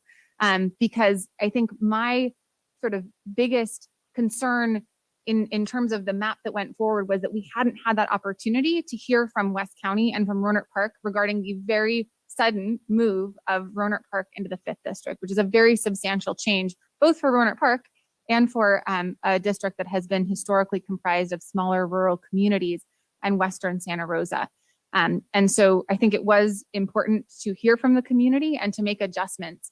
And at the end of the day, I have really sought to represent the interests of the communities that I either currently am representing or would represent under the ARC proposed map. I also want to, you know, note that I did watch that ARC meeting that was the October 25th meeting, and there were multiple comments by ARC members saying this isn't the end product. But at some point, it sort of felt like it had to become the end product, and I wasn't totally sure at what point that happened.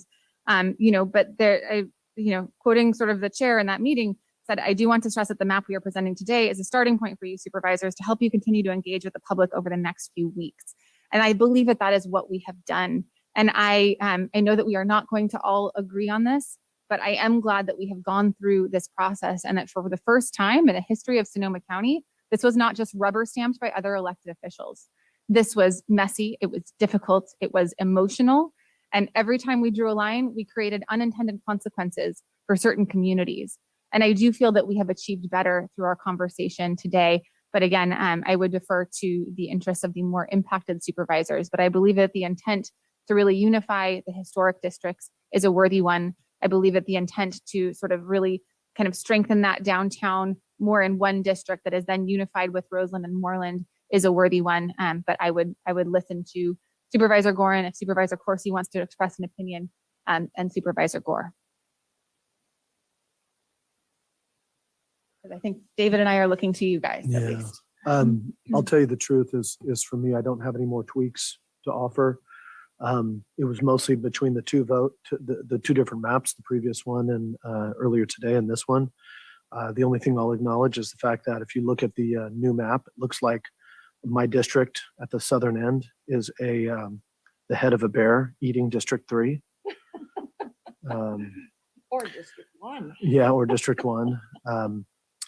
You know, all jokes aside, there's a lot of people who have gone through a lot of pain in this, and I don't want to belabor that. And the whole point here is just about changing, as I said before, shared responsibility, shared joy, and shared pain. All of this that we do, and I want to thank everybody who's been here. I'm good to vote, whatever that means. Supervisor Gorin, anything to add? No, I thank my colleagues. This has been a really tough process. There is something to be said for just putting it in the hands of an independent commission, but I think we know our districts, we know our communities of interest, and we need to be responsive to them and feel comfortable working with them around those issues. It's not about our political futures. It's about serving the needs of our communities and our residents. So I think we accomplished that.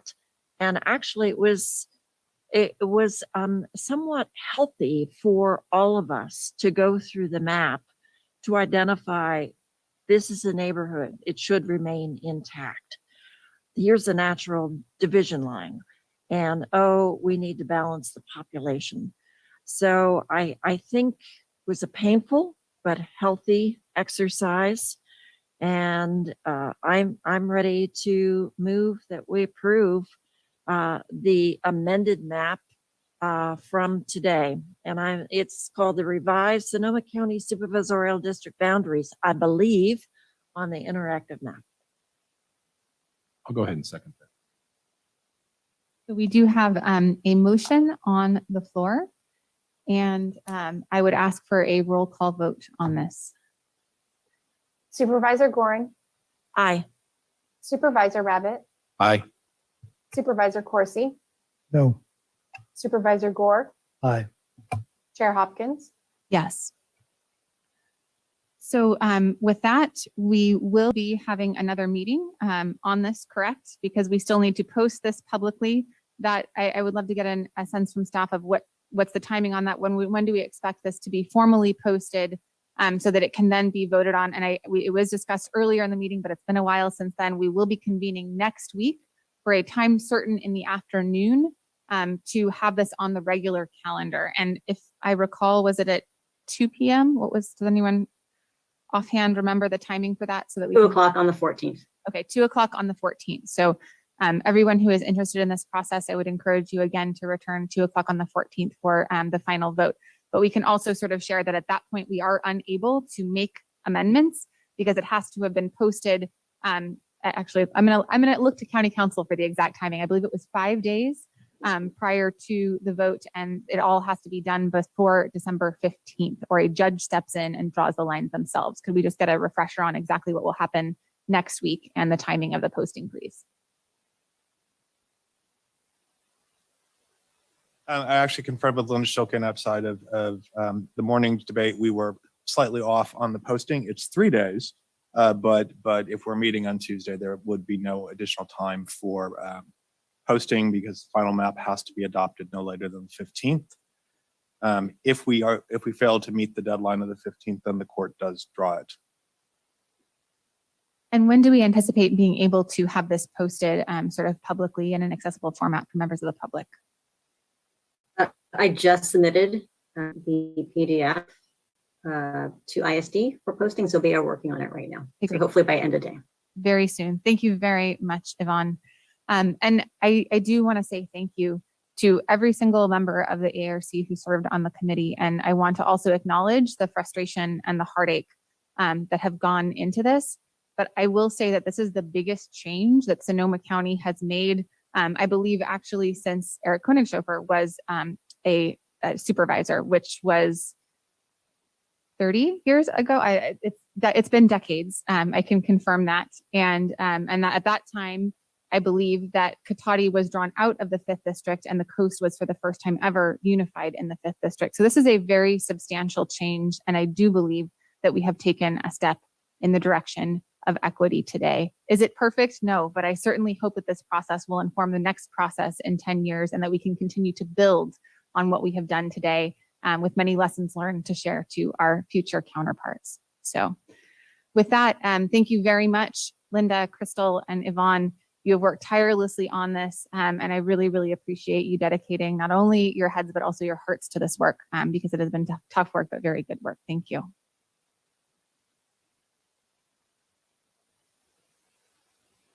And we still do have a number of items. And as a reminder, I also wanted to mention that we will be reporting out at the end of the meeting on closed session.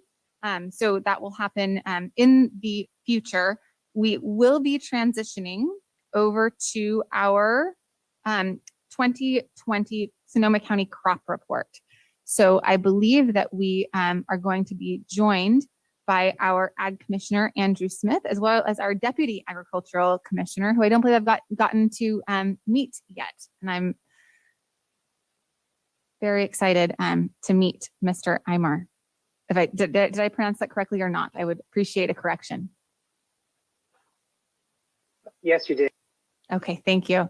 All right, I'm going to hand it over to you, Commissioner Smith, and I would ask that this is a very important item, but if we can keep it as brief as possible, given the lateness of the hour and that we were hoping to get this in the afternoon, I would appreciate it, or in the morning, I would appreciate it. Thank you. Yes, thank you. We're going to go as quick as possible. I'm just going to open the presentation.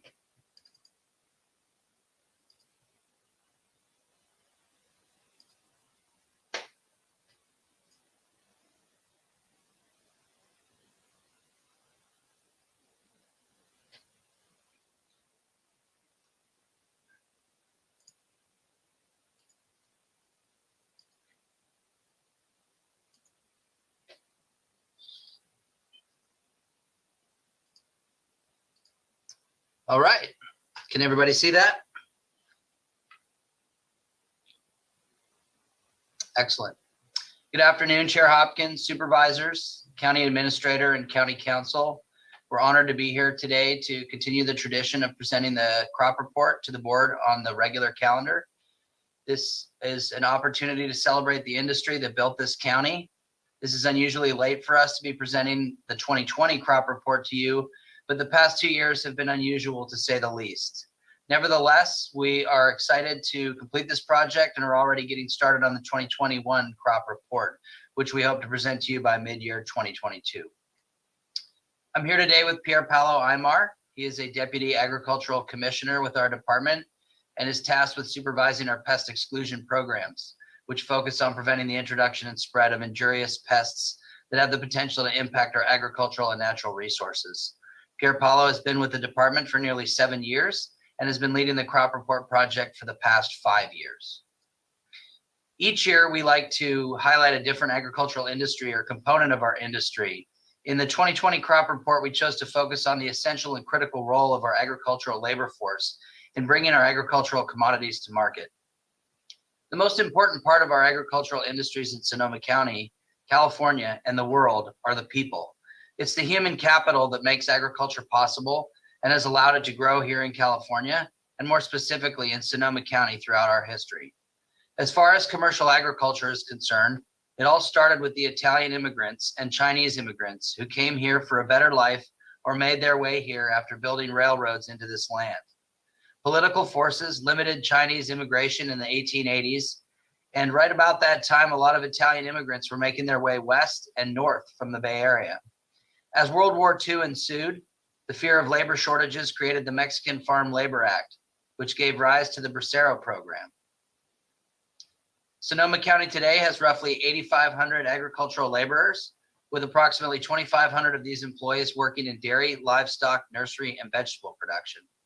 Wine grape agriculture represents the largest agricultural labor workforce, with approximately 6,000 laborers. 60% of our agricultural workforce is permanent. 80% are full-time employees. Approximately 800 people are employed part-time in production agriculture. Even with the resident and appreciable migrant labor force in agriculture, there are still shortages and a lot of competition for labor between agriculture and other industries in the county. As such, a number of agriculture employees and employers, rather, participate in the Department of Labor's H-2A program, which provides for the lawful admission into the United States of temporary non-immigrant workers to perform agricultural labor or services on a temporary or seasonal basis. These people are not only from Mexico, but other countries such as South American countries and even Mongolia. They number between 900 and 1,000 laborers each year and are a valued and appreciated contributors for the agricultural production in the county. Excuse me. Many return for several years in a row to work for the same employer and often recruit family members to participate in this opportunity. Our department is a small but mighty one in the county organization. We have the highest level of visibility of any department when it comes to agriculture. We're here to help our community members and stakeholders, both agricultural and non, and it is our mission to promote and protect agriculture, the health and safety of our community, environment, and economy through education and the enforcement of laws and regulations. We are here to protect consumers by providing transparency and a fair basis for value comparison and commerce. As public servants, we are called to do a lot, including performing disaster service work in times of need. Our staff are dedicated and understand their role as disaster service workers and their obligations as public servants. Now getting into the details. The gross production value of Sonoma County agriculture decreased 29% from 2019 to $680,648,600. Wine grape value decreased 45% as overall tonnage and value per ton decreased. Apple values decreased by 3% due to decreases in harvested tonnage. The value of livestock and poultry products increased by 20%, and nursery products decreased over 12% in value. It was a challenging wine grape production season in 2020 with low rainfall and excessive heat in summer. The total value of the wine grape crop decreased 45% to $357.5 million. This was due to a decrease in tons harvested, as well as the average price per ton decreasing from $2,800 in 2019 to $2,400 in 2020. In 2020, we heard statements about the right sizing of the crop and a correction from 2018, which was a huge bumper crop. For reference, we had a total tonnage of almost 276,000 tons. We have the highest level of, and in 2019, and in 2020, we only had 148,000 tons. Compounding this reduction in harvested tonnage was damage from wildfires here and elsewhere in the county. Livestock and poultry values increased by 3% from 2019. This increase was driven by increases in the value of cattle and calves, as well as meat poultry. The increase in livestock and poultry products was driven by the value in organic milk and milk products and the value of eggs. Wool production decreased due in large part to the lack of global demand. It's important to point out too that commercial sheep production in the county is focused on meat breeds of sheep and not wool breeds of sheep. And meat breed sheep's wool is characteristically lower in value than wool breeds. It was a decent year for field crops in 2020, and the county increased almost 10% in value, driven by silage crops, rye, and oat hay. Field crops, including hay and forage, are the hardest hit by drought, and we expect that this will be reflected in the 2021 crop report. There's also incredible competition in the field crop sector, and the transportation costs are high due to fuel costs and distance from production. Those who can grow their own do so to feed their animals and sell within the county and North Coast region. Apple production continues to be a mainstay of perennial crop production in Sonoma County, and the county's apple acreage remains steady at around 2,000 acres. There's a certain romanticism with the apple industry and production in Sonoma County, and especially the Gravenstein apple. Total value of apple production decreased 3% to $3.8 million in 2020, and our lone apple processing plant, Manzana Products, as well as a robust cider industry, continue to prop up our apple industry. The pandemic hit the humble fresh market apple industry hard, and hopefully into the future, we can return local apples to school lunch programs. Apples for processing make up 90% of our apple industry in the county, and those apples go into juices, sauces, vinegars, ciders, and other processed products. Our county has always had a healthy nursery industry, and although we observed a 12.4 decrease overall from 2019, bedding plants, that is to say annuals and perennials in flats, 6-packs, and up to 1-gallon pots, grew 26% from 2019. And that is likely a result of a lot of people being at home during the pandemic and finding peace and solace through gardening. We do a lot of work in our ag division to protect our ag industry and our natural resources. A lot of this protective work involves inspections of incoming plant material and the quality of county agricultural commodities and exports, as well as the diversion of 7,600 pounds of crop protection material packaging into recycling waste streams. We always get good participation in our plastics recycling program. Our land stewardship division is primarily responsible for administering the policies of our county vineyard erosion and sediment control program and our agricultural grading and drainage program. We worked to finalize our best management practices in 2020 and our technical report guidelines manual for use by staff and industry stakeholders alike. We made technical and clarifying changes to our VESCO ordinance, which included the establishment of a low impact replant registration program for more expeditious redevelopment activity, provided the steel and other vineyard infrastructure remain in the field and only the vines are replaced. We saw a 10% reduction in the number of projects that we reviewed, and there were only 30 new development projects initiated over the year, which is the lowest number of new projects since 2011.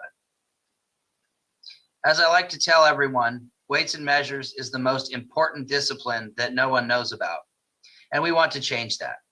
We want for everyone in the county to know and appreciate what weights and measures work looks like and how important this work is to maintaining equity in the marketplace and providing consumers with a fair basis for value comparison and commerce. Consumers today demand transparency and want to be reassured that they're not being defrauded by merchants, and merchants want to be reassured that their competitors are not engaging in unfair business practices. We achieve this through our inspection work of weighing and measuring devices, price and quantity label verifications, and point of sale system scanner audits. I would like to take this opportunity to thank Pierre Paulo for all his work on this important publication. And I would also like to thank all of our department staff, without which this publication would not be possible, and for their individual and collective contributions to promoting and protecting agriculture in Sonoma County and maintaining consumer confidence in commerce. Our staff are dedicated to helping our community.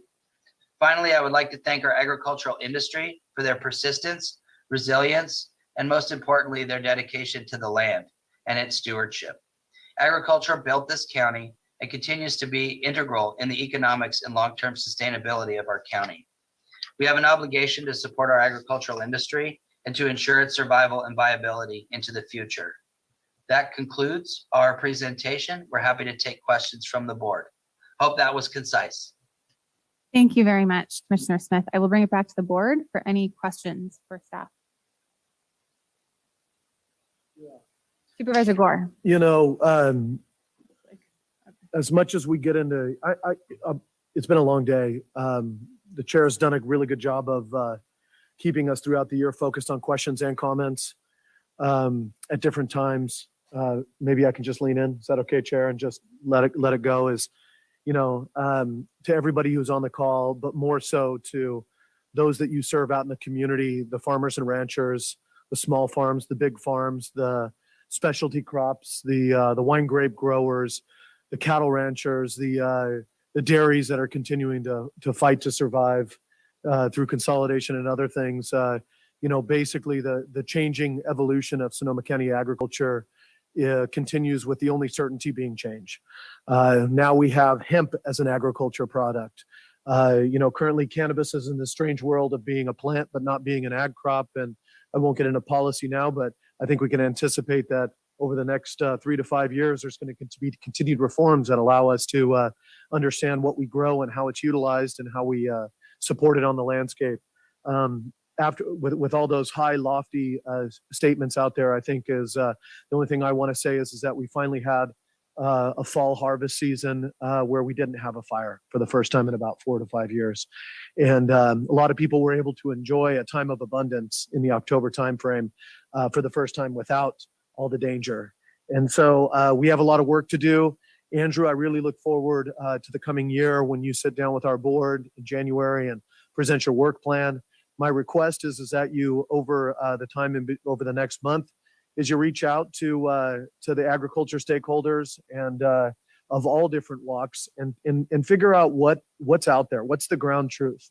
There's a lot of pain in our community. There's a lot of fights over rights and farm worker rights and pesticides and water quality initiatives and other things. But I would really hope that we don't allow ourselves to be reactive anymore. Quite a few years ago when we talked about getting into the general plan update, a couple of us talked about creating a food and farm bill for Sonoma County specifically, something that really unified our different departments in the fact that you all do a certain portion of agriculture, a large portion, probably the largest, but also our permitting goes through a different department, right? And in quite a lot of other intersections, especially with regulatory agencies. So I really hope you come in and kind of talk to us, not just about the reactive stuff about, do we make changes to VESCO? Do we not? Do we do this? Do we not do that?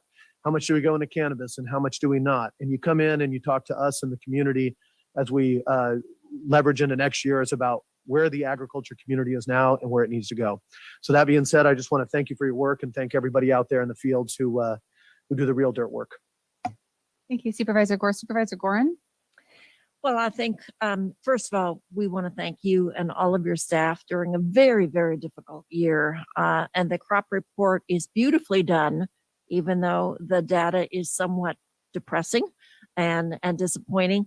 The photographs are gorgeous, and I recognize that some of your staff might have been responsible for taking some of the photographs. So thank them very much. And I know the Wine Grape Commission or the grape growers supplied a number of photos, really beautifully illustrates the activity for Sonoma County. So thank you so much. Thank you, Supervisor Gorin. Supervisor Rabbit? Thank you very much. And to the reforms that were mentioned by my colleague, I hope that they're clear, concise, and consistent this time around. It will all be better off. But I just want to say thank you to the Ag Commissioner and his staff for all the work that they've done and are doing across all measures. I think it's pretty fitting that we're talking about the crop report immediately following the item on redistricting. Because if you look about how I believe the development of our county has as much to do about agriculture as anything. And we've actually taken hard steps to make sure that we continue that with green belts, urban growth boundaries, so on and so forth. And of course, for the last item, it makes it more difficult because all the population is along the 101 corridor. But that's as it should be, quite frankly. And it means that we have more working lands or opportunities for working lands elsewhere. And I've always thought that was an important part of Sonoma County. Really, you can't say that about the county to the south of us. We're really where it starts heading north, and very proud of that. Proud of the agricultural tradition that has shaped not only the development of the county, but somewhat to the culture of the county as well, and the hardworking, hard scrabble folks that came here early on and were here early on, making sure that the county was developed and came to the place that we all know and love today. It's been a strange time in the last 2 years in terms of all the disasters that have struck us. Andrew, the one thing that you did say, and you mentioned kind of a right sizing within perhaps the grapes being the largest commodity that the county has. Do you think that it's hard to know with all the different outside influences of smoke, disasters, fires, whatnot? What do you see going forward? And I know the trend on additional plantings was always, I mean, I know there's a lot of replantings, but there's not a lot of net growth in that as well. And I'm just kind of curious what you see going forward to what do we consider the right size in the big picture going forward? I know that's a hard one to answer. No, I appreciate the question. And, when I was talking about right sizing, I meant the harvested crop of 2020 and in relation to 2019 and 2018 when we had a bumper crop. With respect to acreage, there's a lot of the valley bottoms and the gentle sloping hillsides that vineyards are planted on in the county. A lot of that's planted. So I think we're not going to see a lot of new plantings into the future unless they're, large, well-planned, long-term projects. I think there'll be a lot of replanting that goes on into the future. The wine grape industry has seen some contraction in the recent past, but having talked with the Turrentine brokerage and the Allied grape growers and seen their presentation at the Sonoma County Grape Expo at the beginning of this month in Cloverdale, they did say that all the grapes that were harvested this year were sold this year. And so I would look to promising crop report results for the wine grapes in 2021. And I think that the industry in general, when I just look at the landscape and I look at our crop report, I think that it's at a pretty good equilibrium and is well suited to survive long into the future. Thank you, Supervisor Abbott. Supervisor Corsi? Thank you for the report. I hope that everybody in Sonoma County appreciates the value, the presence of a strong agricultural industry. It's the face and the heart of this county. Your report puts that into, it quantifies it as dollars and tons and numbers. But I really appreciate the focus that you put on the people who do the work in the fields, the people who make this industry click. And they are the heart and the face of the industry. That's the heart and the face of the county. And I hope that we as a board can continue to keep that focus on those workers in the coming year. Thank you. Thank you, Supervisor Corsi. And I would also just say thank you and echo the thoughts of my colleagues about the appreciation of the staff work that goes into these annual reports. I feel like there was a time when I was on this board when the reports were really a cause for celebration. And I think that, the news these days is more sobering, just given the magnitude of the disasters that we have faced in the agricultural community that have impacted our farmers and impacted our farm workers. And so it's a topic of conversation for another time, but I do look forward to talking about how we can bolster those support systems so that our workforce and our industry is able to weather the storms of future wildfires and floods and the challenges that climate change is going to continue to bring to our county. So with that, I will go ahead and ask if there are any members of the public who wish to comment in person on the ag crop report. Seeing none, I would ask Marcy if there are any members of the public who wish to participate virtually in this conversation. Thank you. If you would like to comment on this item, which is number 52 on today's agenda, please raise your hand in the Zoom app or press *9 on your phone keypad. And we have a couple hands raised. Chair Hopkins. Thank you. If we could do 2 minutes, please. Thank you.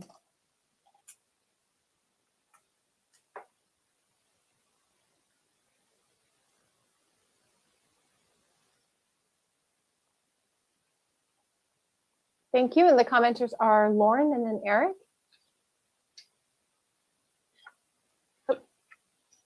Lauren, it looks like you did not, it looks like you lowered your hand, but if you, okay, let's try this again.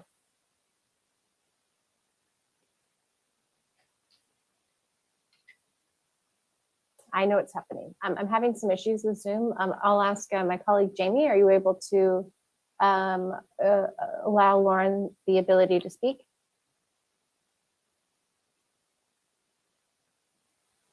Hi, can you hear me? We can, thank you.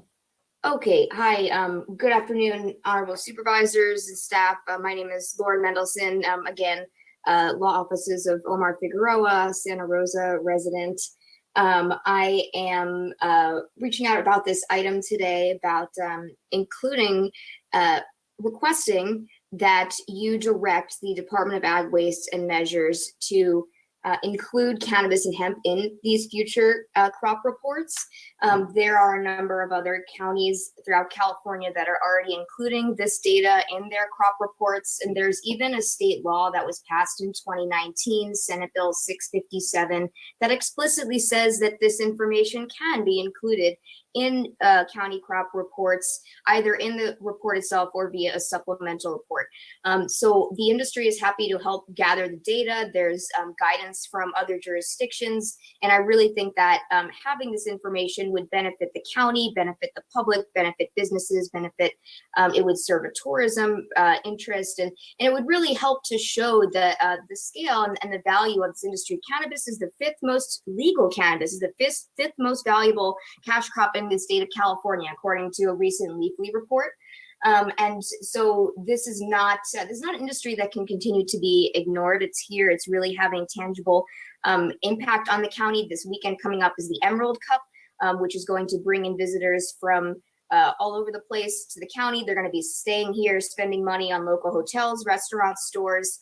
That is just one small aspect, and they're getting their products from some Sonoma County farms and hopefully an increasing number of Sonoma County cannabis and hemp farms. As this data can be published, people can see that the industry is successful and that will continue to be so. So again, I ask that you direct the Department of Ag Weights and Measures to include this data in future crop reports. Thank you very much.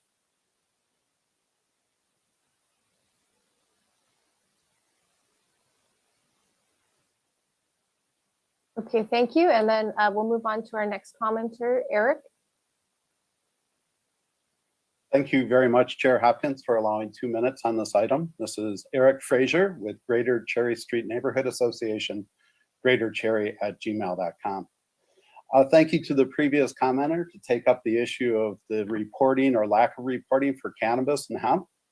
Just for clarification, that law can be found in the Business and Professionals Code, Section 26069.5, which does not require the county to make this report. It's an option apparently, but there's no real reason for it to be excluded, quite frankly, especially with the industry willing to cooperate. But let me move on to another issue. If you could consider, please, page 24 and 25 of the report, which goes into weights and measures.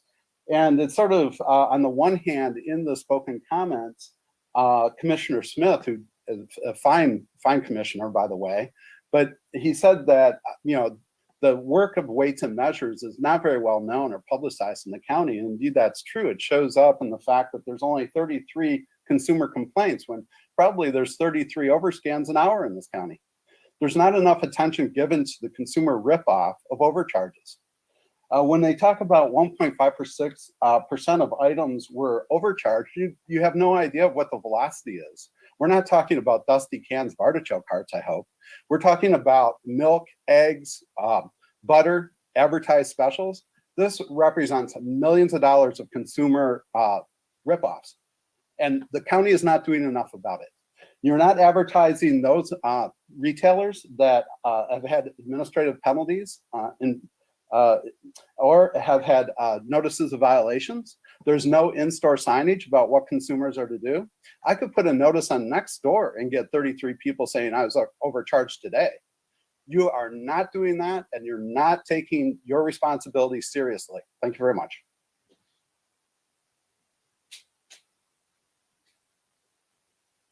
Thank you. And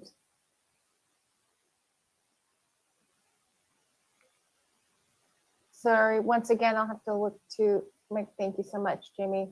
And then Joanna, if you can please unmute when prompted.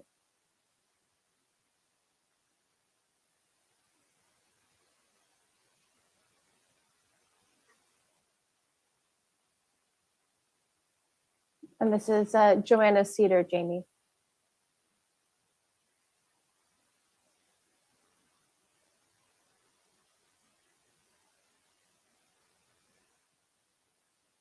Thank you.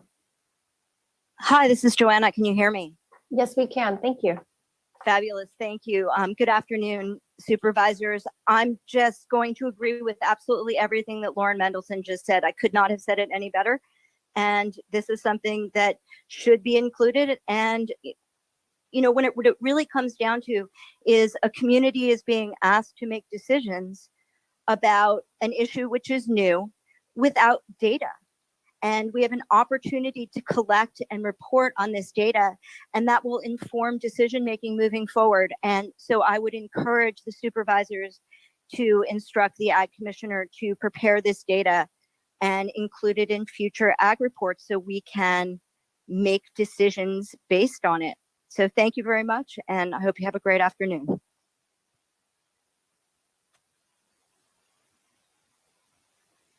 Thank you. And then we'll go on to the next commenter, Daniel.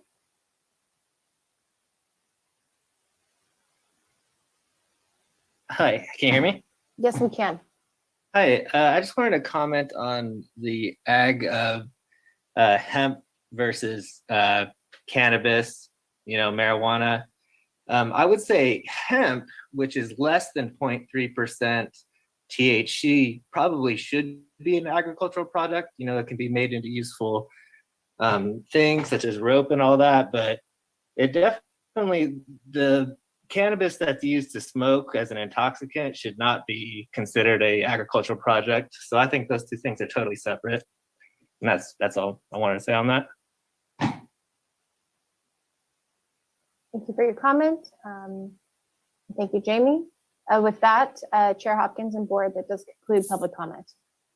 Thank you very much. And as this is an informational item, there is no sort of formal vote that we need to take today, but there were requests with respect to considering cannabis in future crop reports. And I would just love to see if there is support from my colleagues on the board for including that information in future crop reports.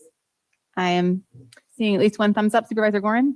I believe that we had this discussion last year and asked that it be included as an appendix at the end of the report. And maybe that is a solution because we still have a discussion and potential disagreement about whether or not cannabis is agriculture. It's shifting, evolving, but I think it's important to talk about the economic value of the crop and the quantity of the harvest, but maybe as an appendix. I appreciate that, Supervisor Gorin. Supervisor I was Abbott? just going to echo that because I thought that's what we had talked about. And I do think, I agree. I think more data is always going to be better. I'm glad I wasn't the only one remembering that, because it's like, I thought we had this, I feel like I'm having deja vu when we had this conversation last year, but a lot has happened since then. Supervisor Corsi, thumbs up. Okay. So it sounds like we do have direction to include that in the future crop report, and looking forward to that. And thank you very much, Commissioner Smith, and for all of the staff who put their hard work into this effort. I appreciate it. Thank you. Yeah, I just wanted to say we really had every intention of doing that in 2020, but it was quite a difficult year, and getting so far behind in some of our mandated work, we really needed to catch up. And so in the interest of getting the 2020 crop report done, we didn't feel like it was germane to go back and try and put that burden on the industry so late in the year. And we're in late 2021 now. We have every intention of doing it moving forward. Appreciate the direction, and did calculate that the cannabis industry in Sonoma County was worth somewhere between 150 and 169.5 million, using the same data methodology that we used when we presented the 2019 crop report to the board, which was based on tax collection and assessed permitted acreage of cannabis in the county. So we're happy to prepare an addendum if need be, but we intend on doing that moving forward with the 2021 crop report. Great. Thank you very much for that. And I look forward to the 2021 version with the new and improved information. Thank you so much, Commissioner. Thank you. Appreciate it. So with that, we will be moving on to item 59, which is our 24/7 safe parking programs and indoor-outdoor non-congregate shelter opportunities. And I want to say a huge thank you to our interim executive director of the Community Development Commission, Dave Kiff, as well as our interim director of health services, Tina Rivera, for their tremendous work on this item, which, as we recall, came from a board allocation during budget hearings earlier this year. So I will hand it over to you. Well, good afternoon, Chair Hopkins and board members. I'm Dave Kiff, the interim executive director of the Community Development Commission. I'm joined by my colleague, Tina Rivera, with the Department of Health Services. We both reviewed this proposal, and because Tina is just coming back from a break, I'll drive the bus a little bit here and welcome her input as we go through this. So I have a presentation that I think Susan's going to help me load up.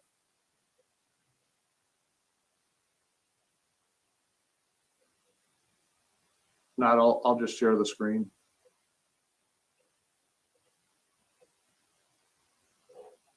Can everybody see that okay? All right, so this again is the 24/7 safe parking and non-congregate shelter NOFA. Very briefly, in our notice of funding availability, we issued it on September 13th, and then the call for proposals was due on October 8th. We did get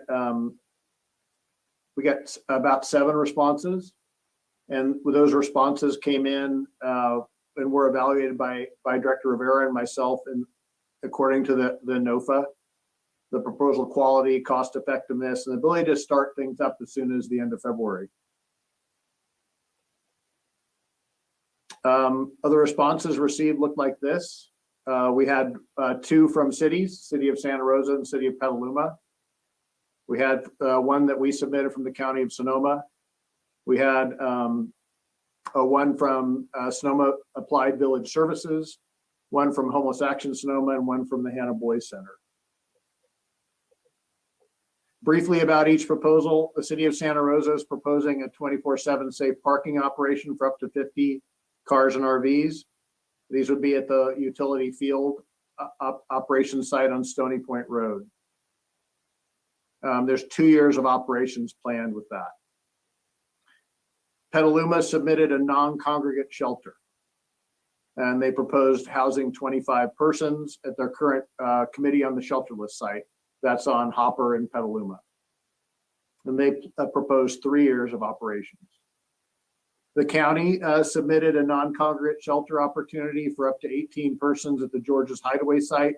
That assumes a home key purchase and involves about a year of planned operations before that goes into the permanent supportive housing envisioned by the home key site.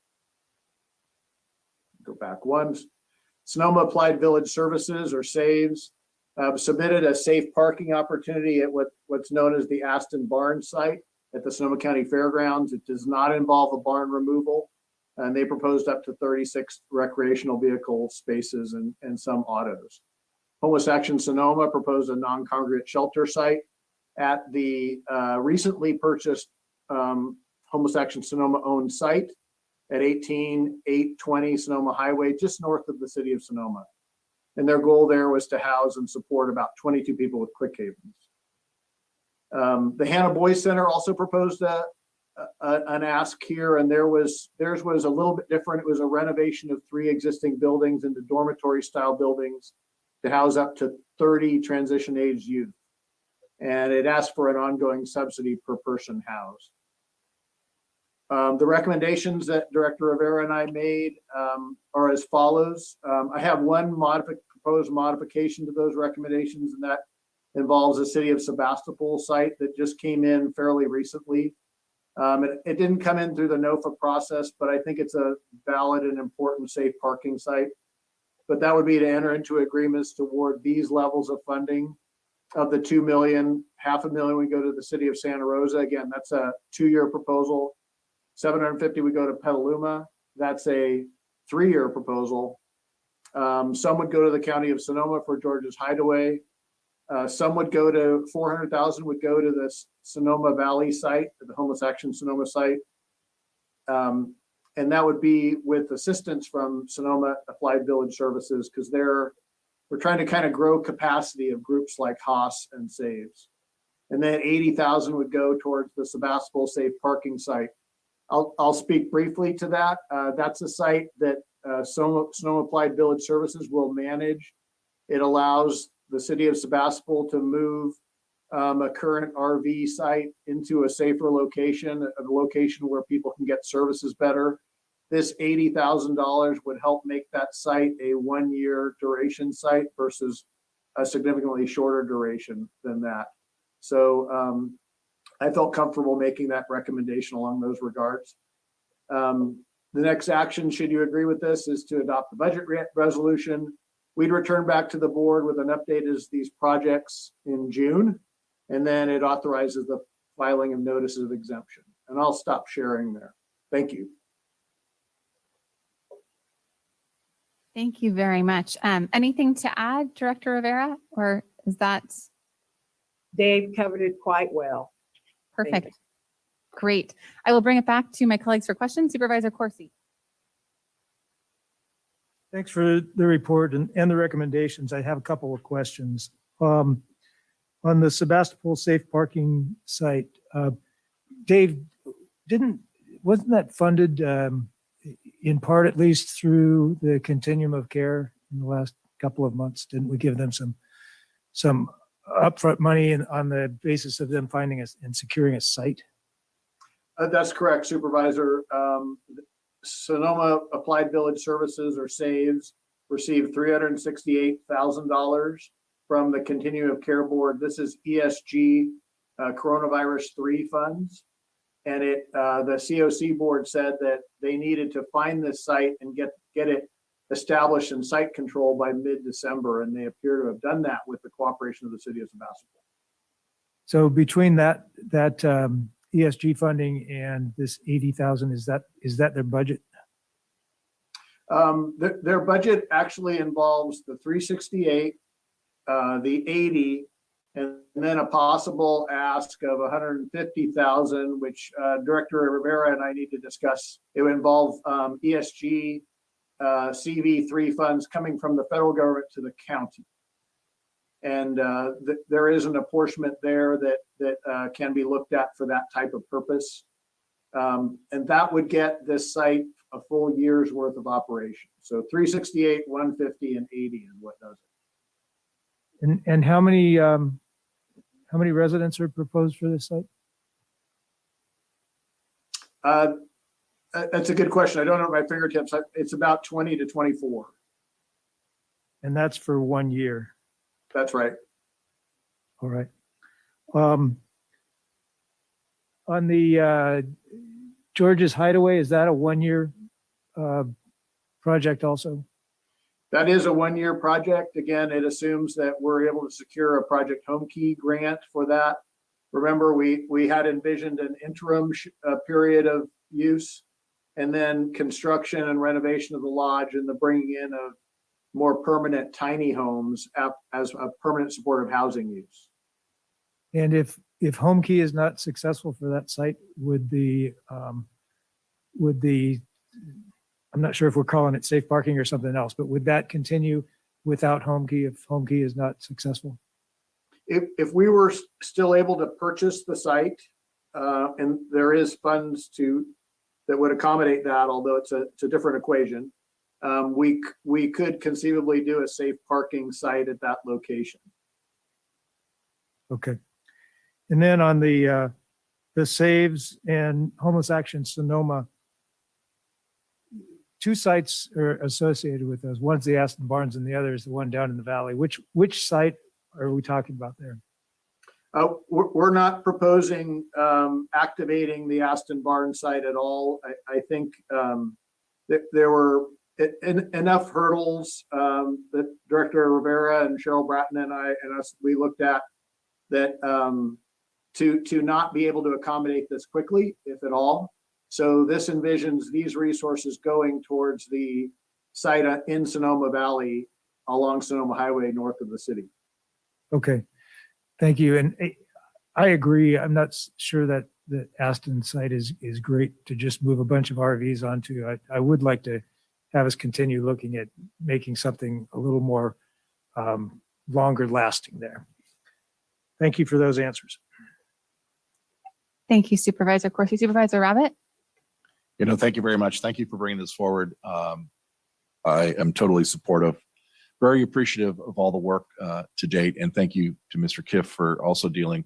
Down my way, we were contacted by a wonderful gentleman who had access to up to 8, although the number is changing a little bit, and Dave knows some more about that, tiny homes that we would like to be included in the overall mix of things. To date, I know Dave, you went out, and I believe you went out and inspected those, as well as some representatives from the city of Petaluma, just to kind of make sure that we knew what we were accepting if we go down this route, and if any additional work needed to be done, and so on and so forth. I also know that quite honestly, a big expense obviously is the infrastructure. the land and the infrastructure to place the units. But it's great to have opportunity like this where you're kind of handed a donation. So we want to make sure that we can continue to evaluate, do our due diligence, and see if we can't work, hopefully with the city of Petaluma, to expand the 25 that we're approving, hopefully today, to see if we can't find a little more room. I also know one of my neighbors has built a tiny home in his driveway through donations, and is also willing to, needs a home as well. And I think these are opportunities that we could help facilitate. I hope that we could help facilitate. And I just want to let my colleagues know that, because I think at some point we're going to have to find some additional dollars to make sure that we can leverage these donations and get these small homes occupied so that no one is out in the cold going forward. And we have a more robust and just a larger number of options for folks out there. I'm very excited. I have my COTS mask on today on purpose. Very excited about, they had their COTS hour this morning, unfortunately on a Tuesday for me, but very excited about the 25 modular units from Quick Haven, which is actually in Rohnert Park, being built, that are going to be installed there, and as well as the counties also buying some Quick Haven units. I think 18 more. So I mean, that is, it's a win-win, obviously, when we can procure them locally and also have them be purchased and then occupied here locally for those in need. So I just want to say thank you for that. And if we can continue to kind of converse about what we need to make sure that we can get those other units up and operating and in the proper location, that would be great. Very grateful to Mr. Avance for kind of putting us in touch with the person who had those and really driving that forward, because I think it's a great community project. Thank you. Thank you very much, Supervisor Abbott. Supervisor Gorin, and then Gore. Thank you, Mr. Kiff and Ms. Rivera. I know that this has been a continuing concern and priority for the board and for the community. And I want to thank Supervisor Corsi for his advocacy in creating $2 million during our last budget cycle to start to think creatively about how we address some of the really creative solutions for housing our homeless population. And thank you both for working through the RFP process and evaluating the proposals coming forward. I think this is very exciting and a huge step in the right direction to start thinking about how we can economize and make efficient use of our resources while creating solutions to actually house people in a less expensive way. And so I appreciate all of the recommendations that you brought forward. And I guess the question that I have, and if you could articulate that a little bit more, I know Homeless Action Sonoma has been working with SAVES and a number of agencies on proposals coming forward. You're recommending a small amount of funding, but if the proposal measures up with sufficient criteria, you would recommend a slightly larger amount. Is that correct? Well, so far we're just recommending the 400,000, and they do have a budget ask that's higher than this, but I'm obviously trying to be cognizant of the amount of funds that the board has set aside and respectful of that. And I also think there are other folks out there that might step up and help them, that should, and I'll continue to work with them on that. I know Director Rivera and I will, because this is an important project, and it's one that again builds capacity in the valley. So we'll keep watching this and having a dialogue with them about it. They need to flesh out the plans just a little bit more, but they're doing a really good job at that so far. Thank you. And I will be following their plans going forward as well. We've set up a meeting with Permit Sonoma to ensure that they understand permitting requirements and what they would be required to do to actually site the Quick Haven homes. It is more complicated than what they might imagine, as we know from our experience with Los Gulicos Village. So I'll follow that, you follow that, and we'll figure out how to help them be successful in the coming months. Thank you. Thank you, Supervisor Gore. And Supervisor Gore? Good work. Thank you for reminding us that leadership is about following excellent staff work and the leadership that you're providing. I say that because I don't have anything about this item right now. It's more a couple things to keep in mind so that you all can continue to lead us when you come back. You know, this is this great experiment into improving homeless services that we continue to move on. It's now gaining momentum. Tina, I think about all the moments of chaos and accusation. I think about all the things we're working on. There's placements going in all around the area of Sonoma County. We have cities now coming in to apply for our work to partner with us. We have nonprofits doing that. On the other side, we have our own applications into Project Home Key. We have cities applying directly for Project Home Key, and people are leaning in. And that's what leadership is about, it being very difficult on the point of the spear, but doing what's needed. So I just want to encourage you to, now that there's an opening, is continue to come back to us with learnings because the experiment continues. You all are creating spots through this, or we are all creating together with our partners, spots not just for more kind of congregate or not non-congregate shelter sites, but specifically, this is the first time in a long time that we're going after the RV issue. And the RV issue, as you all know, doesn't really reflect our current issues with the policy of homelessness before the Board of Supervisors. It's more linked to the vehicle code. So a reminder that we're not just providing services, we're trying to enforce our streets. The RV encampments that have been popping up around our community are some of the worst that I've seen. And I mean that not to denigrate anybody who's working their butt off or needs services or anything, but the amount of trash, the stuff over in Western Santa Rosa that we've seen with prop-up brothels, and I'm not exaggerating, I'm not trying to create hyperbole, drug use. I currently have one in just on the fringes of Hillsburg that were, there's not just accusations, but many accounts of theft, calls to police. And so what we need to do is make sure that as we communicate with the community, we're providing more options, but we're doing that full of compassion and love and also rationality. And then we're also enforcing our streets in a good way. So I know we still have some needs to come back into the areas where we see RV encampments and either set up appropriate parking zone sites and enforce. And my request to you all is that as we continue to look into this calendar year and this upcoming budget season is that you tell us what you need to make this work. This has been a top priority for us in budgeting. This is one-time money, but it can make a long-standing impact. Only other thing I'd say is that I'd really love to share with the state what we are doing.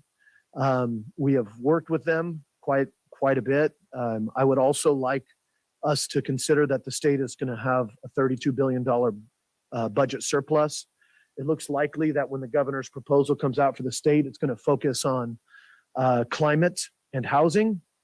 I don't think you're going to see a sustained program, but for the first time, they are going to have $4 to $5 billion out of that surplus that they are moving over into ongoing funding. There are discussions about redevelopment 2 or 3.0, right? There are discussions about, do we continue the one-time historic investment into Home Key? So I really, since we're doing this work and we're doing it in many places, I would really appreciate, not just as we talked about with the last item, is you coming in with your individual department work plans as department leaders, but what's the work plan that you want us to help support you with for homelessness and housing for this year? You both touch it, and the state is finally ponying up. And the feds, there's potential lobbying there for more vouchers or increased flexibility with vouchers. So I'd really love to work with Marissa Montenegro potentially and the county administrator, and the two of you really helping us figure out how we help you, whether it's money or lobbying or other things. So I know that's a lot to ask for when you've been working your tails off, to step back and be strategic, but I know you all are the leaders that can make it happen. So whether that's in January, February, or onward, I really look forward to identifying more. I also look around at my colleagues because we also have a surplus budget that we're going to be able to look at. And part of what I'm going to be looking at is, are there other opportunities that didn't come in through this NOFA, but other things that we need to do to support these efforts? This is top priority for me, as many others, to show a demonstrable difference on the streets. Thank you very much. Thank you, Supervisor Gore. And I would echo those last remarks. And I'm particularly interested in finding a way to support the opportunity and proposal that Supervisor Rabbit brought forward regarding the potential donation and the opportunity for veterans housing. I think that we need to explore every creative opportunity that we have because we do know that we continue to have a crisis on the streets of Sonoma County. And I'm actually, I don't know if excited is quite the right word, but I am actually gratified that I feel like we are wholly embracing creative solutions here in Sonoma County. And I want to commend both directors Kiff and Rivera for their work and their staff's work on this. We are willing to take risks. We are willing to make mistakes. And I think that is absolutely critical to finding the creative solutions that we need to meaningfully get folks housed. And actually, I was really excited when I learned that Supervisor Rabbit shared that Quick Haven is actually local, which is wonderful, in Rohnert Park. And so that's really wonderful to be able to support a local business that is really doing good things for the community and also providing housing for folks. So that's wonderful. And I look forward to continuing these conversations. With that, I will see if there are any comments from members of the public who are present in person at the chambers. Not seeing anyone, so I would ask Marcy if there are any members of the public who wish to speak on this item virtually. Thank you. If anyone would like to comment on this item, please raise your hand in the Zoom app or press *9.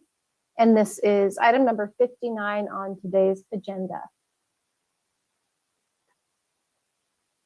And if I could please request the timer slide to be put up. We do have one hand.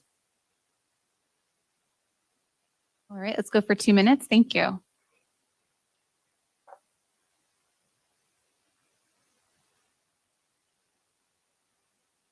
Oh, I do apologize for this individual. It appears that your version of Zoom is maybe not up to date, so I'm not able to unmute you at this time. You can always call in and make a comment by raising your hand, pressing *9, using the phone-in information on the first page of the agenda. This is for Adrian, or you can email any comments to bos@sonoma-county.org.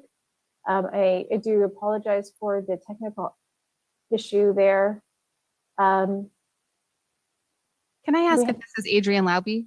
Yes. Let me just try calling her. There's more than one way to make this happen. Thank you.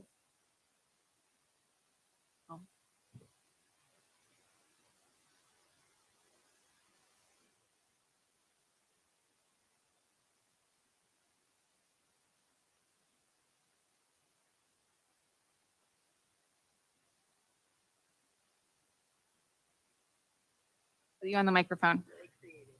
All right. You're on speaker. Let me walk away so we don't have echo. Perfect. Okay, I think I'm here. I'm Adrian Lobby. I'm the board president of SAVE.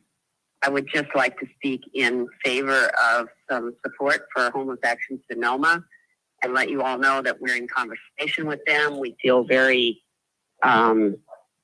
compatible with them philosophically. Their project mirrors a lot of what we're trying to do in Sebastopol. So a lot of the background operations and policies that we've made are going to fit right into their program. And I just really hope that the board will look on it favorably. Annie, the woman who's head of that group, has just pulled off miracles, as I know some of you know. And I'm here beside her and behind her and hoping that you will be true. Thank you. Are you sure you're done, Adrian? You've got another 1 minute and 15 seconds. No, I think that's good enough. Thank you. All right, thanks. Okay, I'll hang up now. Thank you, Adrian. All right, do you have any other members of the public on Zoom? In the shuffle, I wanted to confirm Gregory had a hand up. Is that intended, or thank you so much? No, Adrian is more than capable of speaking for SAVES. I was just her backup in case you couldn't get a hold of her. Got it. Thank you.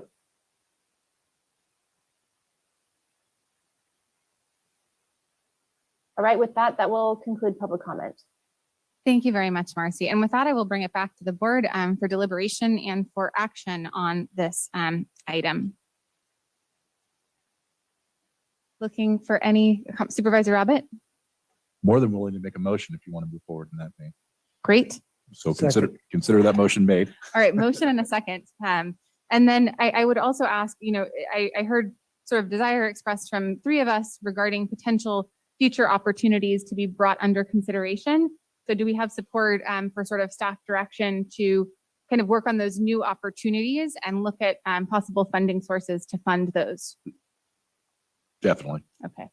And CAO Bratton, you want some clarification on that one? Well, two. First, on the guardian of the coin motion, purse. the motion on the table, if we can just clarify, it's as amended by Mr. Kipp's recommendation to pull up 80,000, I believe, for the city of Sebastopol. That's the staff's recommendation. And then on the direction of staff, I would suggest that the board wait until January when we meet with each of Ms. Rivera and Mr. Kiff on their work plans. But funding, I didn't heard you next Tuesday when we talk about ARPA to think about pulling off the homeless dollars. So yeah, there's my plug. I appreciate that. Supervisor And my Rabbit? motion did include the Sebastopol project, and I agree with you and look forward to that discussion. Personally, for the Petaluma or the Petaluma project, or hopefully the Petaluma project, but the donated shelters, I think it's premature to throw a number out because we don't quite know yet. We still need to do some more due diligence, but that's why I think the timing of that is perfect. And I appreciate the opportunity to have that discussion again. Thank you, Supervisor Rabbit and Supervisor Corsi. Any other comments before we move to a vote? And thank you for the clarification. I appreciate that, CAO Bratton, on the funding for Sebastopol. And thank you, Director Kiff, for bringing that recommendation forward. It's a really exciting project that the city is working on. It was a tough vote for them, I know, but I am excited to be a supportive parent of this project and look forward to supporting the city's efforts. So with that, Marcy, would you mind leading us to any roll call vote on this item? Supervisor Gorin. Aye. Supervisor Rabbit. Aye. Supervisor Corsi. Yes. Supervisor Gore. Aye, aye. Chair Hopkins. Yes. And I look forward to the continued conversation on funding for homeless services. Thank you for staying on, Director Rivera, as we shift to item number 60, our COVID-19 emergency response strategy appropriations and delegated authority update. And I see that you are joined by our public health officer, Dr. Sundari Mace. So we are going to be doing, as you know, and I appreciate your flexibility, sort of a truncated update, really sort of seeking, mostly questions from the board, but I understand that Dr. Mace and Director Rivera have a bit of an update on the Omicron, or however it's pronounced. I read multiple articles saying no one knows exactly how it's pronounced, variant. So with that, I will hand it over to you. Thank you, Chair Hopkins. Tina Rivera, Interim Director for the Department of Health, and I'll turn it over to Dr. Mace, who will provide us with an update on the, and I'm with you, Omicron variant. And then we have staff here, Dr. Irmela Shinde, also Kelly Ritter, and then also we have Kate Pack and Paul Gullickson, who's with us, who will be available for questions from your board. So I'll turn it over to Dr. Mace to provide the update. Great, thank you so much. And thank you for having us give the truncated presentation for COVID today. Omicron, I think everybody is having that issue with how to pronounce this, is now the dominant variant in South Africa. And it has been detected in over 50 countries and 19 states within the US. In California, we have 9 cases, including 6 in the Bay Area, primarily in Alameda and San Francisco. We have not found a case here in Sonoma County at this time. It has already also been detected in the wastewater in Sacramento and Merced counties. Initial research findings are expected by mid next week in terms of how effective the current vaccines are against this new variant. We do know that it is more transmissible And we're not really sure whether it's more virulent or less virulent. In other words, is it more or less likely to cause severe illness? So that's pretty much all we have at this time. It is a variant of concern, and we are performing genotyping here in Sonoma County so that we can detect it if we do have a case. Okay, and we'll turn it back over to you, Chair Hopkins, and we're available for questions and feedback from the board. Thank you very much. So I'll bring it back to my colleagues. Any questions for our public health team? Supervisor Gore and then Supervisor Gorin. Yeah, so a couple things. And first of all, I just, hello, everybody. We used to be all up in each other's grills every week. And I want to stop and take a step back. And we've had a crazy morning, and you all have had a crazy year, and we all have. And thank you for your commitment to this community. All things held equal, right now we are in a strange place, a place where there's a lot of optimism and hope. There's still a lot of fear and angst at the same time, and we're good right now. And we're going into the holiday season, and everybody's locking up, right? So, and there's all this discussion. And I don't want to go too much into this because I've gotten a response from you all, and I think you've communicated a little bit to my other colleagues, but maybe you can daylight it for us, is that some of us have gotten some communication from some of our community partners about how the county has a stockpile provided by the state, I believe, of a lot of rapid testing. But from my understanding from you all is that rapid testing, it's not the kind of individual, what are they called, binocs, I think, that I got and we do in our own areas. And there's also a lot of requirements around data acquisition and other things that entail using those materials. So first of all, it's not single dose, it's 20 to 40 per packet. It needs to be administered by professionals. There's a lot of bureaucracy attached to it. I want to honor the fact that we've had to deal with a lot of bureaucracy through many elements of this, but we always try and get towards success and solution. So I want to ask you all how we can be supportive, how you all are working to be supportive of hitting the ground truth. The fact that even though this asset seems to have liabilities associated with it that we have, is we're entering a time period when if we don't do everything we can to cut that bureaucratic fat or lobby to the state or support you or stand up elements or help with other things, is that this asset could turn into a liability. We could be in a situation where we're waiting 6 months to utilize rapid tests when the guidance from the CDC and President Biden and everybody is that the best thing you can do over the holidays is get people tested before you congregate. So I understanding government and being a part of government, I just want to pass it over to you all and ask if you got this, or if you're working on it, or if you need anything. Yes, thanks so much. That's an excellent question. And we do have the Binax Now antigen kit. There's another rapid test, the Care Start, and we have farmed all those out and don't have any stock of that at this time. And you're correct, the Binax Now kits that we've gotten are 40 per box. And so there's only one reagent for 40 test kits. So it's not like the one you would buy at CVS or Walgreens where it's one reagent per test, which is kind of the individual size used as a rapid antigen test.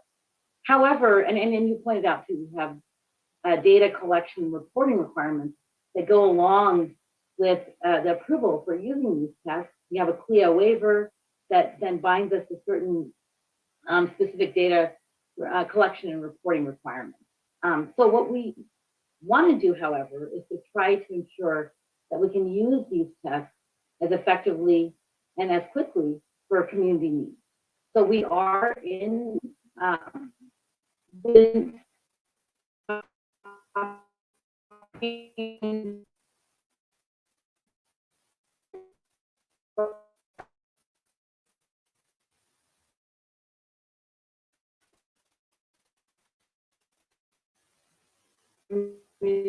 partners, our federally qualified, especially with an equity metric in place.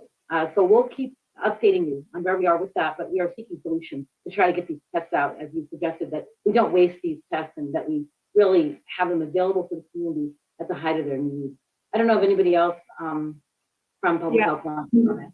I wanted to add that the state has said that these particular tests, they do have an expiration date, but these expired test kits can be used after the expiration date, as long as, you know, the organization who has these waivers can perform the necessary quality control measures and have those in place. So, and they can be repackaged and individualized.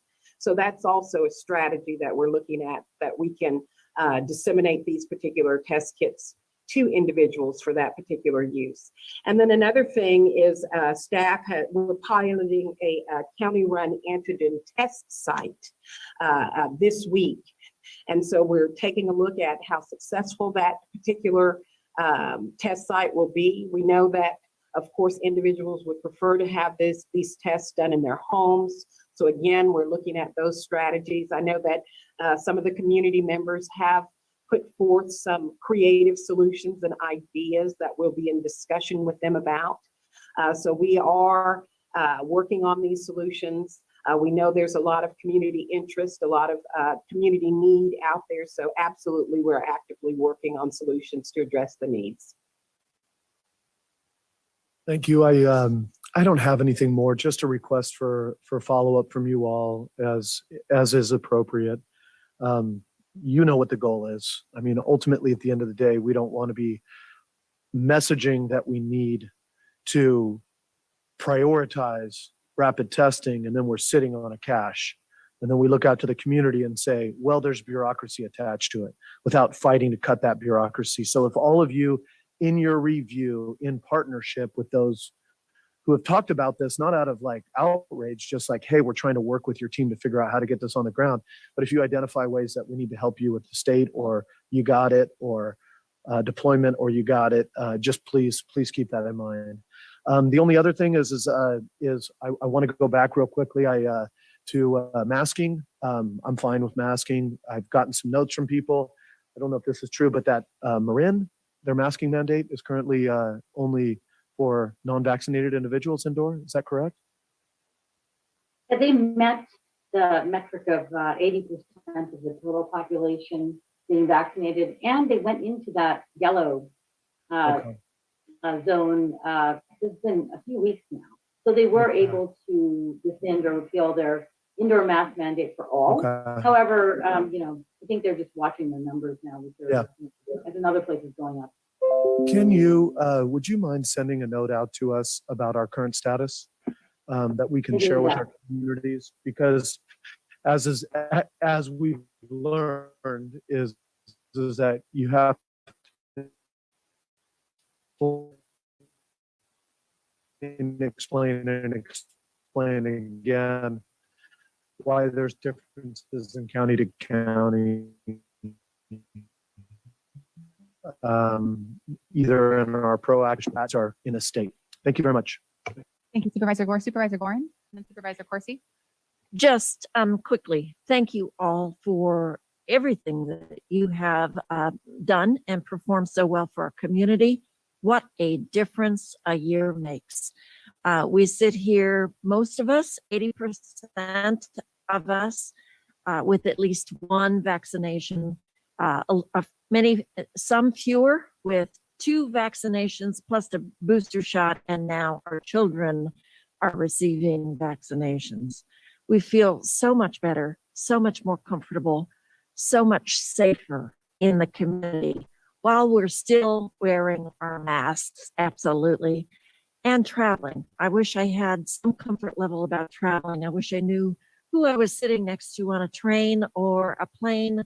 And as family members come in, we will get there. And I would just encourage everybody listening to us today, please access vaccinations. It's what we do when we have children and give them vaccinations that they need to protect them for life. And it's what we can do as a community to protect each other. So thank you so much. Thank you, Supervisor Gorin. Supervisor Corsi. Thanks. I had some of the same questions as Supervisor Gore, so I appreciate your response to that, and just want to echo his request to keep us in the loop on any solutions you can come up with there. you know, your report includes a very detailed transition plan, and I appreciate the amount of work that went into that. You know, it brings up the old adage about the best laid plans. The matrix, the multicolored matrix document that is in there is dated November 29th. I know the Omicron or the Omicron, depending on if you use feel like it wasn't identified as a variant of interest until November 30th, the day after that document is dated, and it wasn't seen in the United States until the next day. So I'm wondering if those dates cause changes to that transition plan.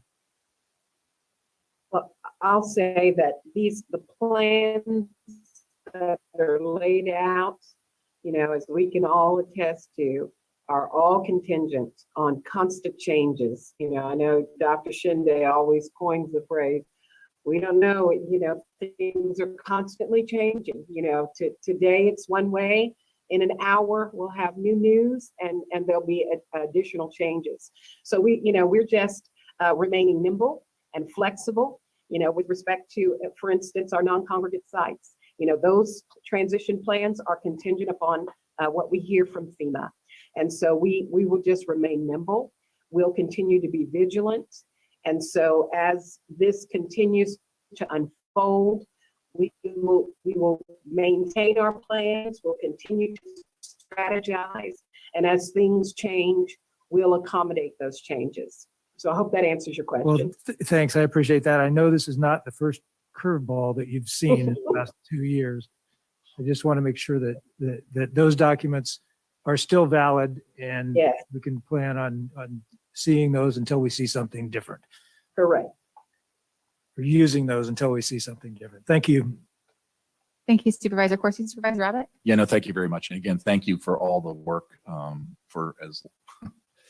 seems like we've been at it forever, but thank you for all the work. I guess my questions, and a lot of my colleagues before me asked some of those. I'm just curious, as the trends that we see here in our county, kind of where we're at on a big high level right now. Are hospitals doing okay? Are we seeing increased hospitalizations, or where do we sit within, you know, I know that colored tiers aren't as critical as they once were, but they're still around, and you know, with whether it's masking mandates and whatnot, especially as we go into these colder months and the holiday seasons and whatnot. Where are we right now, just in general, number wise, and are all systems keeping pace going forward? Thank you for that question. We're actually in a pretty good place. Our case rate is down from the last time I believe we reported to the board. Right now we have 8.3 new cases per 100,000 residents per day. That's not quite where we want to be to hit the CDC yellow. And our overall test positivity is 3.1%, 3.3% in the lowest HPI quartile. That's just come up a little bit. The hospitalizations are stable. We have not seen an increase in hospitalizations here in the last couple of months. And same with deaths. We're not seeing like a big increase or anything like that. So we're just holding tight here and sort of seeing where we're going to go. I don't know if we've yet seen the results of the Thanksgiving gatherings, that kind of thing. But we're closely following the metrics right now. If one follow-up, do you know if those numbers are, do they kind of match or correlate then to vaccine numbers for the county? Would you find those similar numbers in other counties at a similar vaccination rate that we have? Yeah, that's a really good question. You know, I think that different factors drive case rate. For example, Marin's case rate is now higher than ours, although their vaccination rate is higher than ours. So it's kind of hard, I think, to put that on one factor as to what drives case rate and positivity. We do have Kate Pack on. I don't know if Kate wanted to chime in here. I would agree that it depends on several factors. I think, you know, Marin currently doesn't have the same mask mandate that Sonoma County has. So they may see more transmission, but I know their hospitalization rates are still relatively low in Marin, and I think that shows the protective effects of their high vaccination rate. So even while they're seeing increased transmission, their hospitalizations and deaths are remaining low. We are starting to see in California overall some increased transmission, and from the numbers that Dr. Mays cited that were in the slides for new cases per 100,000. So still not the levels we were seeing last year at this time, but it is possible we'll see increased rates with the Thanksgiving gatherings and upcoming holidays. I appreciate that. Thank you so much. I think it's all, at the end of the day, it's everyone needs to stay safe, get yourself vaccinated. And so it's the same things that we've been advocating for all on the way. So thank you for that. I really do. And thank you all for the work that you're doing. Thank you, Supervisor Abbott. And Supervisor Gore, go ahead. Yeah, I want to lean in on this because it's we're talking about where we're at, but I want to address so we don't get any transition gaps as we're doing this. So the one thing that I want to go through is where we always go back to our equity metrics and where we're trying to plan for rapid testing that supports the right kind of rapid testing in our community. I just want to state that if you all come to us and you say one of the biggest prevention activities that we could be doing for the equity issues in our community is investing not in these stockpiles, but in something else that works with our food banks or works directly with service providers or goes into our FQHCs or whatever it is, I hope you come to us and state that what that is. I hope that we don't sit these dictates without continuing it on the ground, because we do know that those equity members of our community, the sufferer was because they're engaged in life every day. They're not listening to us right now. We have to go to where they are, not where we hope they will come to find us. So anything that I would say that you all can do with your administrative authority, or you come to us for, or whatever it is, I just want to know where that is. I don't want to just, I personally, and I know my colleagues, I don't want to be in a situation where we just say, hey, this is going to be crazy. We're going to have to wait and see. We've done a lot of direct intervention in terms of dictating rules, but I'll continue to be in a position where we understand that you got to pay to play if you want to hit equity metrics, especially as we learned with vaccines and other things. So if there's anything that we can do that continues to leverage that you guys bring forward, I hope you know you're going to have some welcome ears here. And if not, then you're going to have not criticism, but you're going to be asked, why didn't we do that? Why didn't we ask it? So I just have to put that to you all in the time that we're all exhausted and trying to get into the holidays, but also at the time that if you have any solutions on the table, bring it. Thank you, Supervisor Gore. Fortunately, my colleagues, the nice thing about going last is that they've asked all the questions. And so I really just want to echo my sincere gratitude. And is it true that this is the last COVID update year? Do we have one next week? Oh my goodness. Last one of the year. Wow. Well, it has been a hell of a year, emphasis on hell. But I want to thank each and every single one of you, as well as the countless staff who do not get the opportunity to appear on these screens, for the tremendous work that you have done. You have stood up for science. You have stood up for equity. You have stood up for transparency of data. And every time the Board of Supervisors asked for more, you provided it. And I am eternally grateful for that, for the fact that we were saying, look, the community needs more information about hospitalizations, about this. And, you worked within the confines of legal parameters to continue to increase the amount of information available to the community throughout this pandemic. And so thank you for everything that you have done. I'm very, very grateful for your work, and thank you for all of the tough town halls. And I know that they were tough town halls, but you stood there and you provided that information to the community, and that was a true public service. So with that, I don't believe that we have accepted public comment yet. So I do want to check and see if there are any members of the public who wish to speak in person. And I am not seeing any. I will go ahead and ask Marcy how many folks we have via Zoom, so that we have an estimate of time, since we are running a bit late. Thank you. This is for item number 60 on today's agenda. If you can please raise your hand in the Zoom app or press *9 on your phone keypad to raise your hand to comment.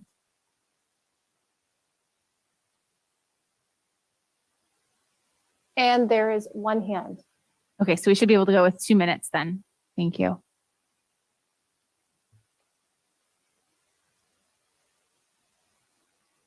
Hi, if you can please state your name. Shane Weinstein. Can you hear me? Yes, we can. Awesome. My name is Shane Weinstein, president of ATU 1575. I am calling in today. First, before I do say anything, I want to thank all of the directors and all of everybody that's part of the community and also part of the Golden Gate Bridge. Director Rabbit, great job. Mr. Gadice and also Mr. Snyder represent well on the Golden Gate Bridge. I just wanted to start by saying that. With that said, we do have a couple emergencies that are going on there. One of them being a much defeated pet. I do believe that this is on a different item. I hate to interrupt you, but we are on COVID-19 emergency. I am so sorry. No worries. No, it's one of the great things about public comment and virtual, right? You can drop in, but I think that you are on a different item and I'm just pulling up my agenda to see which one it might be. Living wage ordinance will be coming back to the board next week. I'm trying to. Excuse me, I just thought that it was public comment. I thought it was the next agenda item. Okay, sorry. We are running late. That was supposed to be at 4 o'clock. So you were timely. We are not, unfortunately, but we will be. I'm sorry. Soon. Yes, I'm sorry, Supervisor Hopkins. My fault. My fault. No problem. Don't worry about it. So hang tight. We'll sort of get through this item, and then we have one more item, which is the Measure O Citizens Oversight, and then it will be time for public comment. So I'm guessing kind of about, half an hour. I think it's actually listed at 4:40. So hopefully about 4:40, we should track for that time. So if you can come back then, that'd work. Thank you. All right. Thank you. And so there's another hand here. And again, this is for item number 60 on today's agenda. So if you can please unmute and state your name. Hello, my name is Jamie Fowler. And I'm calling because I wanted to echo that there is need for clarification regarding our metrics, because as far as I understand, we were waiting till we could hit 80% vaccination rate to take the masks off indoors.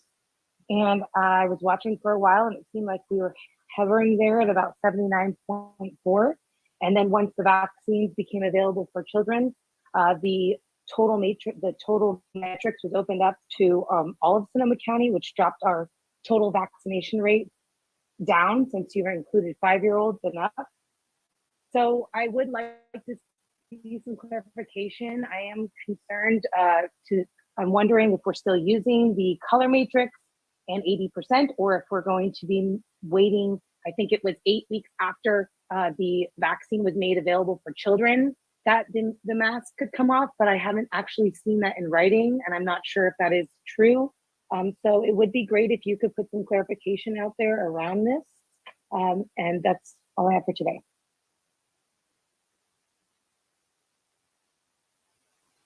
Thank you. That concludes public comment. Thank you very much. So I will bring it back to the board for any final reports. Any remarks that before we wrap this one up? It is an informational item. So Supervisor Corsi, yeah.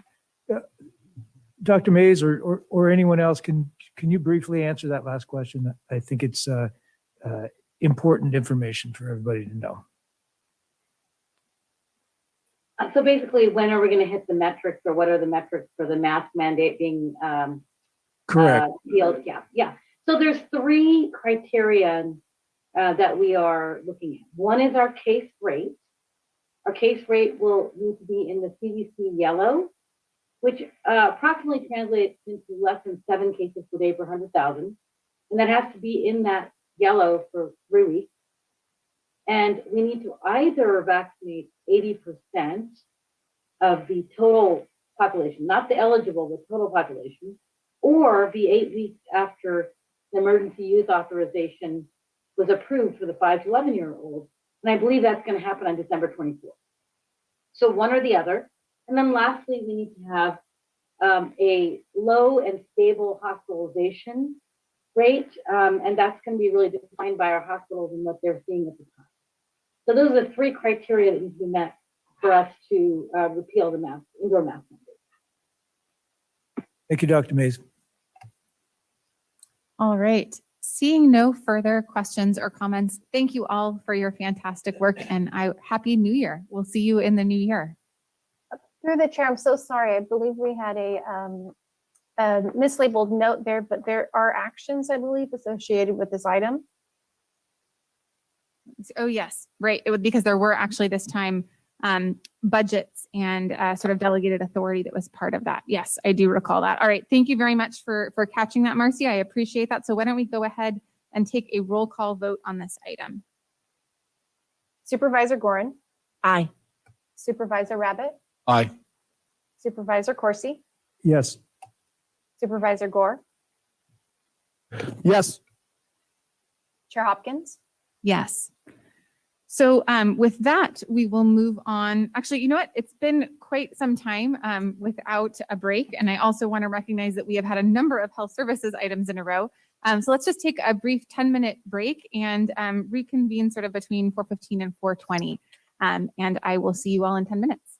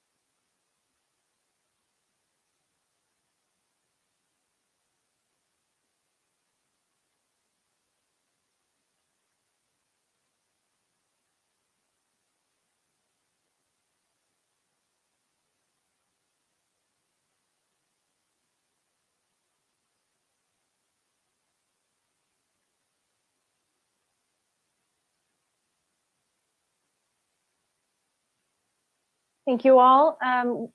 We will resume in just a moment.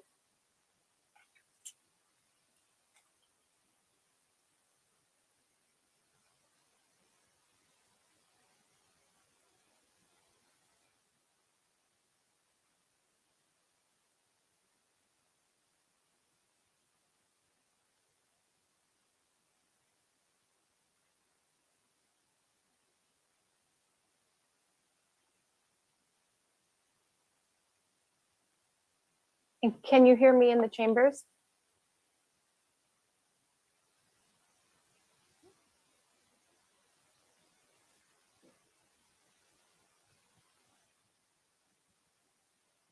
Okay, now can you hear me in the chambers? Yes, we can. Great, thank you. Chair Hopkins, we're ready for you to begin. Thank you very much. And before we transition to our last regular calendar item, I'm just going to offer Council Pittman an opportunity to provide the report out from this closed session, as well as how many others? The 16th and the 19th. The 16th and the of 19th November. closed sessions. So bear with me because unfortunately all of these were long. On November 16th, the Board of Supervisors met in closed session to consider the matters listed as items 59 through 65 on the agenda. Item 59 was withdrawn and was not considered by the board. On item 60, the Board of Supervisors met in closed session in its capacity as the Board of Supervisors and the Board of Directors of the Community Development Commission to confer with legal counsel on existing litigation in the matter of the estate of Nino Bosco versus the County of Sonoma. No reportable action was taken. Direction was given to County Council.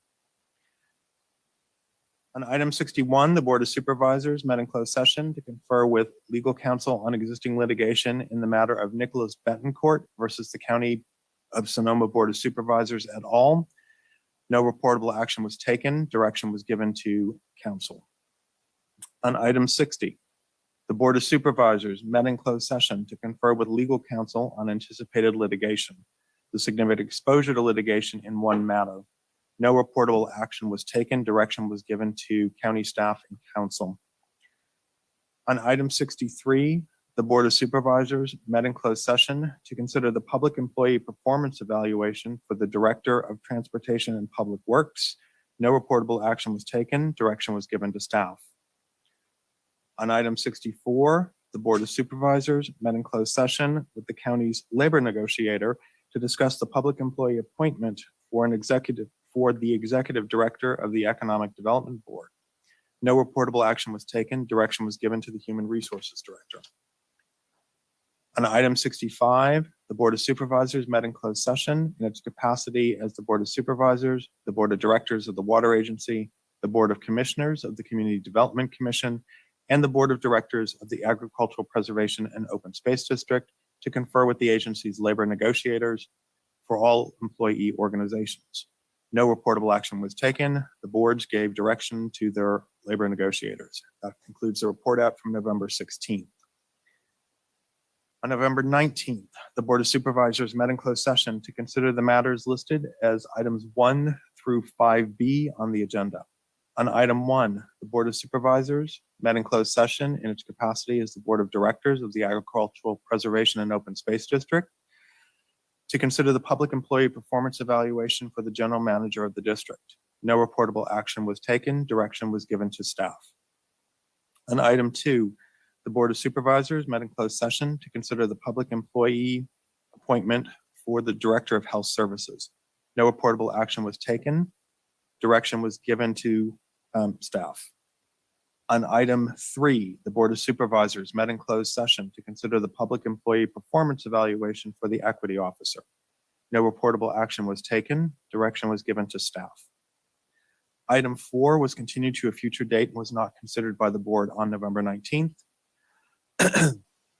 On item 5, the Board of Supervisors met in closed session in its capacity as the Board of Supervisors, the Board of Directors of the Water Agency, the Board of Commissioners of the Community Development Commission, and the Board of Directors of the Ag and Open Space District to confer with the agency's labor negotiators for all employee unions. No reportable action was taken. The board gave direction to their labor negotiators. On item 5A, the Board of Supervisors met in closed session with the county's Human Resources Director to discuss the public employee appointment for Director of the Independent Office of Law Enforcement Review and Outreach. No reportable action was taken. Direction was given to the Human Resources Director. On item 5B, the Board of Supervisors met in closed session to confer with legal counsel on anticipated litigation, the significant exposure to litigation in one matter. No reportable action was taken. The board gave direction to staff and counsel. That concludes the report out from the 19th. I apologize.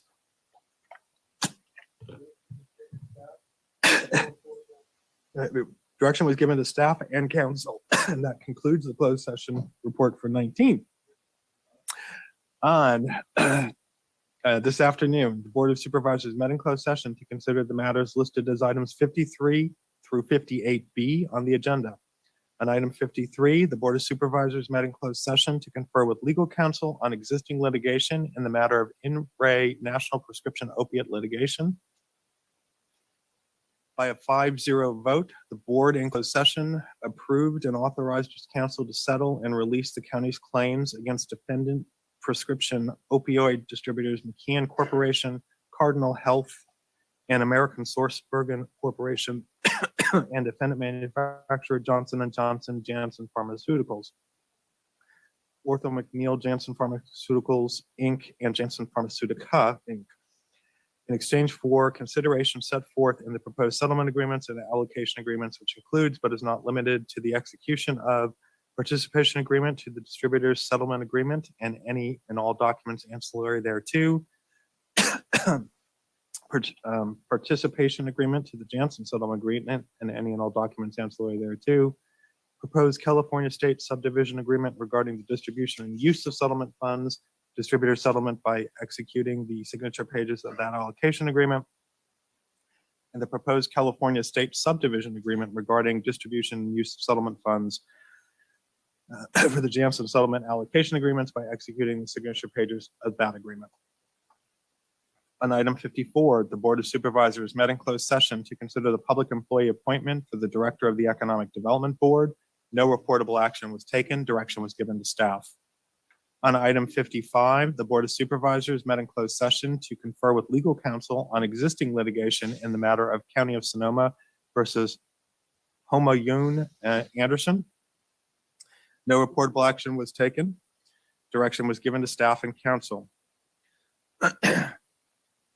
On item 56, the Board of Supervisors met in closed session to confer with legal counsel on existing litigation in the matter of Sonoma County Fire District and California Fire Chiefs Association versus the County of Sonoma. No reportable action was taken. Direction was given to counsel. Item 57 was withdrawn. It was not considered by the board. On item 58, the Board of Supervisors met in closed session to confer with legal counsel on existing litigation in the matter of Fonte Inc. et al. Versus the County of Sonoma.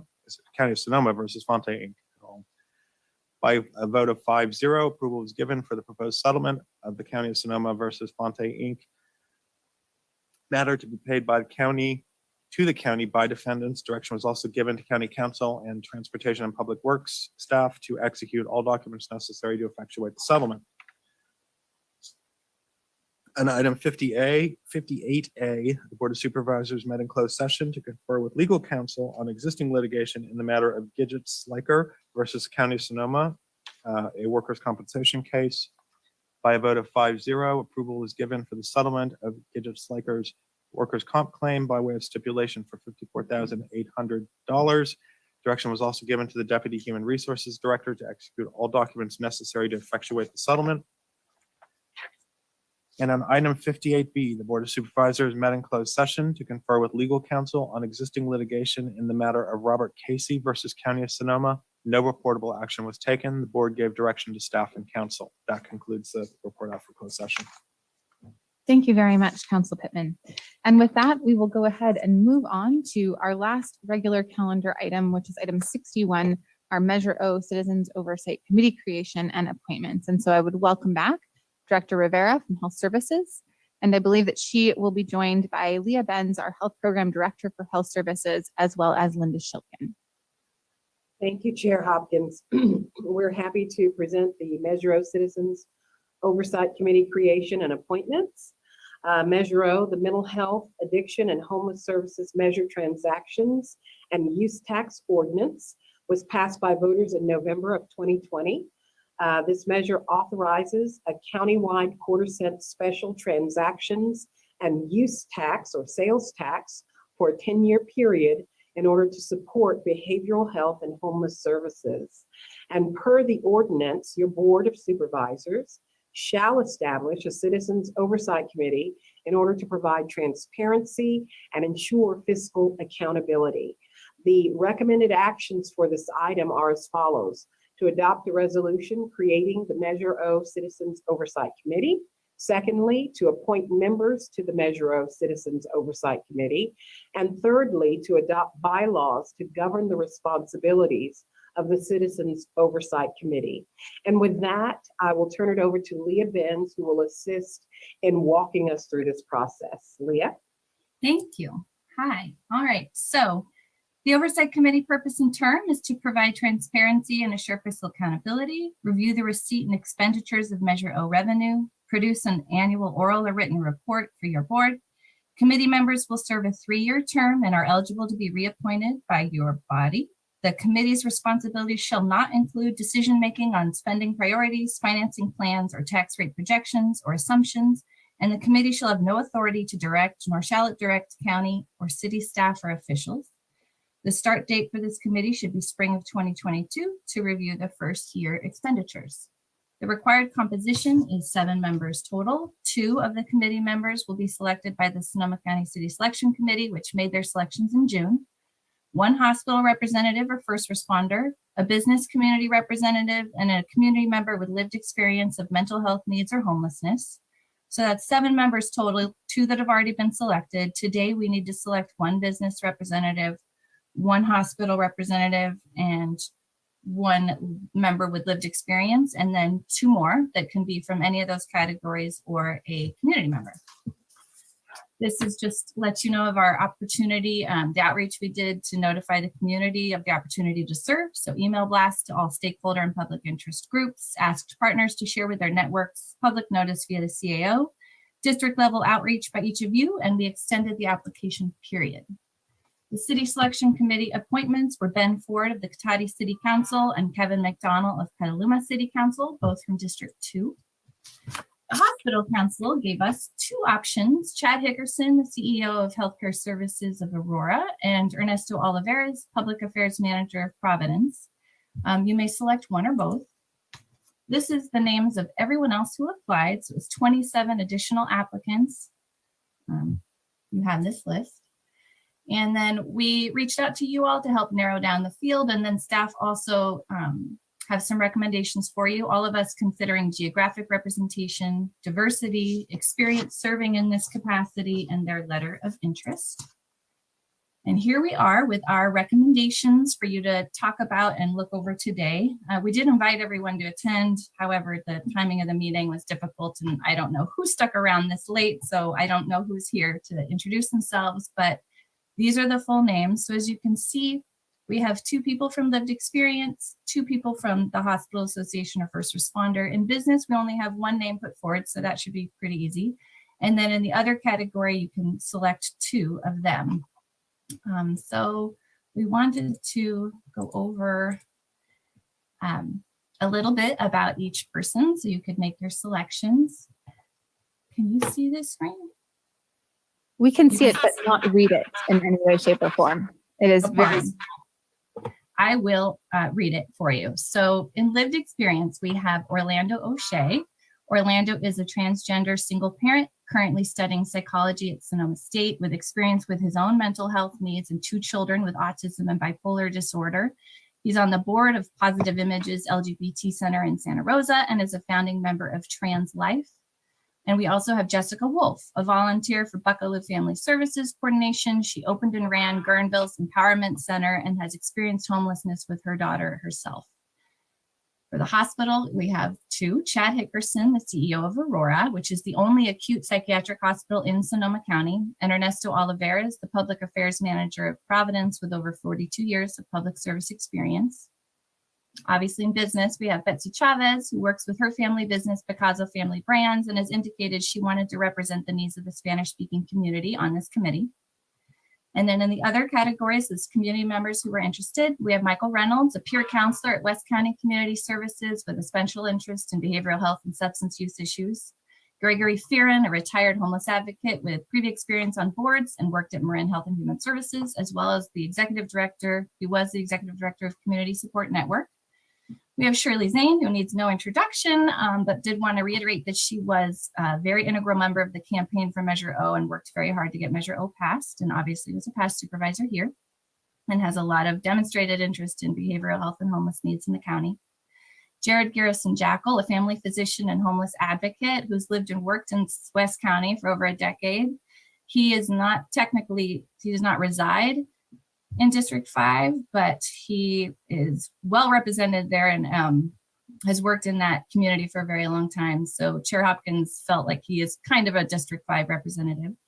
And Mary Frances Walsh, who's the executive director of NAMI, the National Alliance on Mental Illness in Sonoma County, the Sonoma County chapter. And she obviously has a breadth of knowledge on all things behavioral health. So that is the overview of everyone.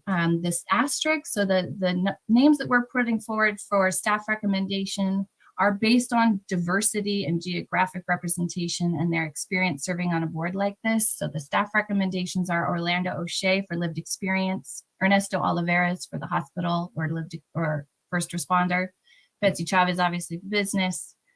And then we're putting 3 names forward and hope you pick 2, or you could pick the other 2 as well. Shirley Zane, Jared Garrison Jackal, and Mary Frances Walsh. I know this is difficult to talk about names and a little awkward, but that is what we have for you. And that's my full presentation. And I am here to answer any questions. And I don't know if you want to turn it over to see if anyone from the public was an applicant that they'd want to speak. But now I leave it to you, Chair Hopkins.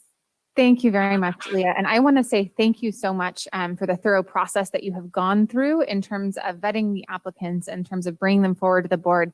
And I'm actually so impressed with this process that I hope this is something that we can emulate for our other boards and commissions appointments, which is something that we talked about earlier this year. And between pandemic and vaccination and everything else, I think that we still have yet to implement that. So that's hopefully something that can serve as a model for the ways that we appoint other folks in terms of advertising broadly, having this vetting, and then having public conversations at the board. So thank you for your fantastic work on this. I really, really appreciate it.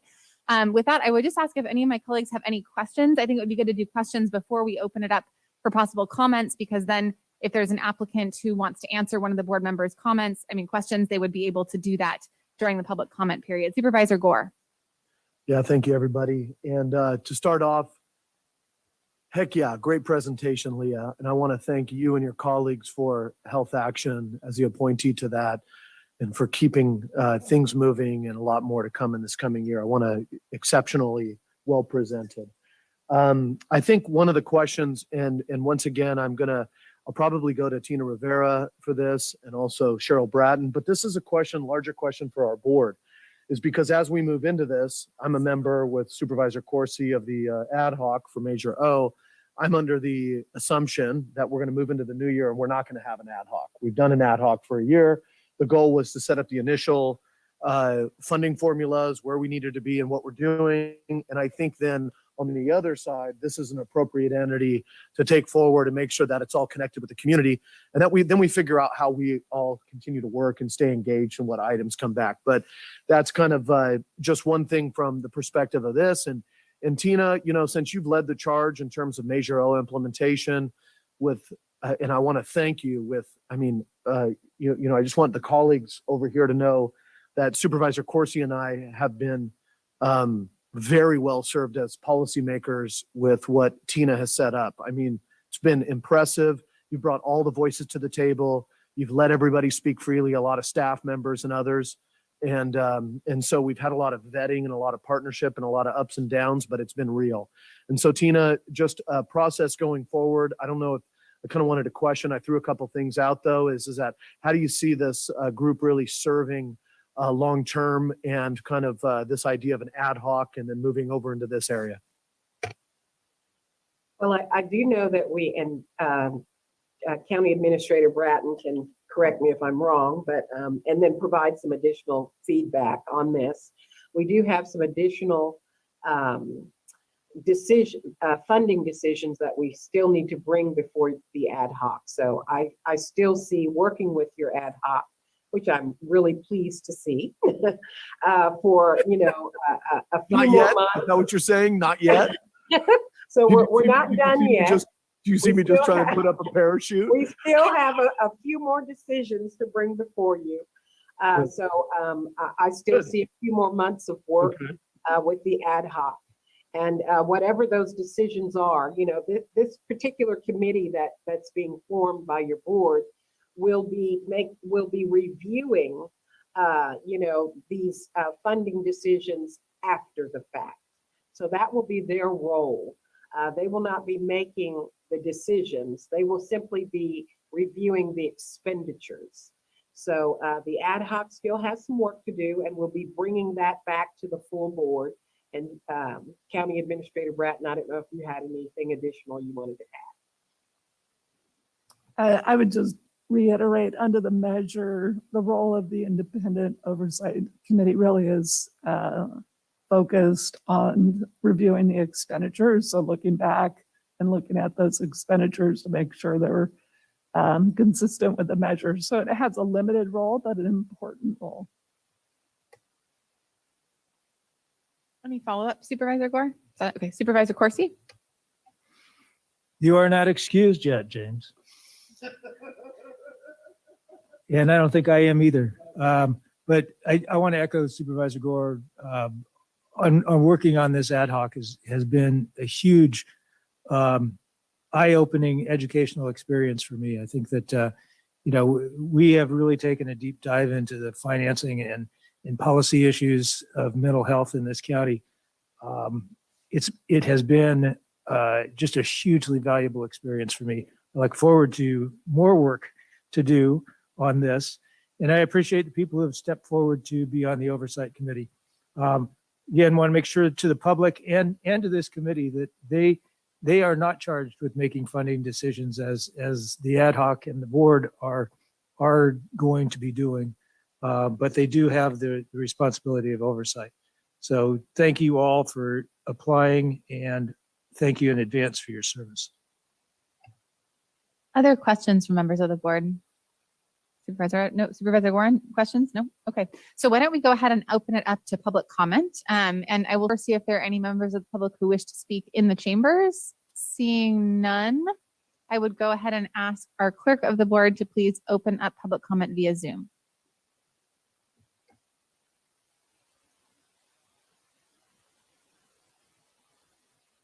Thank you, Chair Hopkins. And one moment while I look for the prospective appointees on your recommendations today.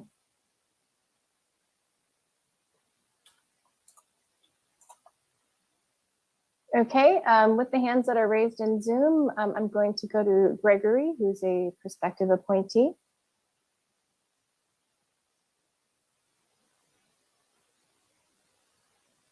Good afternoon, Chair Hopkins and members of the board. My name is Gregory Farron. Your staff is. Oh, and Gregory, I apologize. We don't have the timer up yet. Just one moment. Okay. Chair Hopkins, shall we continue with the 2 minutes, or did you have? 2 minutes, please. Do we have a number of hands that are raised? About 4 right now. Okay, great. 2 minutes is great. Thanks. Thank you. Thank you, Gregory. Please continue. No problem. I just want to say how honored I am to be considered in this position. As most of you know, I've done a lot of advising to nonprofits and governments. My service can probably be defined as fiscal oversight, as treasurer of about 30 different organizations, including nonprofits in Marin and Sonoma, and a dozen years as the contract sort of manager for health services in Marin. All of the contracts, all of the budgets, all of the audits, all of the, came through me, and I've been pleased to be that number junkie that could really, give that kind of report on what happened, which is, as your staff indicated, very different from being the person who, or in a group who make the decisions in the first place. I've done lots of that, but I think most people trust me to figure out what happened correct anything and move forward. So if fiscal oversight and transparency is what you're looking for, then I'm your guy. And so, but no matter what, I'm pleased to have been in the last 5, and I know that whoever you select will do a good job. Thank you.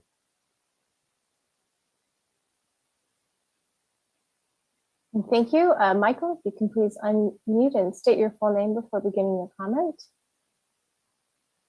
Good afternoon, supervisors and staff. My name is Michael Reynolds, and I want to echo my thanks for the opportunity to both apply to be on this committee and now to share why I believe I would be a good team member to serve the community through this committee.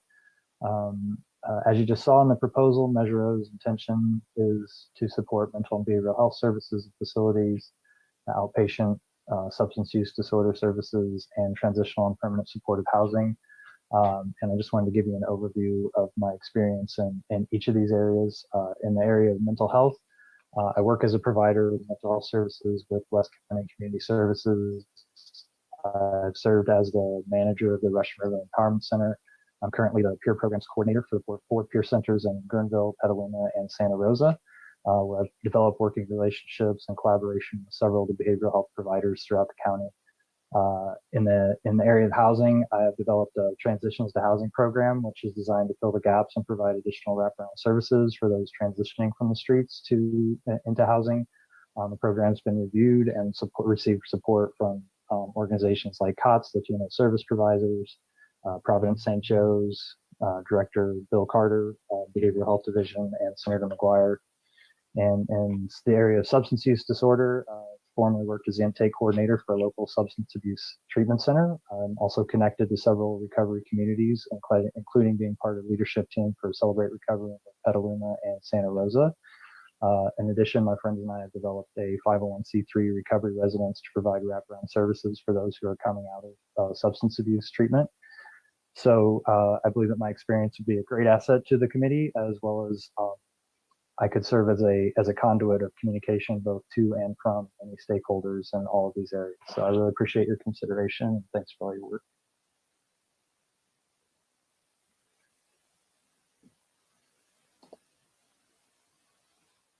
Thank you. And if the next commenter can please unmute and state your name.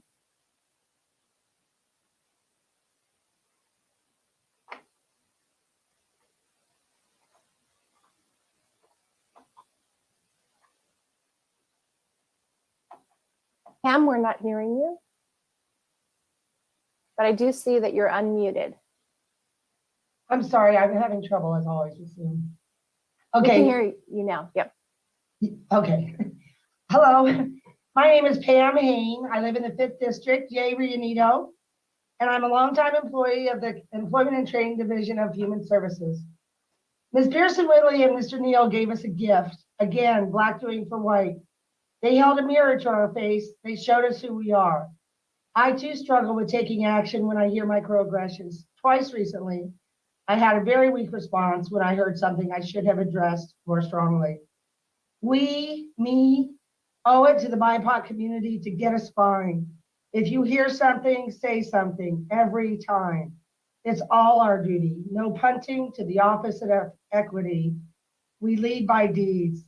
If we don't change our community, we as a county and as one of the largest employers will run Black people out of our area over and over again, and will continue to miss out on the talent, innovation, perspective, and richness a diverse workforce community provides. Thank you.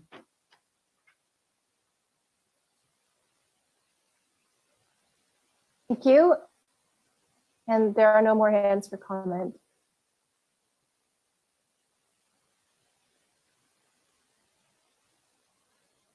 Thank you, Marcy. So I will bring it back to the board, and we do have a set of staff recommendations for lived experience, hospital, and business. I'm wondering if we want to continue to deliberate that, or if we would like to, if there's a motion, for instance, to support the staff recommendation for those 3 categories before we narrow it down to 2 in the final category. Supervisor Gore? Move to approve the recommendations before us. I believe you just listed them. We have Jessica Wolf, we have Ernesto Oliveros, and we have Betsy Chavez. I believe staff recommendation was actually Orlando O'Shea. That's, Um, I'm sorry. Yes, Orlando O'Shea. great. So it would be Orlando O'Shea, Ernesto Oliveras, and Betsy Chavez for the first three categories. Do we have a second for that? Second. Could we go ahead and please have a roll call vote on those first three, and then we can deliberate on the final column? Supervisor Gorin, Aye. Supervisor Rabbit, Aye. Supervisor Corsi, Yes. Supervisor Gore, Aye. Chair Hopkins. Yes. So with that, we did have sort of a short list that was provided by staff on the final column. But, you know, one thing that we could go through is sort of for each person to say, you know, their top choice or top two choices and see if we have consensus. We want to sort of try it that way and see where we are at. Why don't we start with District 1? I'm going to just come down the line. Thank you so much. I want to support. I think well, there are a number of good candidates who've applied for this position, and I know that Gregory Ferron has been working hard on homeless issues, and I want to support his activism in this, and of course our former colleague Shirley Zane. Thank you, Supervisor Gore. And Supervisor Gore? Surprisingly, not surprisingly, every day is Christmas. I have the exact same too. I want to thank Gregory Ferron for staying engaged with us and bringing it when it's needed, and then also writing us notes and letting us know when, like, kind of like an attaboy every once in a while for somebody like me when it's like you get it right. So I appreciate the detail that he's brought to it and the engagement leading up until now. And then likewise with former Supervisor Shirley Zane, personally, her understanding of the programs and the issues. You know, we all know Shirley's a fireball. She'll dust it up. And so staff, if she ultimately is appointed, you'll have to make sure you hold the line and do a good work and make sure you work with us on however you do it. But at the same time, the advocacy, the ability to leverage, and the ability to understand our programs, I'm a big fan of. So onward and upward. Thank you, Supervisor Gore. Supervisor Corsi? Yes, Gregory Ferron and Mary Frances Walsh. Supervisor Rabbit?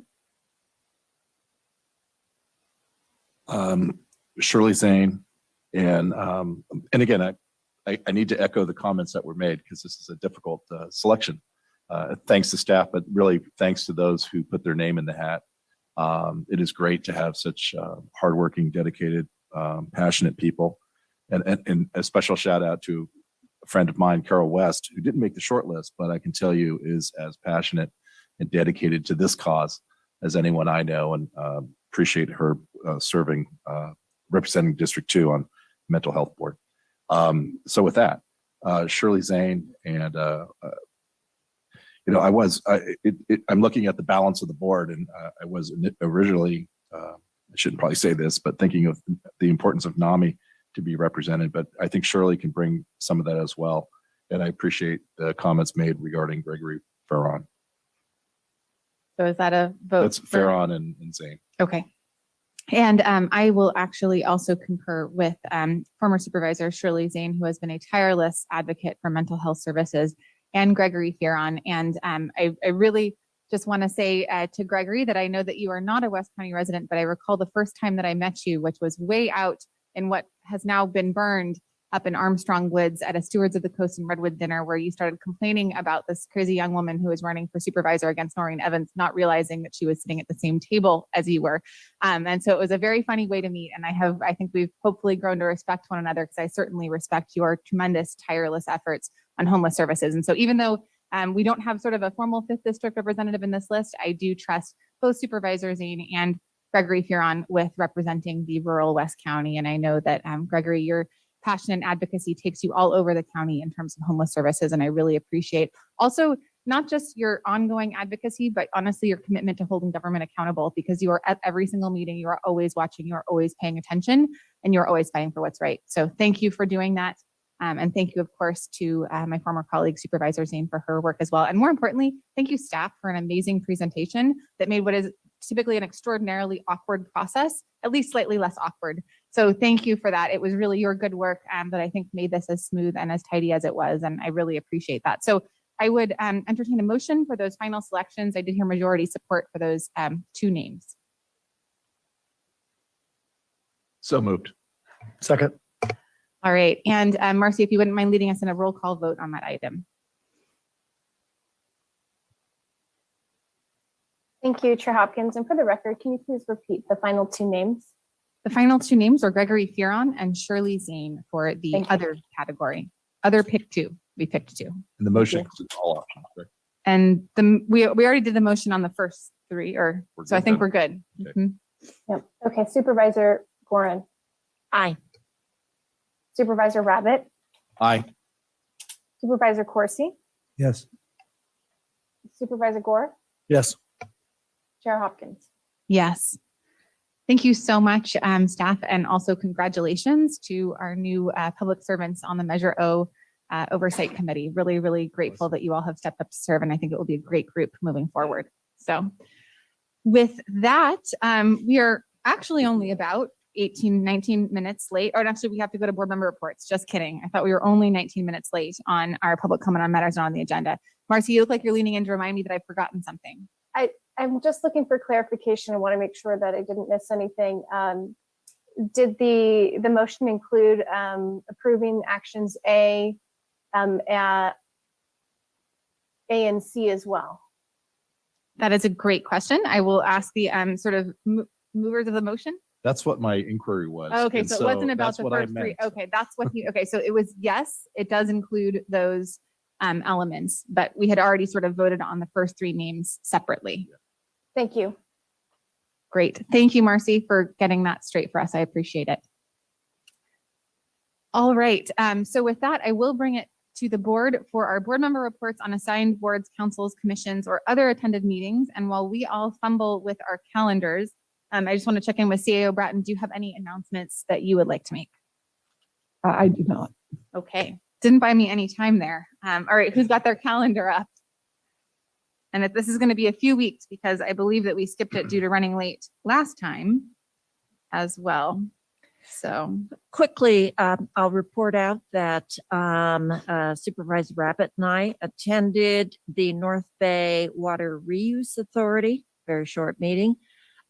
We both attended last night the Sonoma Valley Groundwater Sustainability Agency meeting, where we approved the sustainability plan, and we will both be attending the Petaluma Valley Groundwater Sustainability Plan on Thursday.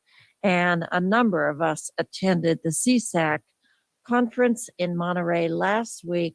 Great conversation with state leaders about funding and programs and opportunities to confer with supervisors around the state about similar challenges that they're experiencing. Supervisor Gore? Yeah, a couple things is first of all, the CSAC conference, and enjoyed seeing my colleagues from around the state and those locally who were able to attend. Likewise, it was great. And then I want to thank you to Supervisor Gore for his years of service with CSAC. He reluctantly gave up the presidency last week, happily gave up, but spent a lot of time working on our behalf. Yeah. It was an honor, honestly, but I'm happy to be the immediate past president now. I also had a chance to immediately leave the CSAC thing on Thursday night, and on Friday morning at the crack of dawn, fly out to a NACO board meeting in Atlanta. So there was a lot there with the White House on the implementation of the infrastructure bill, as well as Build Back Better legislation that's working its way through and seeing where that ends up. So a lot to be had there. I think it's a generational opportunity for us to engage, and appreciate you all. The only other thing, I definitely have had a couple of racial equity and social justice ad hoc meetings. I'm not going to say the specific dates. And then the other thing is that I just want the board, we talk about announcements. I believe the board has, everybody's gotten some inquiries, but I sent a note, we had to honor the Brown Act with, I think, Chair Hopkins to County Administrator about bringing up an item on the cannabis tax. The fact that our cannabis tax is cannabis-based instead of ad valorem-based, And I know the state's taking it up and other counties are as well. So, I would like to see that agendized in some shape or form. Obviously, I understand where we're at in terms of the time of the year, but I would be looking for us to review some kind of a suspension and a review of what we want to do with it. Thank you very much. Thank you, Supervisor Gore. Supervisor Corsi? Yeah, just a few. November 17th was the last Continuum of Care Board meeting. On the 23rd, met with the North Bay North Coast Broadband Consortium.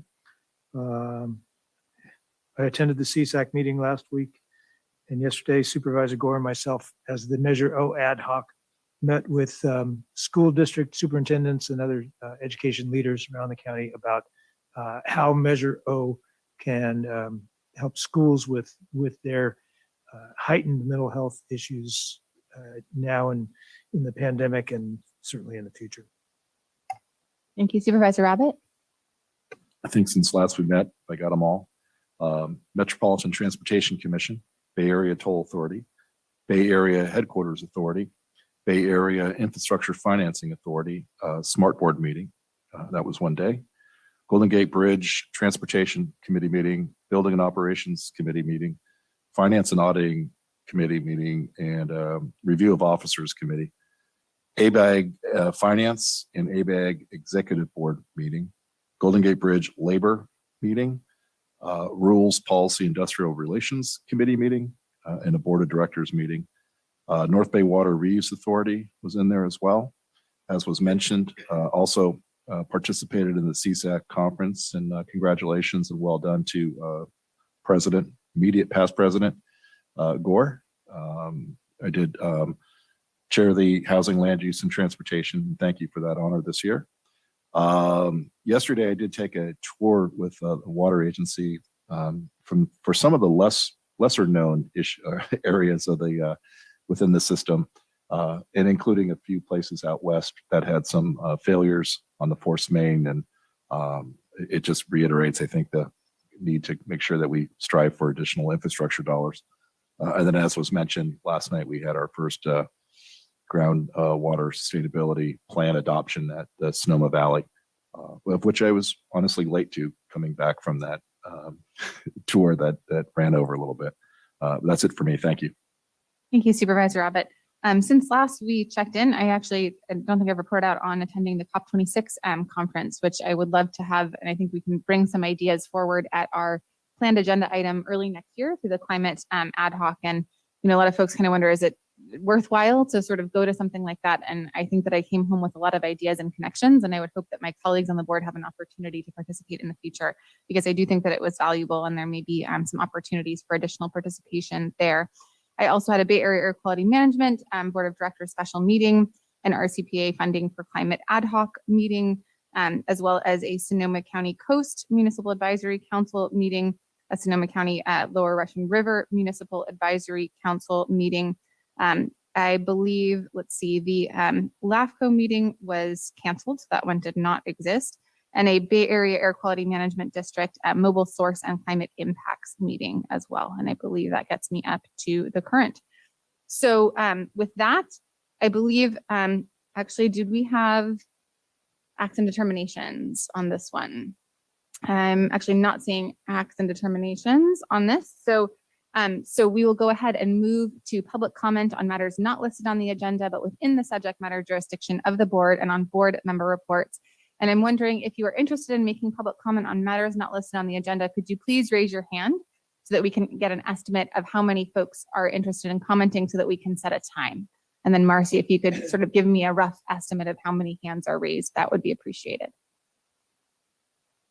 And I will also check to see if there are any members of the public in person who wish to comment on the agenda.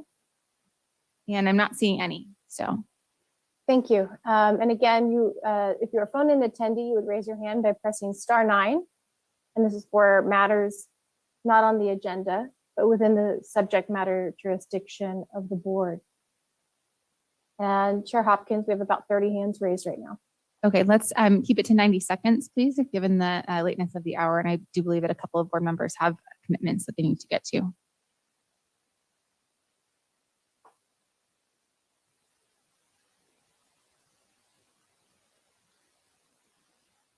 Thank you. The commenters are going to be, the first commenters are Jana, Stephanie, and Rosie. If you can please unmute and begin. Hey everybody, my name is Jana Blunt. I'm the president of SEIU 10 to 1's Sonoma County chapter, and I'm an employee at the Recorder's Office. My fellow county employees and I have joined you now for 9 Board of Supervisors meetings in hopes that next Tuesday, when you publicly announce your ARPA funding allocation decisions, among them will be a robust hazard premium for county employees. I've given you 8 very convincing reasons why hazard pay is warranted. ARPA's legislation calls for it. It also calls for equitable recovery, which hazard pay would directly address. And our BIPOC county workforce has been hit harder than the rest of us. But not to mention parents and guardians, they've suffered through diminishing childcare options. Your choice to no longer honor FFCRA COVID-related leaves has only caused worsening concern surrounding recruitment and retention. And a cursory Google search reveals that elected city and county officials in all 50 states have awarded their public servants with a hazard bonus for their work during the pandemic. You've been given ample opportunity since 2017 to tangibly acknowledge the trauma and danger public service has wrought through fires, floods, outages, drought, and disease. But no such tangible acknowledgement has been handed down just yet. Our faith is in you to do the right thing next week. Thanks very much for everything you do, and I yield my time.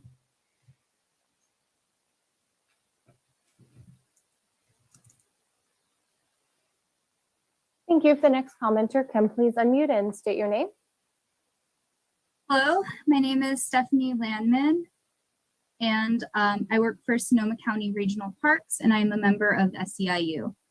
Throughout the pandemic, myself and those I work closest with have been providing in-person programs at the parks for the general public and for elementary school students, including running summer camp just 3 months into the pandemic when it was still a challenge to simply get the kids to keep their masks on. We were offering these programs before vaccinations were available to us, putting ourselves, the people that we love, and the children in our care at risk. This caused considerable stress for all of us. And, you know, it was just considered part of our job at the time, and we weren't given too much of a choice about doing this work. I realize that my experience is only a smidge of what other employees have gone through, and I would really like to see all county employees compensated for their extra efforts and extra risks taken during this time. Thank you for taking my comment.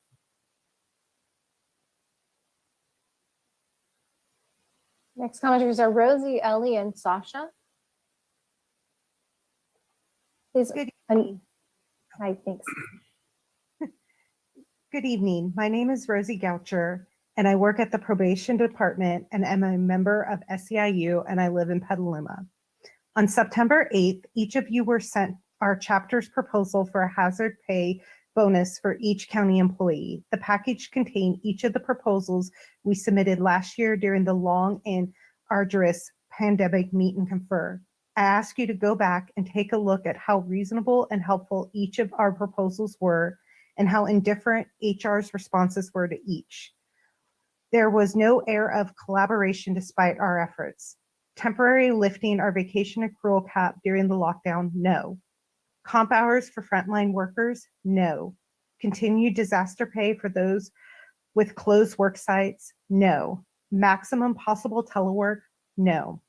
Using terms like we won't simply because we don't have to, and any danger you're facing at work is the fault of the pandemic itself, as opposed to our conditions of employment, is not only anti-collaborative, but is just reprehensible.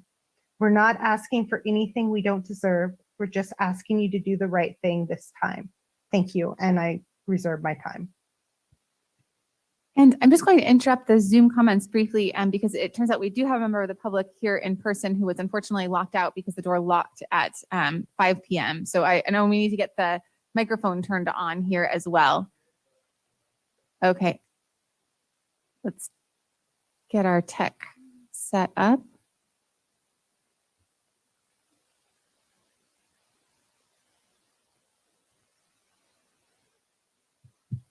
There we go. Perfect.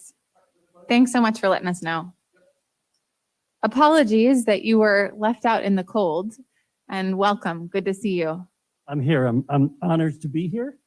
I appreciate your letting me in. My name is Jerry LaLoneberg. I'm here representing SEIU 10 to 1, as well as I think I speak on behalf of ESC.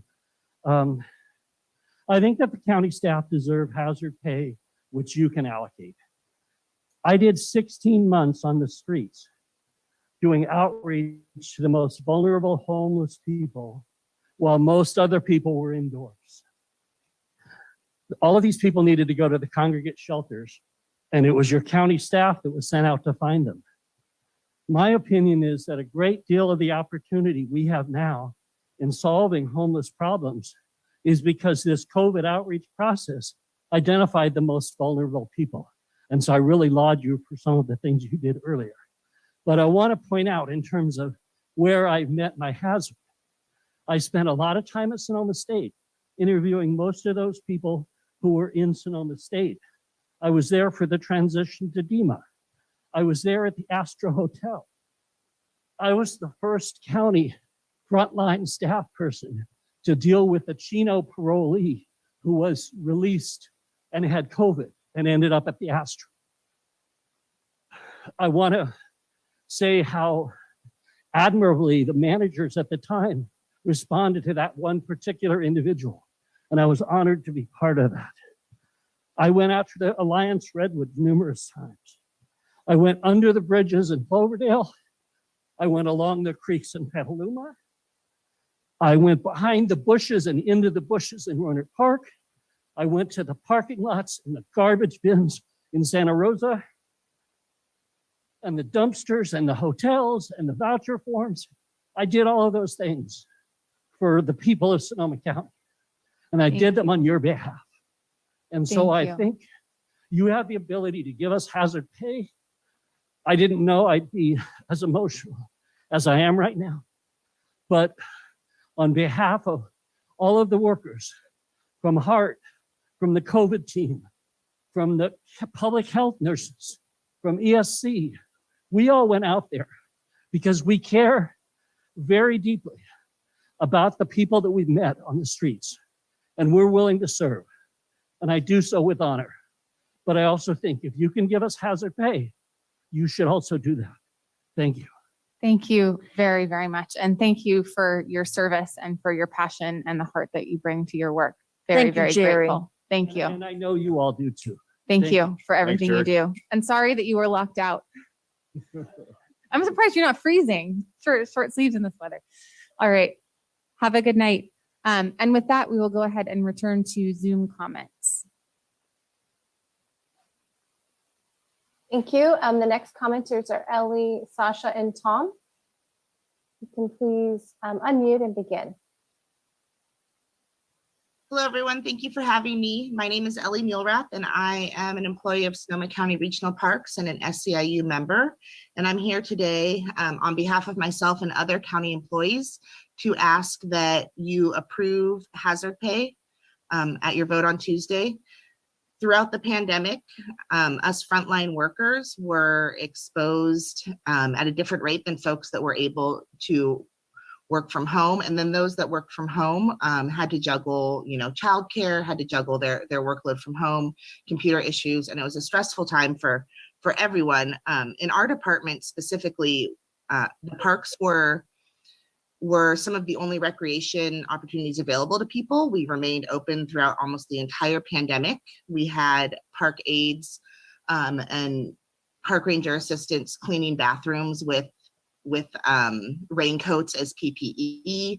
We were asked to go out into the parks and host tables, encouraging people to mask and getting anger and hatred thrown at us as we tried to encourage people to make safe choices. We ran programs before vaccines were available, helped with the vaccine distribution, and put ourselves and our family at risk. And so I would ask that you approve hazard pay for not only our department but for the rest of Sonoma County employees as well.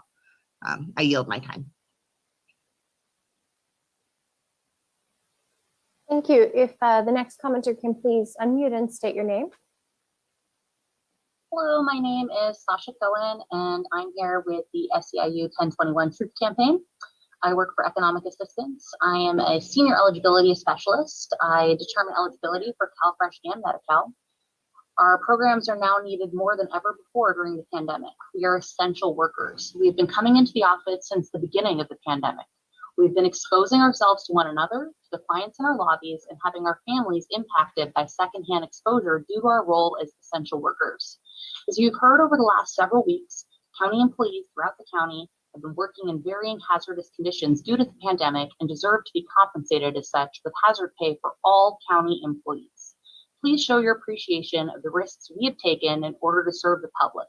Thank you, and I yield the rest of my time.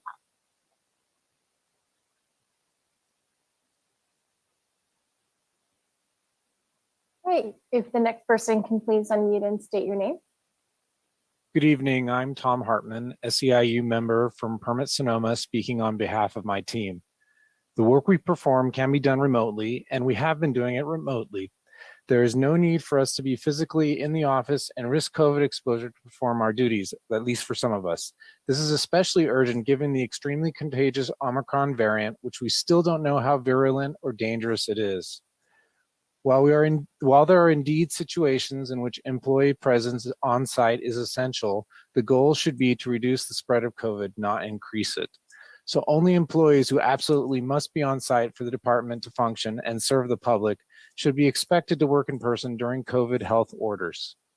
For those employees who are expected to risk COVID exposure, there should be hazard pay for the hours we worked in person over the past 2 years of the pandemic and continue to work in person as the pandemic continues in order to compensate for that risk we take. Employees should not be expected to bear the entire financial burden of COVID illness for the work performed on the county's behalf. And for employees who have incurred personal expenses creating an adequate work environment at home, the county should reimburse them for those expenses as well. Again, employees should not be expected to bear the entire financial burden for work performed on the county's behalf. The city of Santa Rosa distributed ARPA funds to its employees. Please join the city and provide hazard pay to county employees too. Thank you.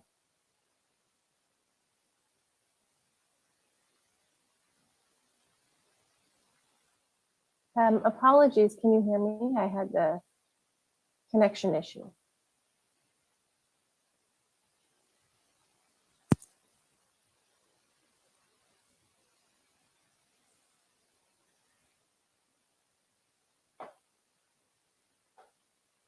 Did you hear me?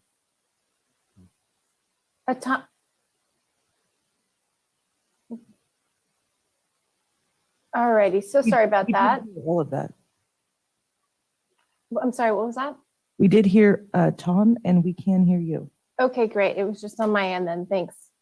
All right, I'm back. And Leah, Sasha, and Paul.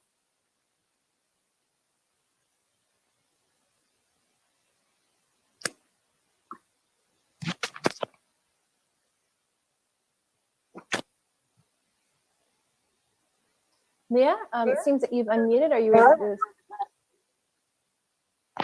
Oh, yes. You can please state your name and begin your comment. Hi, I'm Leah Wilson, and I work in the Clerk Recorder Assessor Department, and I'm a member of SEIU. I'm speaking today in hopes of obtaining hazard pay for the many county employees who have been negatively affected since the beginning of the COVID pandemic. My department's been open since the beginning, and I have witnessed firsthand the high stress levels and anxious energy that's put off by so many during these unknown times. I feel strongly that the stress caused by this can and very likely lead to many serious health issues. I'm referring to physical and mental issues. Too many are suffering and not able to get the support they need. Hazard pay could relieve some of this stress and weight on our shoulders. It could help with therapy and so many other things that everyone needs extra of right now. Thank you very much for listening.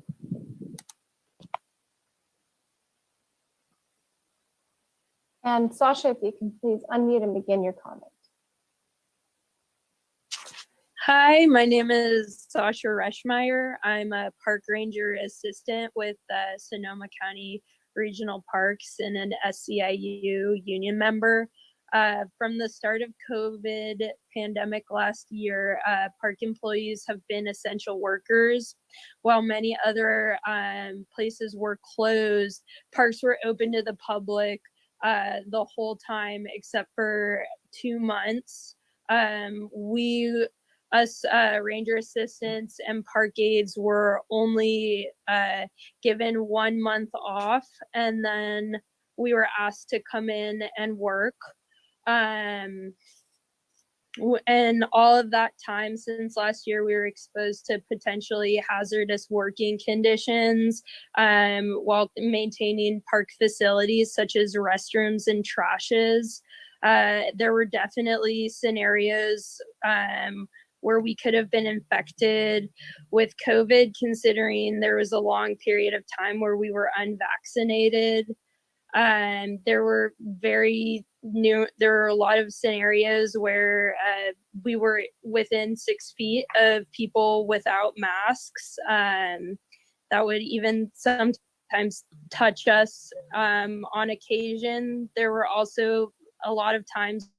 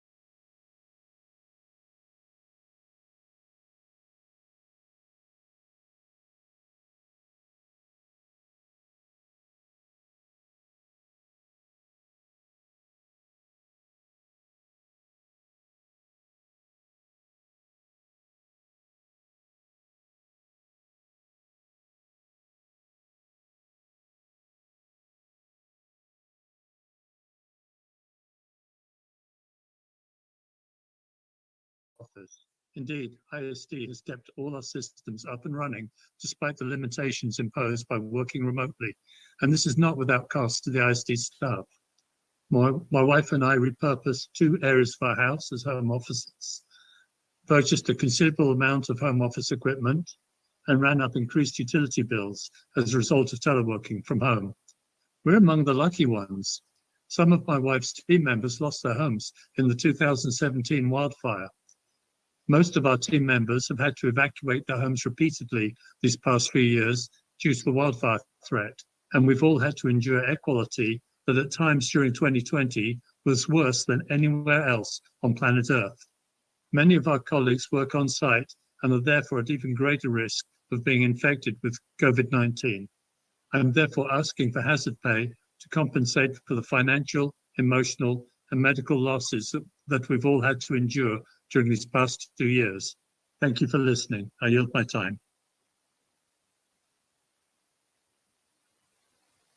And if the next commenter can please unmute and state your name.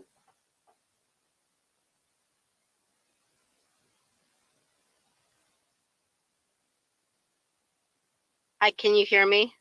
Yes, we can. Okay, this is Julia Rapkin. I am an SEIU member, and I'm reading a statement on behalf of Stephanie Garcia, a fellow SEIU 10-to-1 steward who works for HSD Economic Assistance. And these are her words. I'm speaking to request hazard pay. My coworkers and I have been labeled essential workers since the start of the pandemic. As a human services aide, I was required to report to the office every day of the week to assist clients. Every time I stepped foot into the lobby and outside to assist the line of people, I was potentially exposed to COVID-19.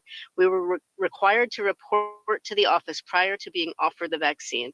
On one occasion, after assisting a client outside in 40-degree weather for 20 minutes, she expressed to me she tested positive for COVID just 1 day prior. Myself and another coworker who was outside with me assisting clients were not allowed to re-enter the building until we were deemed not exposed. I'm a mother of 3 young children, 2 young to be protected by vaccination and 2 young to be left at home alone, and we have no family in the area. We have been working in hazardous conditions since the beginning of this pandemic and should be financially compensated for our public service. Thank you for your time and consideration. Thank you.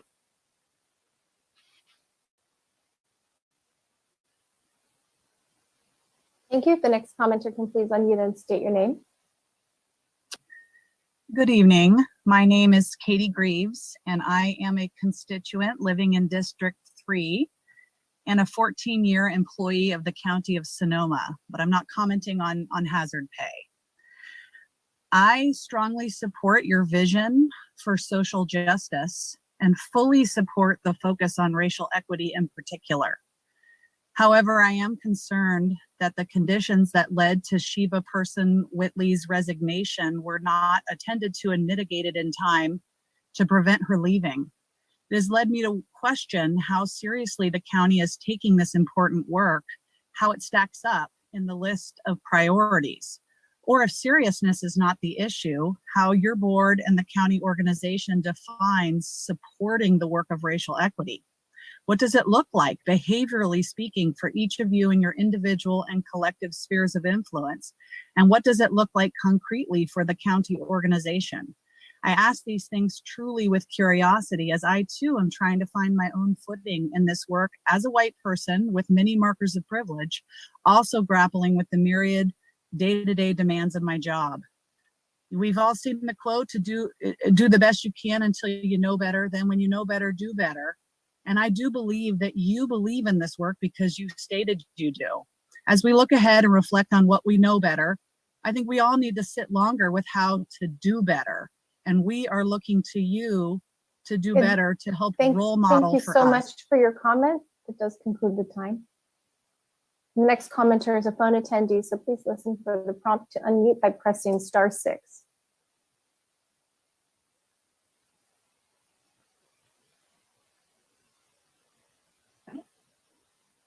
Hello, this is Roseanne Schneider, and I'm reading from Abuse News 6,601 by John Jenkel and the 9/11 Truth Campaign.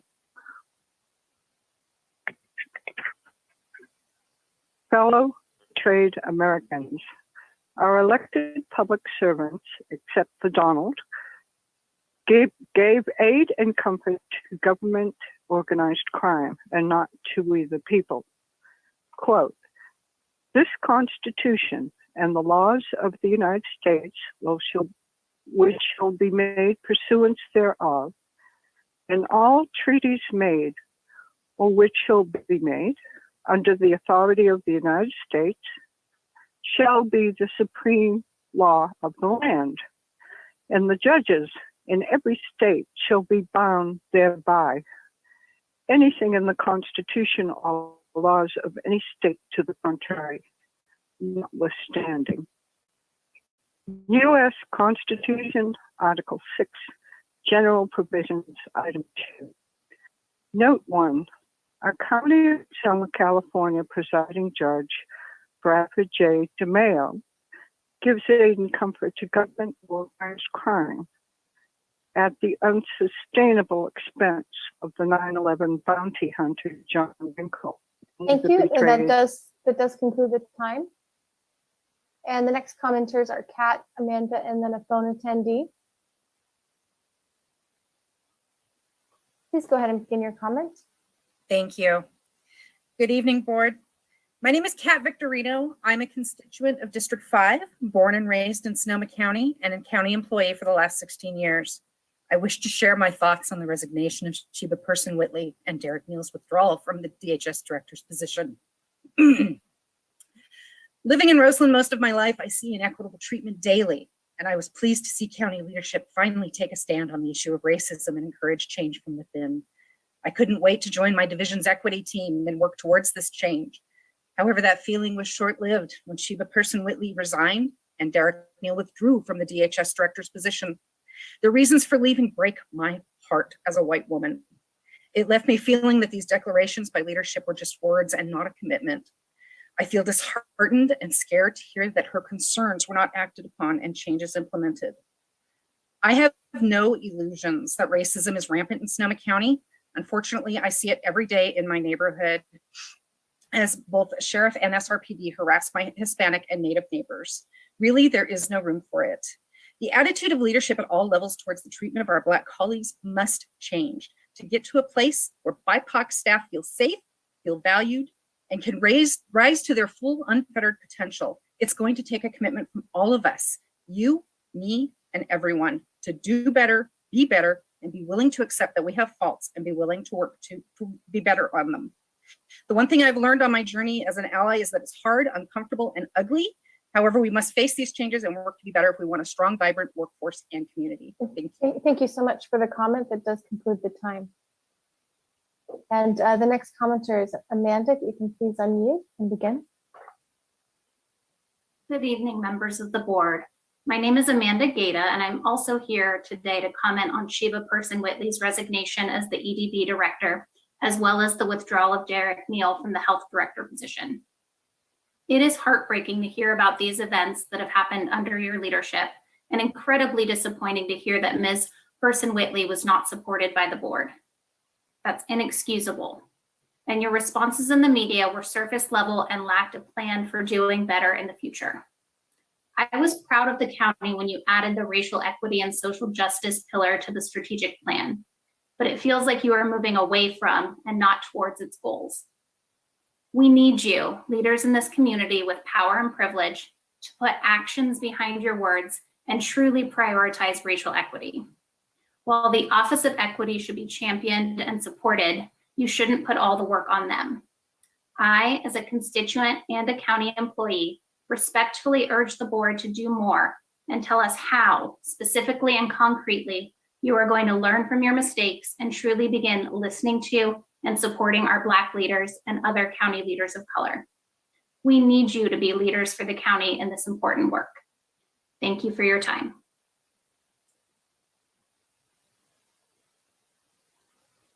And the next commenter is a phone attendee. If you can please unmute and state your name. Rob McGilly of the 9/11 Truth Campaign. The senators and representatives before mentioned and the members of the several state legislatures and all executive and judicial officers, both of the United States and of the several states, shall be bound by oath of or affirmation to support this Constitution. But no religious test shall ever be required as a qualification to any office or public trust under the United States.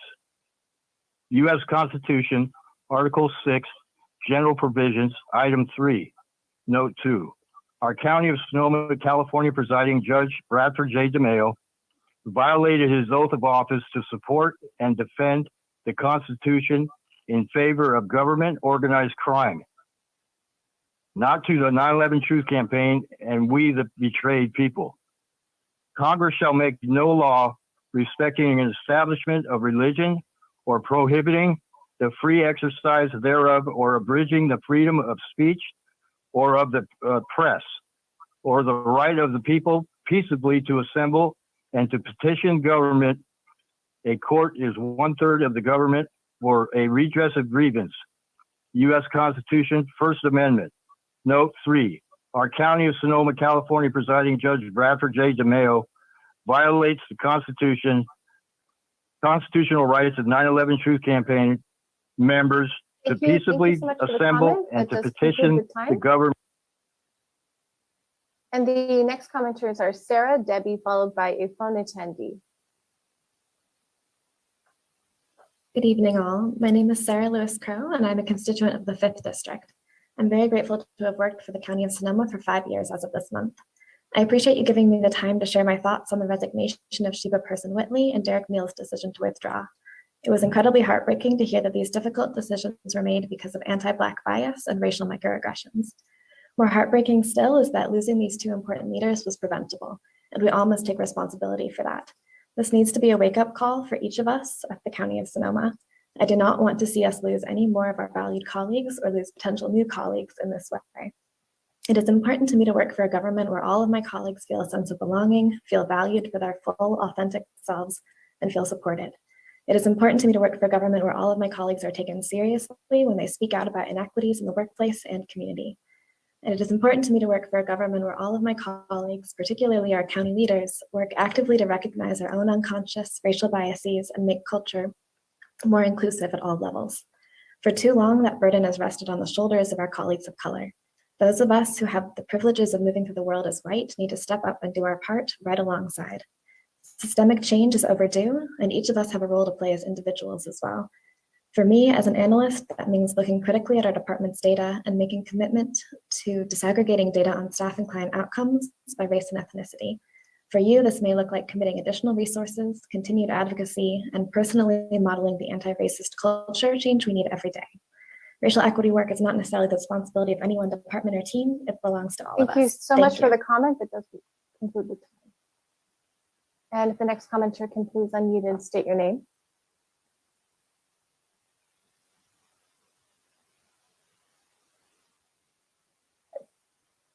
Debbie? I'm here. I'm here. Excellent. Hi, my name is Debbie Steen. I am the Chief Steward for SEIU 1021. I have been part of the meet and confers with County HR. And I just want to express how frustrating it is to sit across from County HR and them tell us that they're not interested in talking about hazard pay, that the county's not interested in any talk of compensation for employees that have worked so diligently through this time. We've worked through fires. We've worked through fires and COVID. We worked the shelters 24-hour shifts with masks on while helping the community with fires during a pandemic.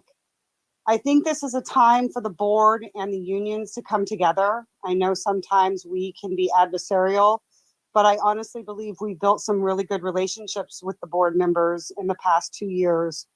And I feel at this point, the board can really show those relationships and compensate us for all of the diligent, heartbreaking work that we've had to do in the last 2 years. I want to thank you guys for listening. I want to thank you guys for considering and hearing what we have to say. I know that the ARPA funds, people are clamoring for it. I understand that, but I really hope that you guys can build a bridge with us and all of the unions at this time Thank you for your time. I yield my time. And the next commenter is a phone attendee. If you can please state your name before beginning your comment.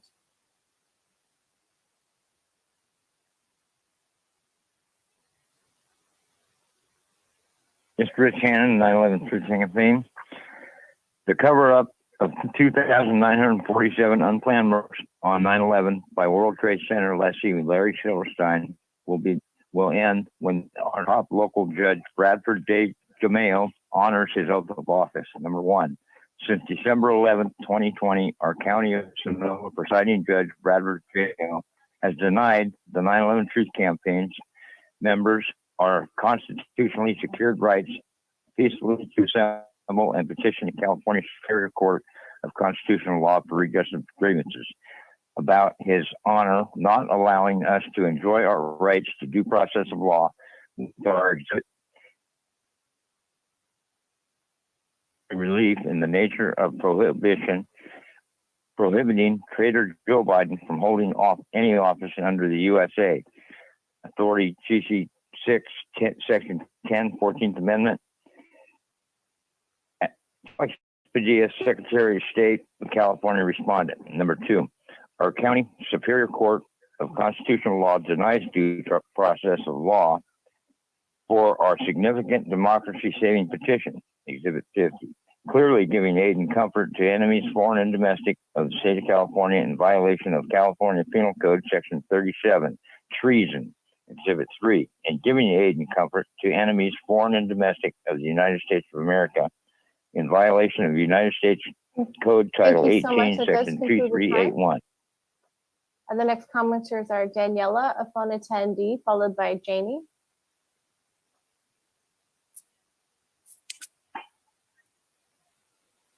Hello, my name is Daniela Regan. I work for the Department of Agriculture, Weights and Measures, and I'm a member of SEIU.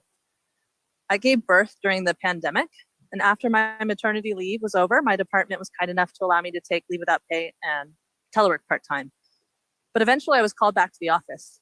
A few weeks after returning to the office in person, I tested positive for COVID, and I had to quarantine away from my infant daughter. The contact tracer that I spoke to from public health told me I had most likely been exposed at work. The pandemic exposed public service workers like myself to increased hazards, and we deserve hazard pay. Thank you, and I yield my time.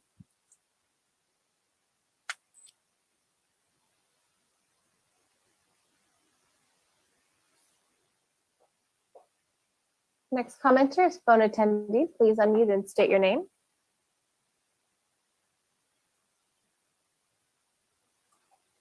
Mary Morris, 9/11 Truth Campaign. Last time I checked, public servants mean just that. It's part of your job, public service.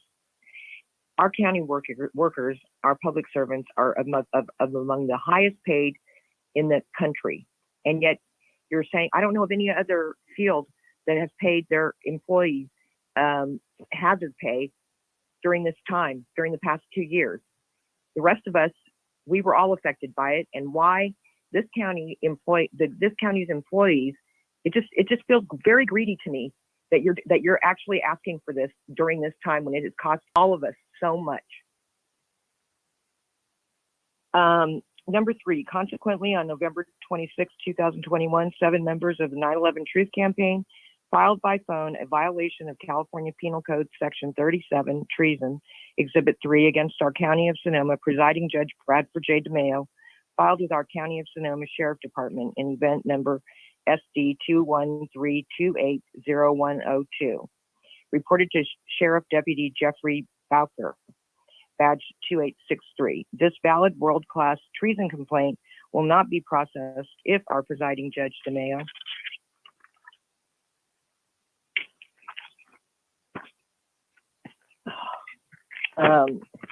signs the court order to begin the process of removing our 10-count documented traitor, Joe Biden, from our office. Thank you so much. That does conclude the time.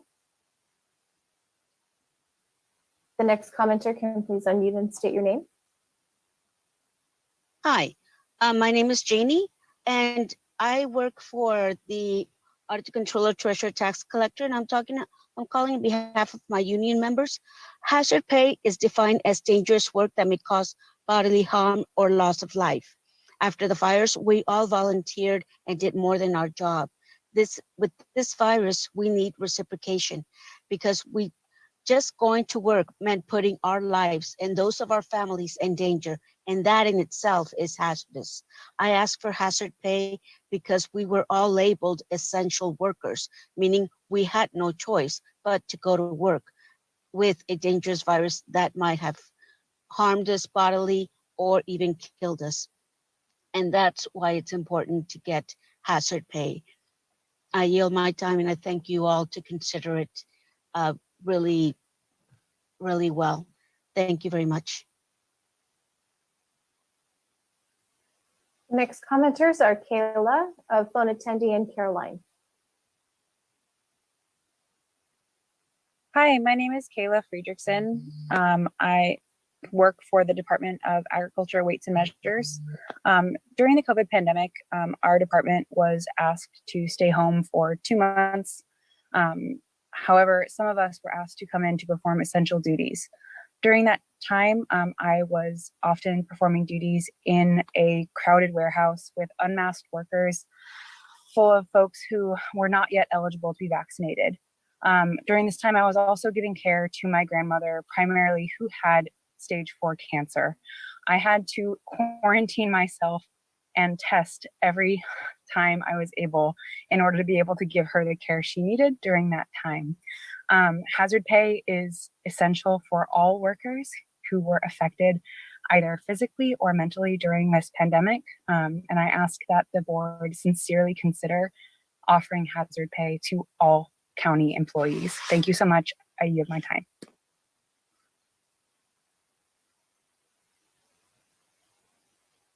Hi, if you can please unmute by pressing *6 and state your name.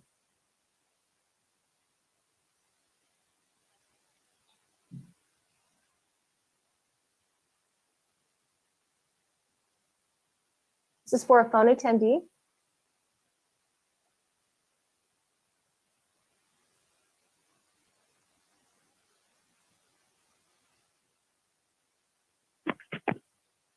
There you go, Bob.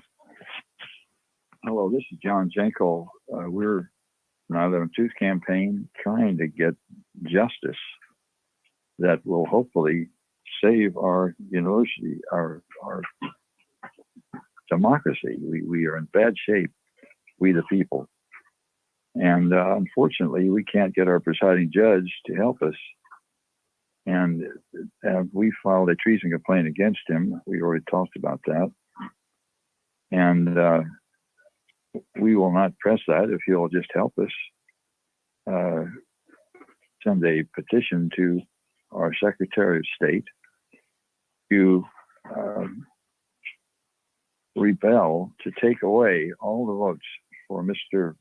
Biden a year ago based on 10 documented acts of treason by that man. And under Section 3 of the 14th Amendment and Section 2381 of the U.S. Code, he may not hold any office under the United States, may not do that. But we have a problem getting you folks who we pay, our public servants, serving us according to the Constitution. It appears to me you serve anybody but. And we are suffering. We're this on top of that, we've got this goofy what's Thank it you called? for your comment. That does conclude the time. If the next commenter can please unmute and state your name. Hi, my name is Caroline, and I'm an SCI member with the probation department. During the pandemic, I was happy to go to work as an essential worker. Both my husband is also an essential worker for the state with the schools, and also a member of SEIU. However, I was in a job that could telecommute, but we were not given the opportunity to.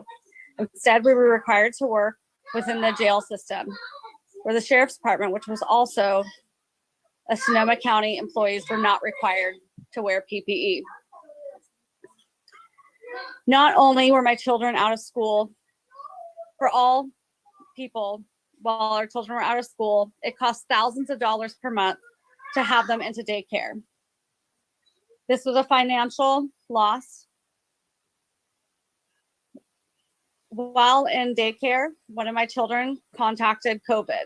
We were then required to quarantine. Not only that, my children had to quarantine several times while having care under someone that we didn't know in a daycare facility as the schools were shut. We were unable to see other members of our family because they were elderly and unable to watch our children. I yield my time.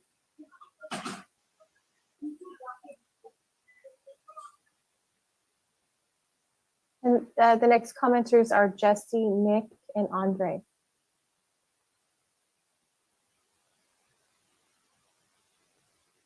Hello, can you hear me?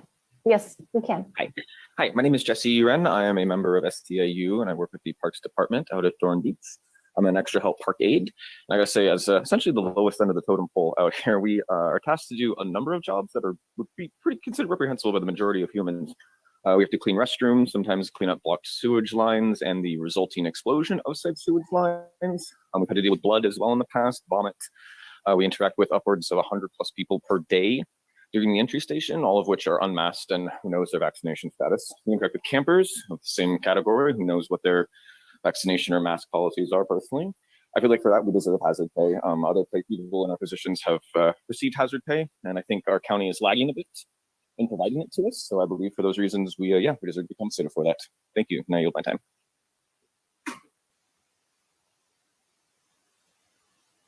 Nick, if you can please unmute and begin your comment.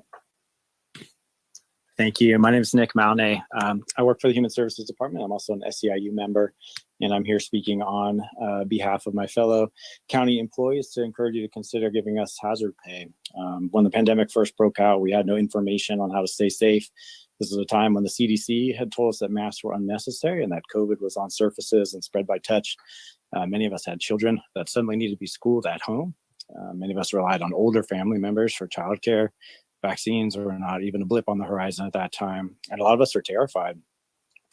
But county employees showed up to deliver services to our neighbors at great risk to ourselves and to our families. Since then, we found ways to manage the risks, but as Omicron has shown us, the risks are ever present and we still show up. So I urge you to consider what our county staff have been through the pandemic, and a one-time lump sum for hazard pay is, I think, the absolute minimum that you could do to support us.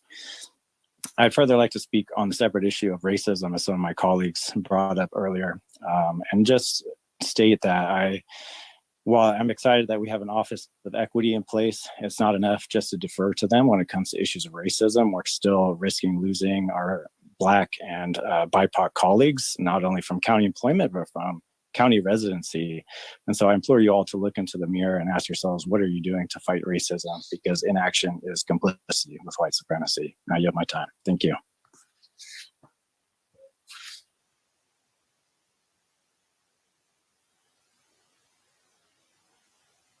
Hi, if you can please unmute and state your name. Hi, this is Andre Burkett, a former county employee.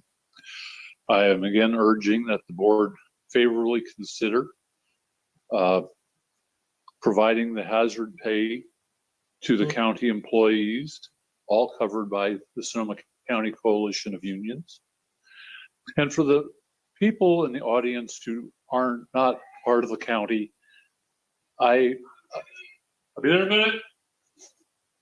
There's a responsibility for the Board of Supervisors to make decisions on behalf of all of the citizens, but there's a special responsibility as an employer to take care of their employees. And I hope that you favorably consider this request by the unions. I yield my time.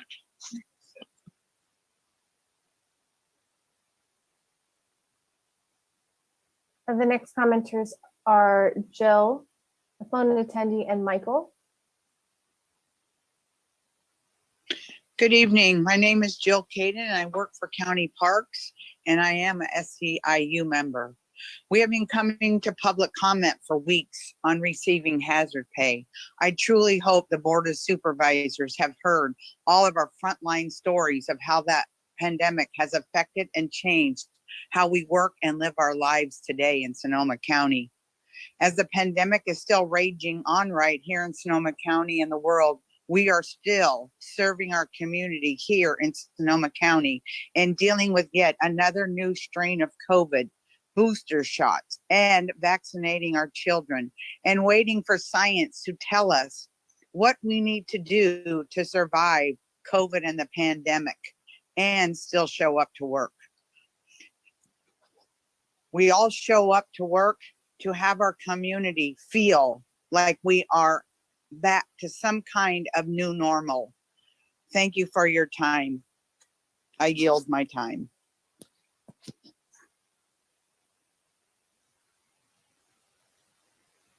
Please unmute and state your name. Hi, Chris Turner.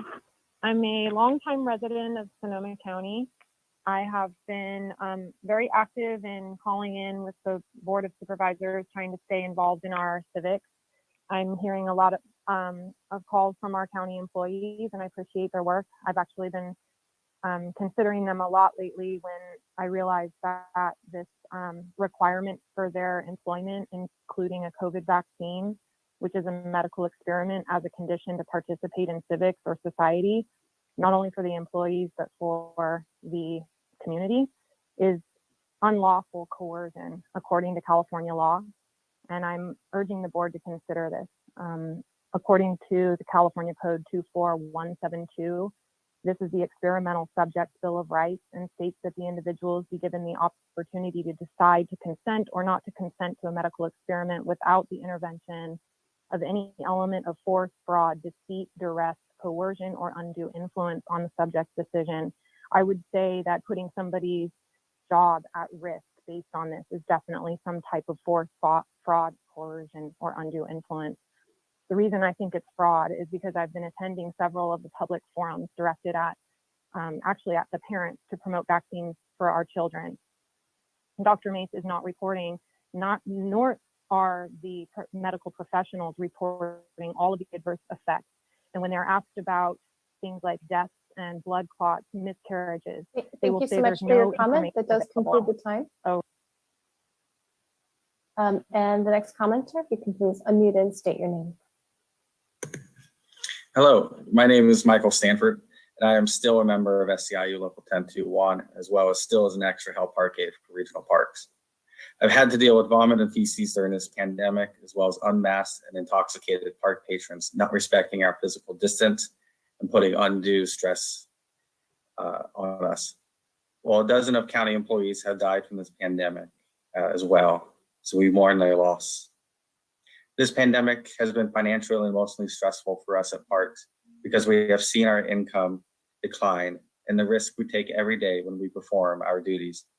I urge you to join Amador, San Mateo, San Joaquin counties, plus the many other cities and counties throughout this state and country that have passed hazard pay, especially for the lowest paid employees like myself, Jesse and Jill, and other park employees you've heard over these past few weeks, who've made just above the poverty level, like I did last year. I yield my time. Thank you.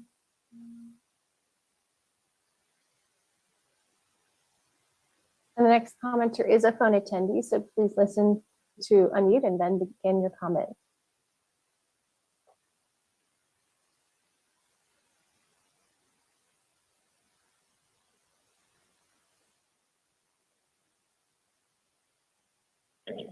The following signed order in item 6 would have provided us petitioners the 9/11 Truth Campaign extraordinary relief to help our Union of States survive the following abuses of government power by bound by oath of office. Exhibit 5, public servants who are serving organized crime and communist China, not for we the depraved.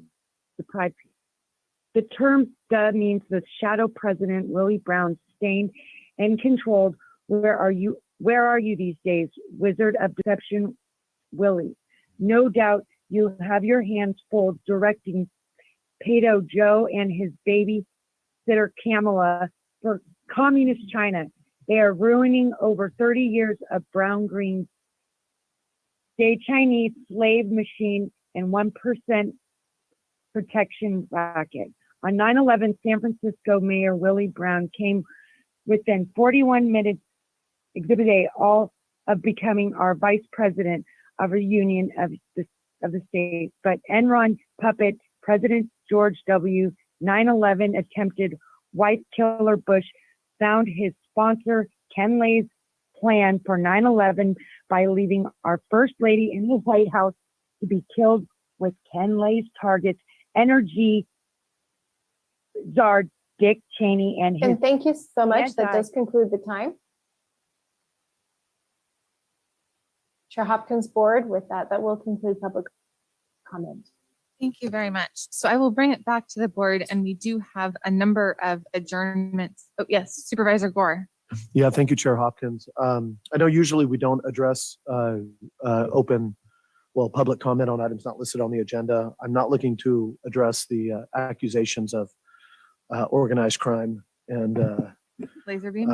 laser beams, but I do want to address that there is an item for next week's board meeting, and I won't speak. We'll have a policy dialogue at the right time, but I know there's been a lot of interest from our employees, and there's been I know on behalf, I don't really know about my colleagues, but a lot of discussion about the input on hazard pay. And I just wanted to notify folks, if they haven't taken a look on the agenda item for this next week, there is a proposed lump sum pay for county employees as a part of our ARPA item. And I anticipate and look forward to discussing that with my colleagues as a part of that package. Thank you very much. I do as well. Thank you for pointing that out, Supervisor Gore. And I do want to say thank you to all of our county employees who have served us so tirelessly through the pandemic, and I appreciate your service and your thoughts, both on the subject of hazard pay as well as racism and how we can better tackle it as an institution today. And I look forward to following up at the appropriate time. With that, we do have a number of members of our community that we will be adjourning in honor of this evening. From the 1st District, Dr. Robert S. Tuttle. From the 4th District, Mel Amato. From the 5th District, John Ganella. And district-wide, we are adjourning in honor of Vince Harper, who is a wonderful, tremendous leader, just so focused on community uplifting and empowerment and support in our community. And we are also adjourning in honor of Lorenzo Larry Petretti this evening. And Lorenzo Larry Petretti was this area's last Pearl Harbor survivor, and he died on November 13th at the age of 98. For the past 7 years, he served as president of Chapter 23, the Pearl Harbor Survivors. His ship at the time of the Japanese attack on Pearl Harbor was the USS Whitney. On his birthday last August, he planned to ride in the Petaluma Veterans Day Parade and to preside over the December 7th commemoration of Pearl Harbor Day at the Santa Rosa Vets Building. Sadly, illness intervened, and he was gone too soon to be able to complete that dream of his. He is survived by his wife, Kathleen Petretti. So on this 80th anniversary of the attack of Pearl Harbor, I would like to hold a moment of silence, not just for Larry and the other community members that we acknowledge today, but for all of the survivors, veterans, and individuals lost in the Pearl Harbor attacks and in the World War. So with that, please join me and rise for a moment of silence.